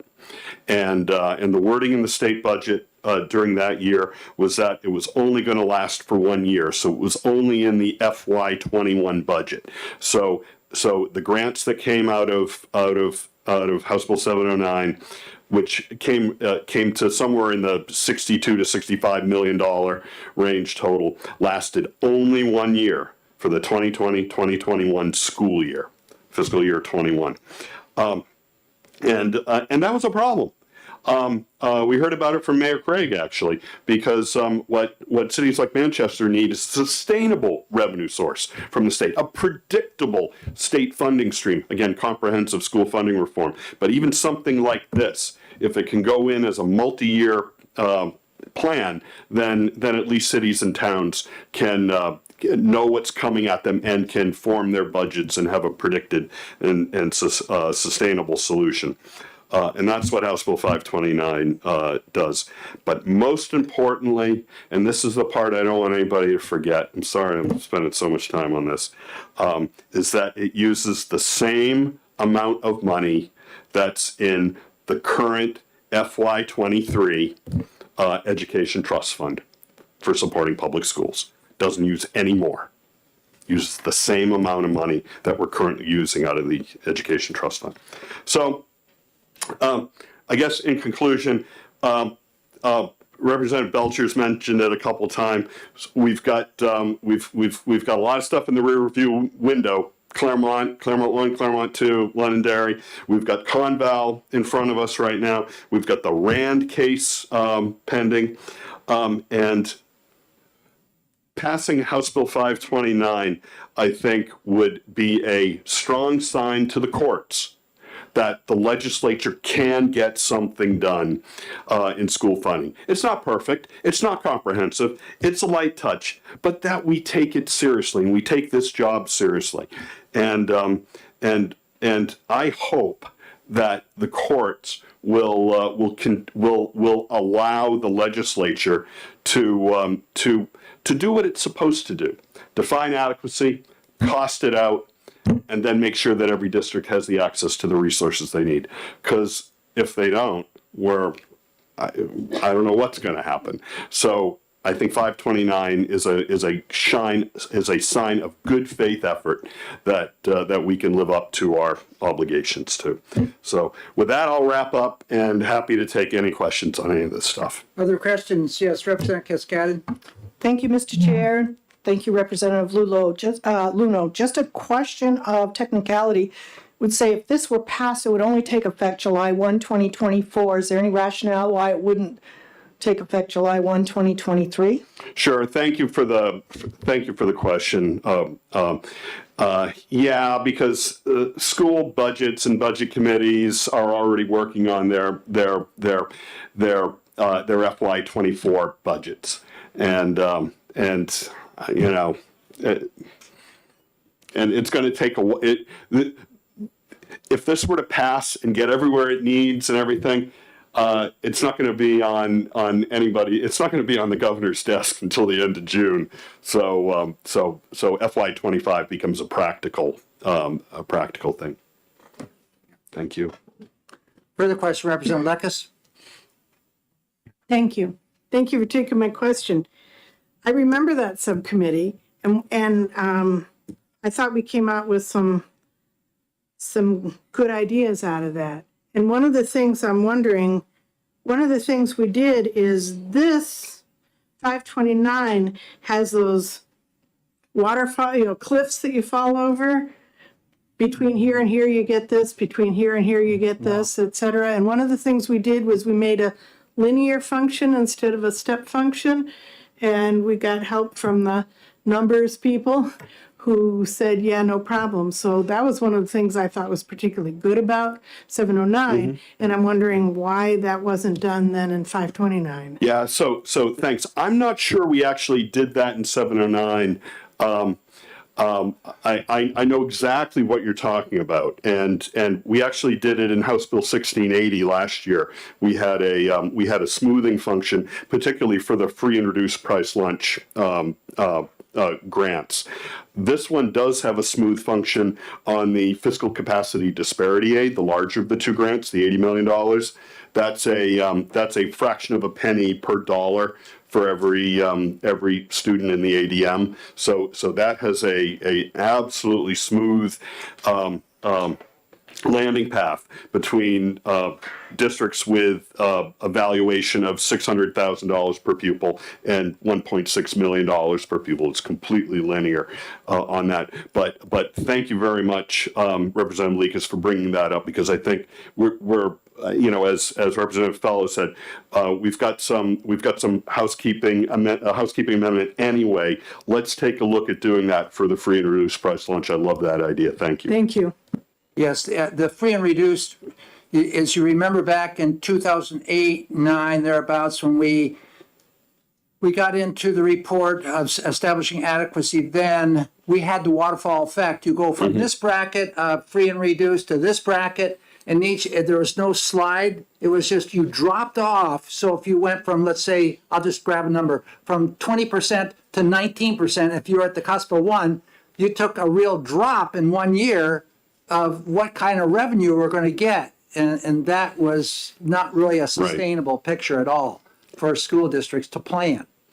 Based upon the number of kids that came in free and reduced each year, it might flip-flop on them, and there they are. They're losing thousands of dollars. Yeah. No, I think it's a great suggestion for this. Yeah. I think we'll move in that direction. Well, that was the concept that came out of the 2018 report, too, is to have this slide. Right. Yeah. Yes, Representative Woodcock. Thank you, Mr. Chairman. Representative, thank you for taking my two questions. One question, two parts. Representative, how many communities will this impact? Thanks. Ballpark. Yeah. I'm going to say at least over half. Probably much more than that. Probably more like 2/3 or 3/4. But everybody has a spreadsheet. Okay, that's fine. Yeah. So but yes. May I follow up? Yes. Thank you. And Dave, is this going to be annual, or is this going to be embedded in for good? So the way the language is written in 529, it would be there until it's repealed or changed. Okay. But as we know, this isn't the last stop. Sure. First and last stop for this bill.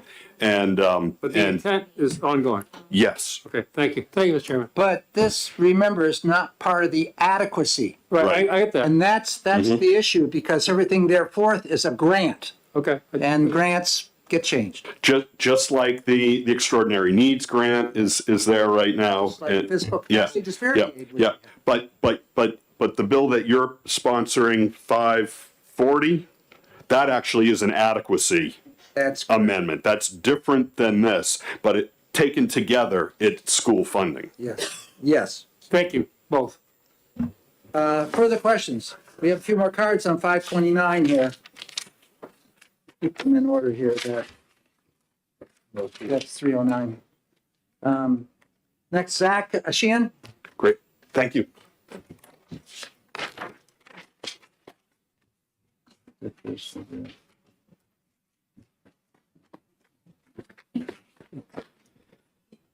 Hello again. For the record, my name is Zach Sheehan. I'm the project director of the New Hampshire School Funding Fairness Project. We are in support of House Bill 529. Largely, reason being that it does touch upon two of the main inequities in our school funding system, those of the funds being distributed to schools and who pays for them. We support 529 because it does consider the varying abilities of communities to raise sufficient funds for the public schools in this system. And additionally, the proportion of students in any given district who qualify for free and reduced price meals is an important equity-minded approach to increasing aid for schools that need it most. And by combining these two additional aid calculations, House Bill 529 acknowledges that communities can have, on average, higher property values and still have different proportions of students that might have different needs as measured by amount of free and reduced price lunch students. But since communities are forced to rely so heavily on local property taxes to fund our schools, the equalized value per pupil is a good measure of the community's relative fiscal capacity to support their schools, and aid weighted to consider that capacity is critical to help schools that need it most. And I do have some testimony we passed around, but just pulled out a few examples for folks specifically. So we look at two towns, Milford and Portsmouth, for example, that have similar student populations. Milford has an equalized value per pupil of just over $1 million, and an equalized school tax rate of about $14 per thousand, which raises about $14,000 per student. But Portsmouth, on the other hand, has an equalized value per pupil of 4 times that, about $4 million, an equalized school tax rate of about $5 per thousand, and yet they raise $21,000 per student. So while the people in Milford pay almost 3 times the school property tax rate than those in Portsmouth, they raise $6,000 less per student due to the dramatic differences in their average property values. And that's just one example. You can see that all throughout the state. And so I think that taking equalized value per pupil, as House Bill 529 does, into account as the different communities' relative fiscal ability to raise funds, since about 70% of all school district revenue does come from local property taxes, this is a good step in the right direction to making our school funding system more equitable. I'd be happy to help the sponsors of this bill or the committee if we have any suggestions or proposed changes or anything, and I'd be happy to answer any questions. Thank you. Further questions? Not seeing. Thank you very much. Thank you. Paul Gremmen? Is it Grem? Would be me. I'm thinking. I know. I'm just trying to think of the. I don't know. Grenier. Okay. What? Grem. Grenier. It's not an M, it's an M. A little cursive here. Thank you. That's quite all right, Chairman Ladd. It's always a pleasure to see you. It seems like I see you every 2 years. Yes. I got a prepared statement that I have one going around for all the committee members. Dear Chairman Ladd and members of the House Education Committee, my name is Paul Grenier, and I am currently serving in my 14th consecutive year as mayor of the city of Berlin. I want to thank you for your work in serving our great state in times that are both very challenging, but also quite rewarding. I'm in front of you today to ask all of you to support House Bill 529. As I read the text of the bill, it is clear that the intent of the bill is to target additional state education aid to communities that have a disproportionate number of students in public schools that come from economically struggling families. The rapidly skyrocketing cost of housing in our state, even in Berlin, has created a dynamic where even working families that once could get by now find themselves struggling week to week just to feed their families. In Berlin, as of the October 2022 Department of Education report, a fraction of over 46% of our total student population qualify for free and reduced lunch. Those are the faces of kids that are the future of our region, state, and workforce. Just as important, however, is this burden creates a huge backlash for our already stretched taxpayers. In Berlin, high-paying jobs are not the norm, and many residents who own their homes are retired. Berlin's local school funding debates don't center on new athletic fields or new intramural activities, which we all know are out of reach. It comes down fairly quickly to how much we can afford. With limited local resources, many kids who struggle badly wind up being left out. In addition, gifted kids who need to be challenged often don't get the proper attention they truly deserve. House Bill 529, though not perfect, at least attempts to address the inequities that have long been identified by our court system. I would suggest, however, that the bill be amended to raise the equalized valuation per ADMR to read $850,000 or less. You may find that there are no school districts who fall in that category with the current proposed language. In closing, I long for the day I no longer have to testify in education-related bills.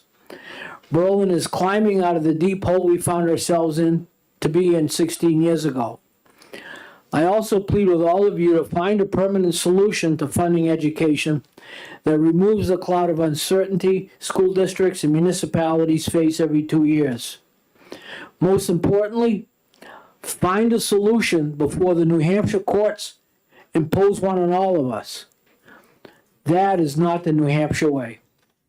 Glad to take questions. Thank you very much. Are there questions for the city manager of? City mayor. Mayor. Boy, Berlin. You mentioned 850,000. Is that we're going to start with this and then work downward? Well, I think the bill says 600,000 and work and the top the poorest number is 600,000. Yeah. In reviewing Berlin's figures, right now with our new revaluation, our net value per student is around $770,000. But that's counting electrical generating assets within the city of Berlin's tax. And as we all know, generating assets don't pay local school tax. They pay the state school tax. So if you take 25% of Berlin's taxable valuation, now we're down to about 520,000 per student. Herein lies one of the larger inequities of the law in totality. Mm-hmm. Okay, thank you. Further questions? Thank you. Thank you, Mr. Chairman. John Parr?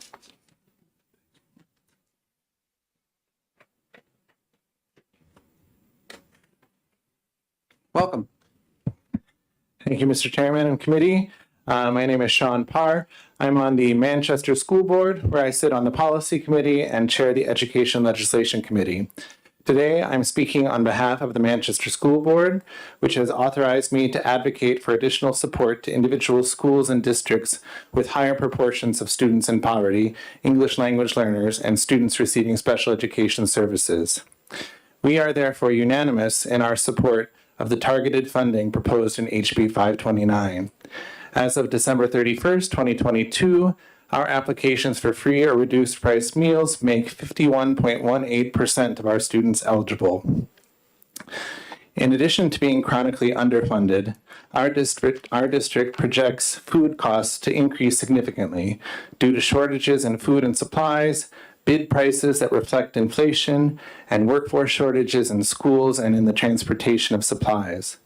I would also point out that in addition to being the largest school district in the state with 12,300 students, Manchester is also the most diverse district in the state, with nearly half of our students being non-white. Many of our minority students come from the city's refugee population and reflect a wide variety of cultures. This demographic fact informs not only the importance of supporting these students with nutritious food, but also with food choices that are sensitive to their religions and cultures. Offering these choices is often more expensive, but we are committed to doing so because it is the right and respectful policy. Diversity is one of our great strengths, and we want to support all of our students. For these reasons, the approximately $13 million of additional state funding that this bill would provide is urgently needed, and we ask for your support. Thank you for your consideration. Thank you very much. Are there any questions for the Manchester School Board? Not seeing any. Thank you very much. We have gone through all the cards we have up here for 529. With that, I'm going to close this hearing. I will announce to the committee here that we will have a work session next week. I don't have the exact time down, but count on a work session for 529 and 601. Okay, so what time do we have here?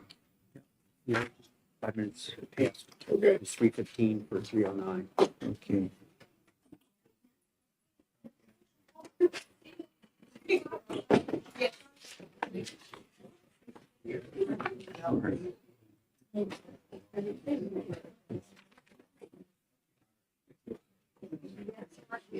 Okay.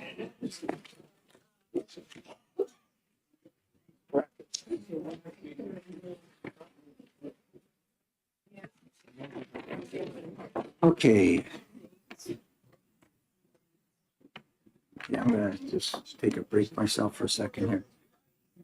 For those that have to get up and take a break, we're going to take a 5-minute break right here now. And then we will come back and start this up at about 25 after. You want a copy of this? It's just the one. Well, yeah, make one copy because then I'll have to see the record. Yeah, okay.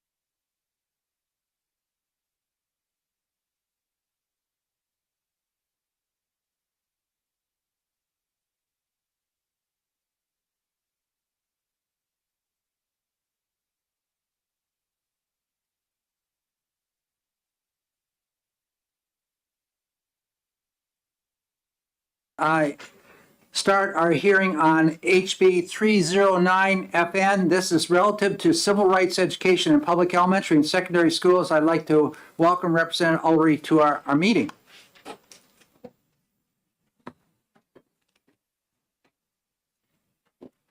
Thank you, Mr. Chair. This is a lot better than talking about taxes.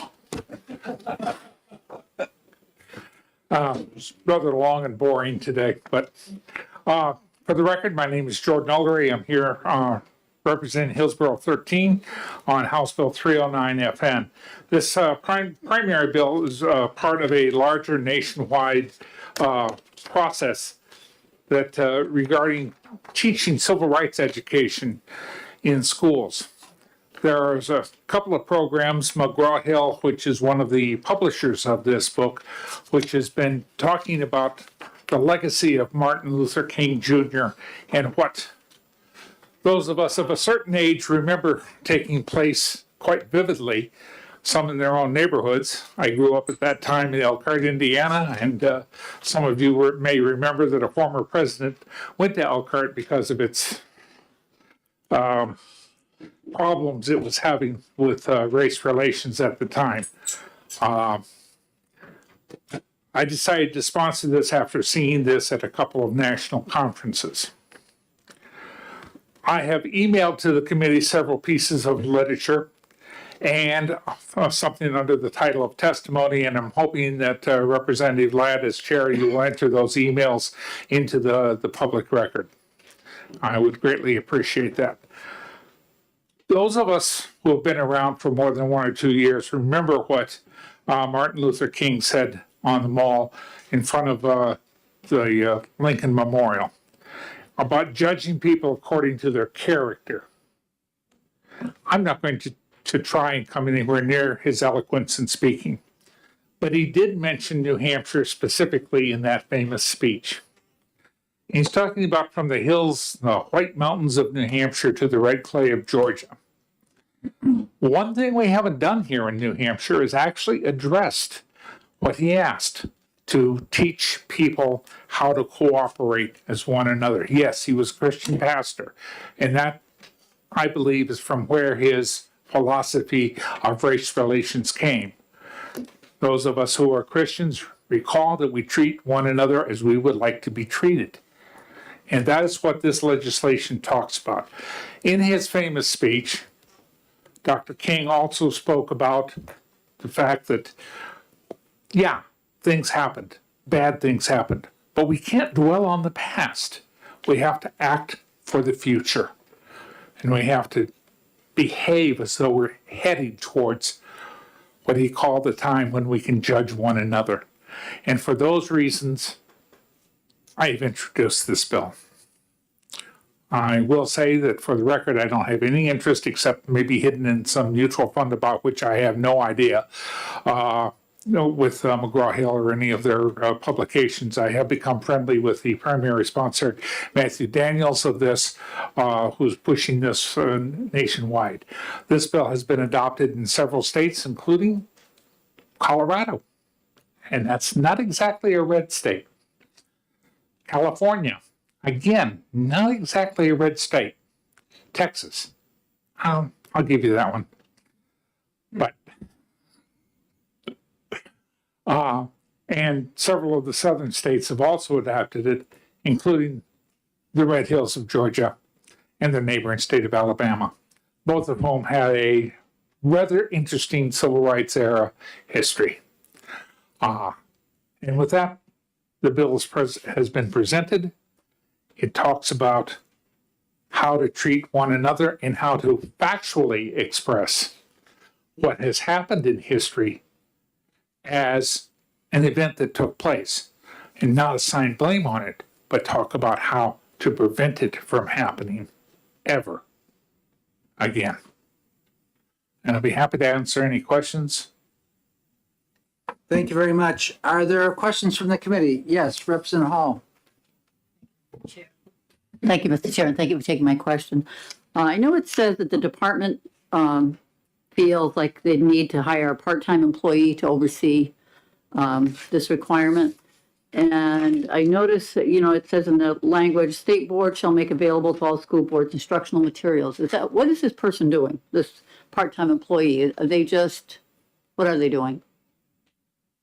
There are quite a few employees in several agencies in this state that I would like to give the same answer to. I have no idea.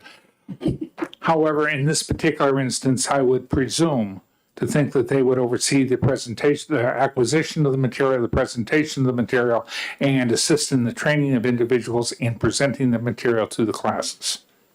Thank you. Further questions, Representative Ellison? Thank you, Mr. Chair. Thank you for taking my question. On lines 11 through 13 in the bill, it talks about a number of events that shall not be limited to, must be covered. The Holocaust, and it goes on from there. Are you aware that the Commission on Holocaust and Genocide Studies has been in effect now for the last year and a half, and instruction in New Hampshire schools is required and was required as of September 1st. And in fact, curriculum has been developed and is being implemented in middle school and high schools on almost all of those issues that are right there already. Yes, and that's why it's there. It's already part of state law, so therefore we're reaffirming it in state law. Thank you. Further questions from the committee? Representative Tanner? Thank you, and thank you for taking my question. You referenced McGraw-Hill as one group that had curriculum. Is there a specific curriculum that's with this particular civil rights movement from 54 to 68? I mean, that just deals with that particular part of the American history? Yes, there is, and McGraw-Hill has that, and it's been adopted by several state agencies already. And it is my understanding, although I've had no direct input into it, but the Department of Education is in the process of reviewing that literature and presenting it to the Board of Education. Yes, you may. Do you have a name of that curriculum? Martin Luther King Civil Rights Education. Okay, thank you. Further questions? Yes, Representative Lekes? Just making sure I understand, while that is a program that you know is out there, you're not actually pushing for any particular program, right? You're leaving it up to local choice to decide how they're going to implement this. Is that correct? That's correct, Representative Lakes. And as you're aware, in our local high school, this is to some degree already taught based upon broadly the same activities. This is just merely placing into law an aspect of a methodology which should be implemented in each one of the schools so that people are aware of what took place and why Dr. King made his speech, which frankly I would mandate that every student be required to listen to it, but that's not going to happen. But anyway. Thank you. Further questions, Representative Belcher? Thank you, Mr. Chair. I certainly would agree that the items listed on here are excellent teaching topics, and they're things that all students should know and learn from history. But the manner in which they're taught also, I think, is important. So I'm hoping you can assuage any concerns I may have that some of the more modern groups we see popping up who are, for instance, dismissing the legacy of Dr. Martin Luther King in favor of promoting, for instance, the Black Panther Party as the true inheritors of the Civil Rights Act. How can I be certain that this isn't something that's going to be potentially hijacked as a vehicle for that sort of education? Because the program talks about the principles in which Dr. King was presenting. If you read his speech, if the chair wants, I have the speech dialed up here, I can go ahead and give it, but if not, that's okay too. But he talks about how we can cooperate and where he uses the term in his speech, the Negro has to forsake violence in order to work with. And also says where the white person has to understand that they're part and parcel of the same legacy as is the Negro. And that's just a factual statement in history, going way back when. But how can you prevent something from being hijacked?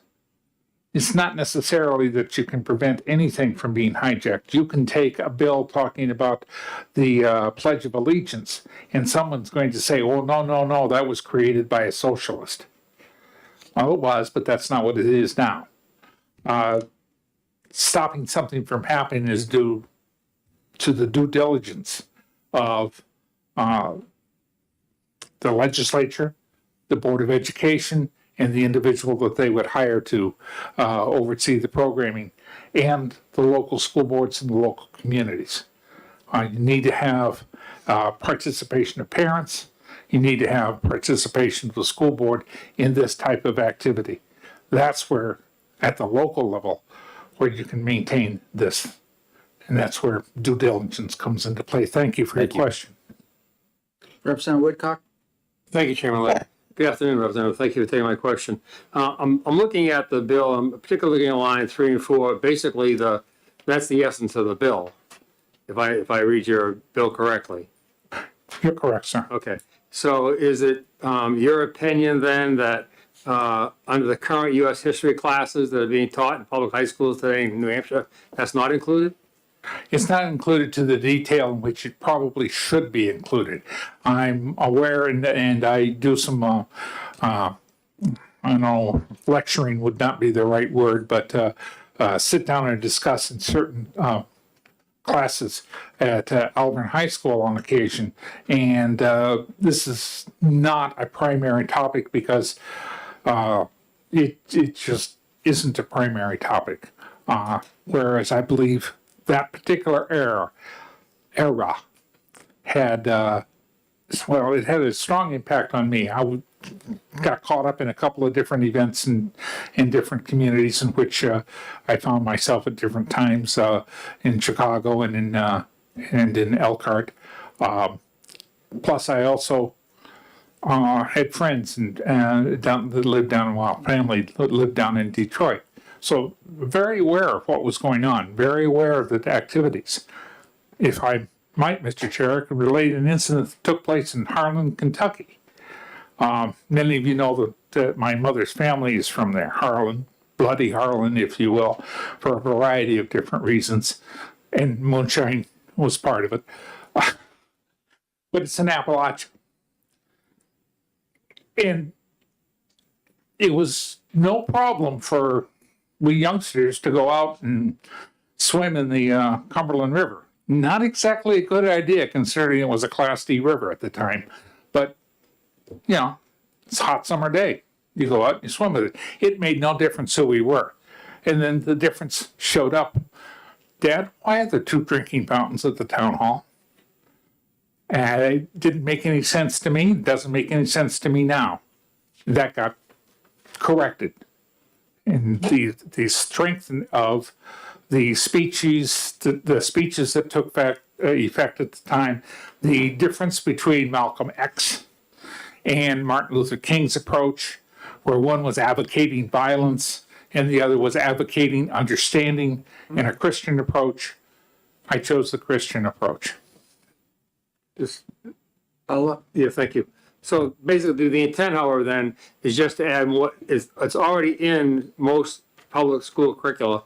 So your intent of the bill is just to make that more reinforced in the curriculum. Yes, sir. Thank you. Thank you, Chairman Ladd. I'd like to follow along with Representative Woodcock's line of thinking. We know that in this state, instruction and curriculum are a local concern by statute.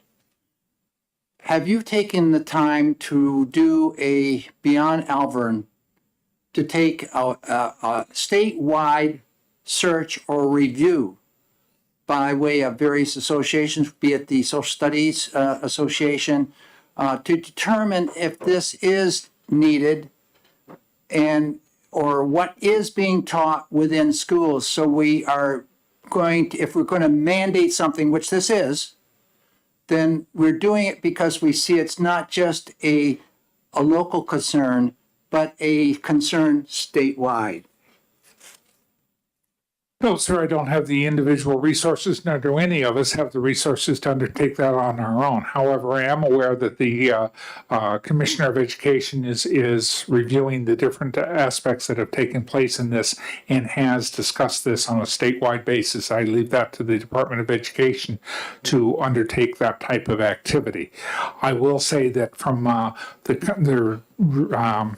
contacts at Alvern High School, the impact on this is it's haphazard at best, and this gives guidance to the school boards for their local input as to how it goes. This says this needs to be included. That's all it says. This needs to be included. It doesn't say it's going to be taught this way, but it says these things need to be examined in some detail, not glossed over, not given some So other in treatment. follow-up then, if in fact you're identifying this in the school district, has there been any effort made with the school board for them to mandate that this becomes part of curriculum?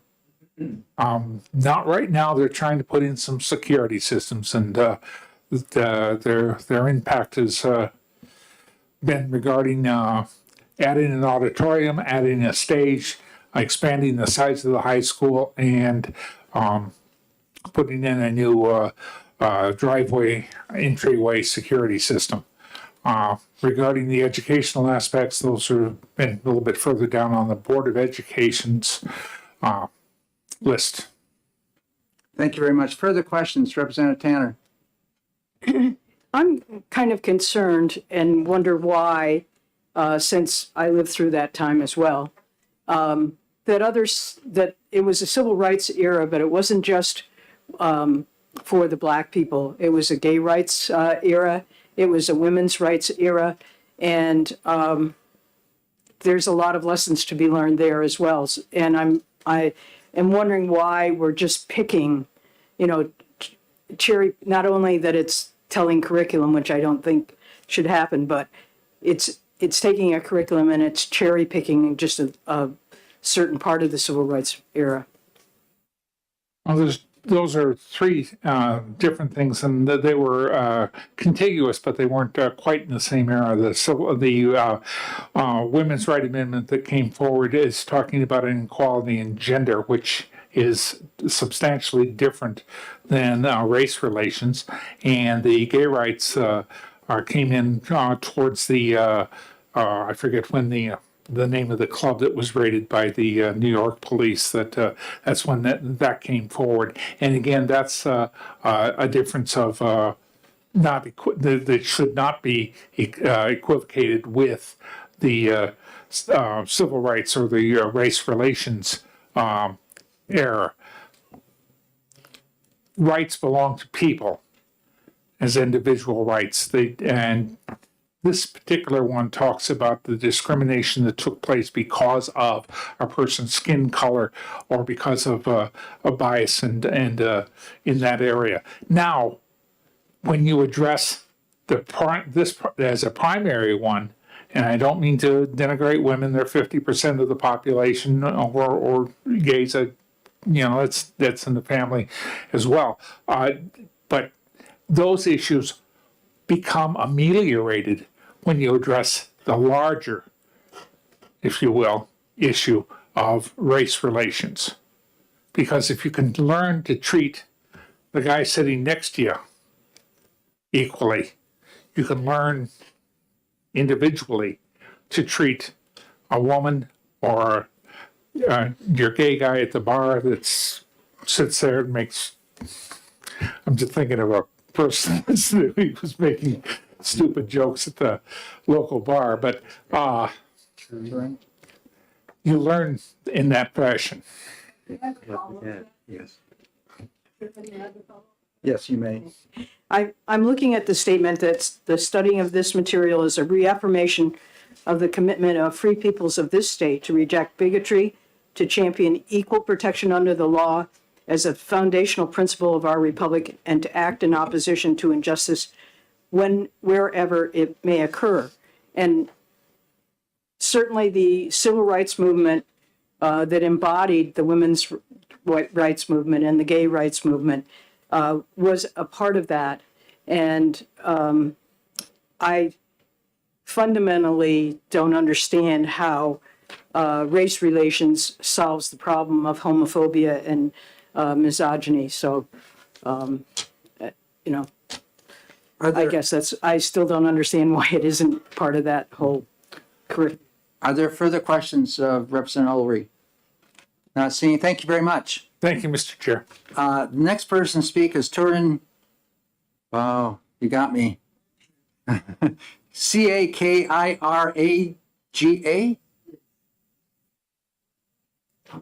Yes, sir. For giving me a chance to. I'm doing this for the first time, so forgive me for not really following the rules correctly. I thank you for giving me the chance to speak to you. Obviously, I'm not a politician or a professional person. I'm just here to oppose a part of the bill. This is a noble bill. I really appreciate that we all oppose the discrimination, definitely, but there's a section in the bill that talks about the Armenian genocide, and that is a more than 100-year-old debate that I feel does not really belong to introduce youngsters to this speculative events that took like during World War I. So after more than 100 years, we are still debating and we are trying to add something speculative to this bill. And, this idea of so-called genocide is really not really accepted by United Nations or World Court or anything like that. Even though some countries like ours have accepted that this event occurred, both sides have, according to the knowledge that I know, both sides have suffered tremendously. So I don't feel comfortable including this kind of speculative information and introducing this kind of speculative information to our youngsters, especially middle schoolers or young youngsters, because this is the perfect way to introduce our ideas, whether they're wrong or correct. It's perfect way to have all our youngsters bully each other, and I feel that we should not include in anything like this. Thank you very much. Are there any questions of Turin? Not seeing. Thank you very much. Thank you. The next person is Barrett Christina, School Boards Association.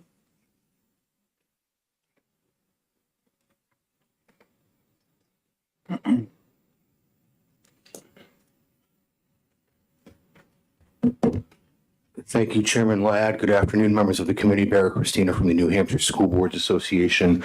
We are opposed to House Bill 309. I appreciate Representative Woolery's explanation as to how and why this bill came about. There are certainly laudable expectations of what should be taught in our schools.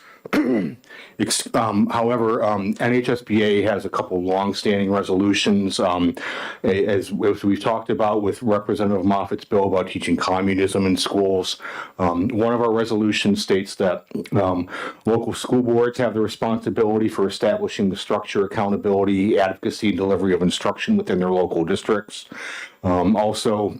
NHSBA supports the affirmation of the responsibility for education resides with the states and have delegated to local school boards the power and authority to adopt policies, establish priorities, and provide accountability, so on and so forth.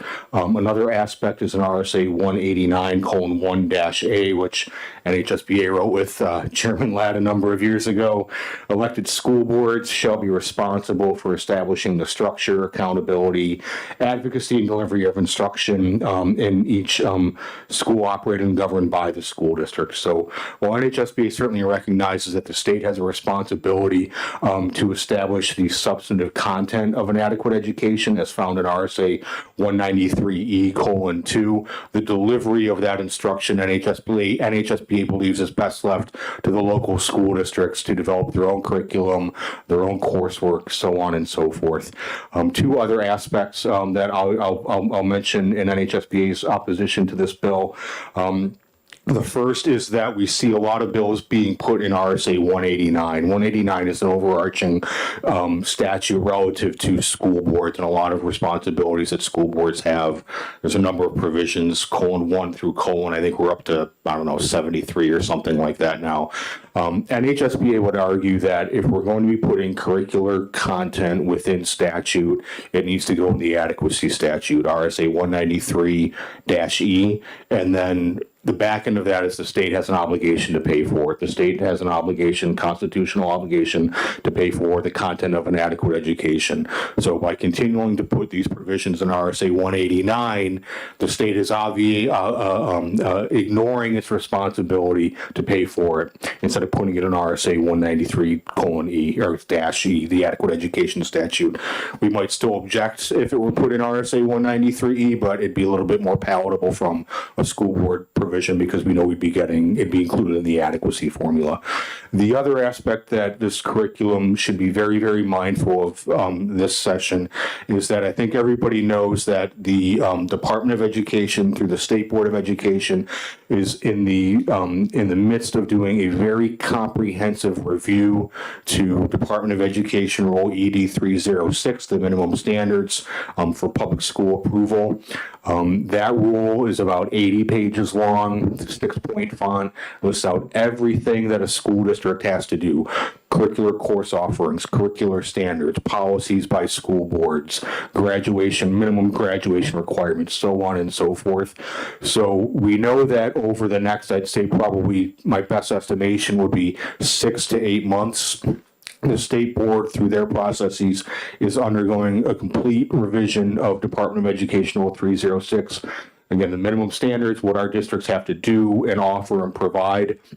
By adding these curricular components to statute outside of the outside of the adequacy statute, there's inevitably going to be some conflict moving forward between what the final outcome of the minimum standards revisions, which I'm guessing is going to take another 6-8 months, maybe a year, versus whatever pending legislation we may get coming out of this committee and the New Hampshire legislature. So for those reasons, NHSBA opposes this bill, not because of the content, but because of sort of all of our longstanding resolutions about NHSBA opposing the legislature dictating what curriculum should be taught within our local school districts. So, and with that, I'm happy to answer any questions. Thank you very much, Barrett. Are there any questions? Yes, Representative Belcher. Thank you, Mr. Chair. I heard you say that local school boards should be primarily tasked with developing curriculum. Can you tell me approximately to what degree local school boards are currently developing their own curriculum versus obtaining that curriculum from outside organizations and sources? Yeah, thank you very much for the question, Representative.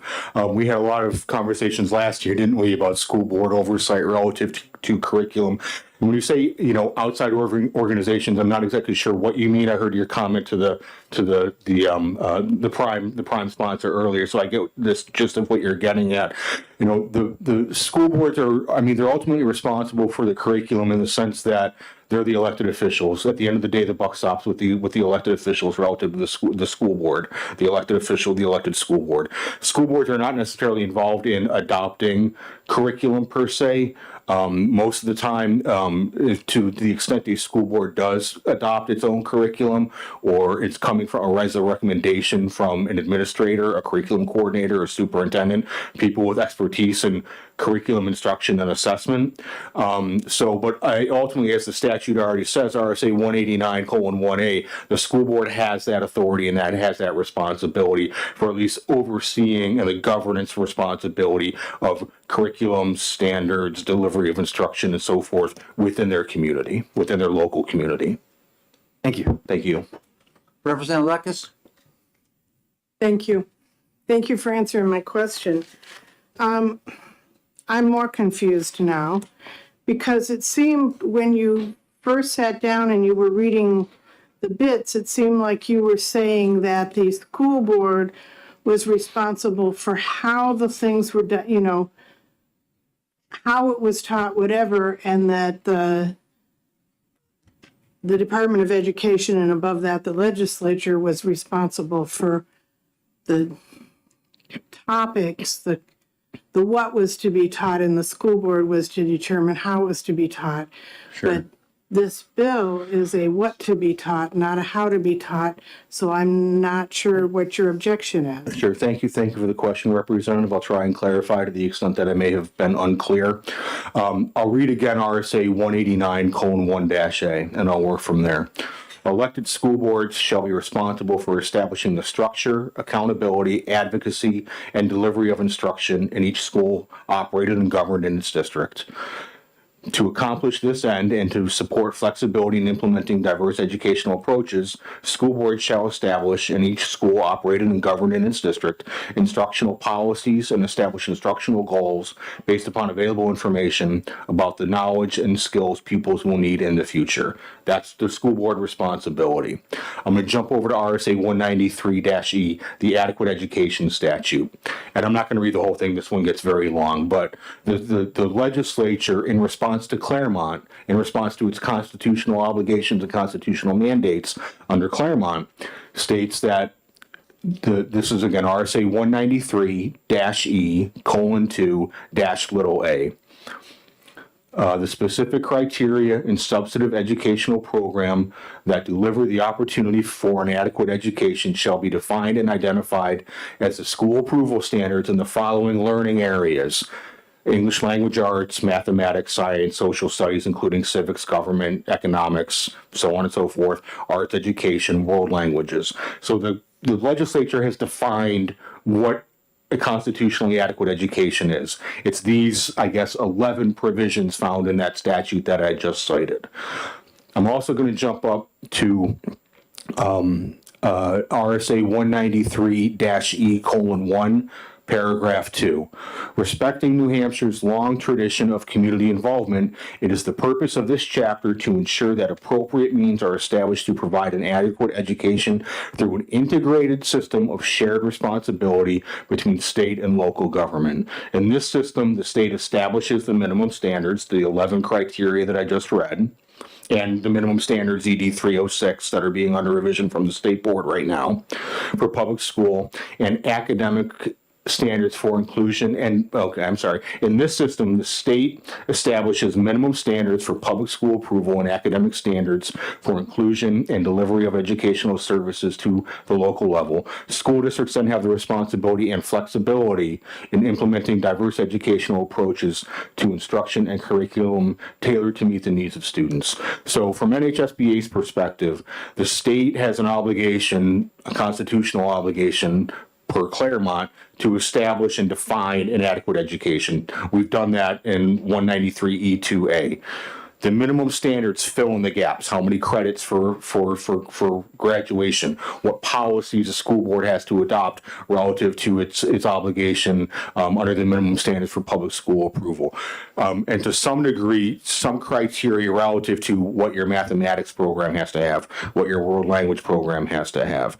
However, within that, traditionally in New Hampshire anyway, the local school boards have been free to, the local school districts, I should say, through collaboration between administrators and school boards, to select their own curriculum, to select their criteria, to select their grading mechanism, to select their competency standards, so on and so forth. So, and just to be clear, as I said, the content of what's in here, great. You know, we wish our kids could learn all about all of this.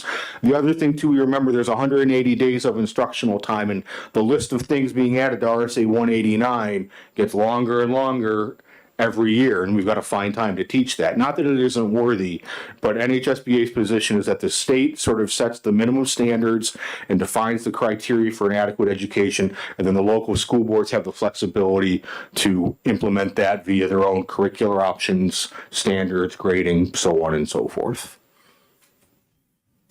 Further questions, Representative Cordelli? Thank you, Mr. Chairman. Thank you, Barrett, for being here.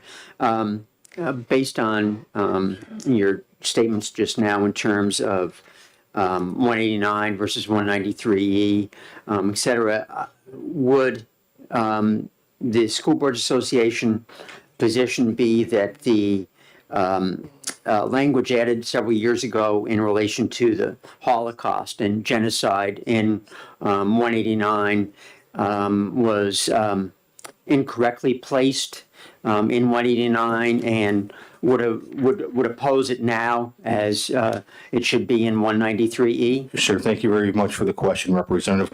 I'd have to go back and look and see what our position was on that bill. I think we signed in opposition. Again, don't quote me on that. I have to go back and look. But I think our argument was essentially the same, that, you know, these things should not be, the state should not be dictating to local school districts specific curricular components. If you are going to do that, NHSBA, as I said, would be more palatable if it were in 193E and then paid for by the state rather than piling these on in RSA 189. I'd like to interject just for a second. The state, through legislation that we passed, did put the Holocaust into 193E2A under substantive educational content of an adequate education. It says social studies including civics, government, economics, geography, history, and Holocaust and genocide education. Okay. We did that last year. Oh, and I see it also is, if I may, Chairman Ladd, Representative Cordelli, it's also still in RSA 18911 as well too, so it's in both places now. I was not aware of that. I thought it was only in 189. No, it's under adequacy. Yeah. Okay. Further questions for the school boards? Not seeing any. Thank you very much. Thank you, Mr. Chair. Yep. Are there any more cards for this bill? If not, we'll close this hearing. And that takes us through the hearing bills for today. I would like to have a caucus of the Republicans here following this meeting. Chairman, I don't copy. Mr. Chairman. I don't have extra.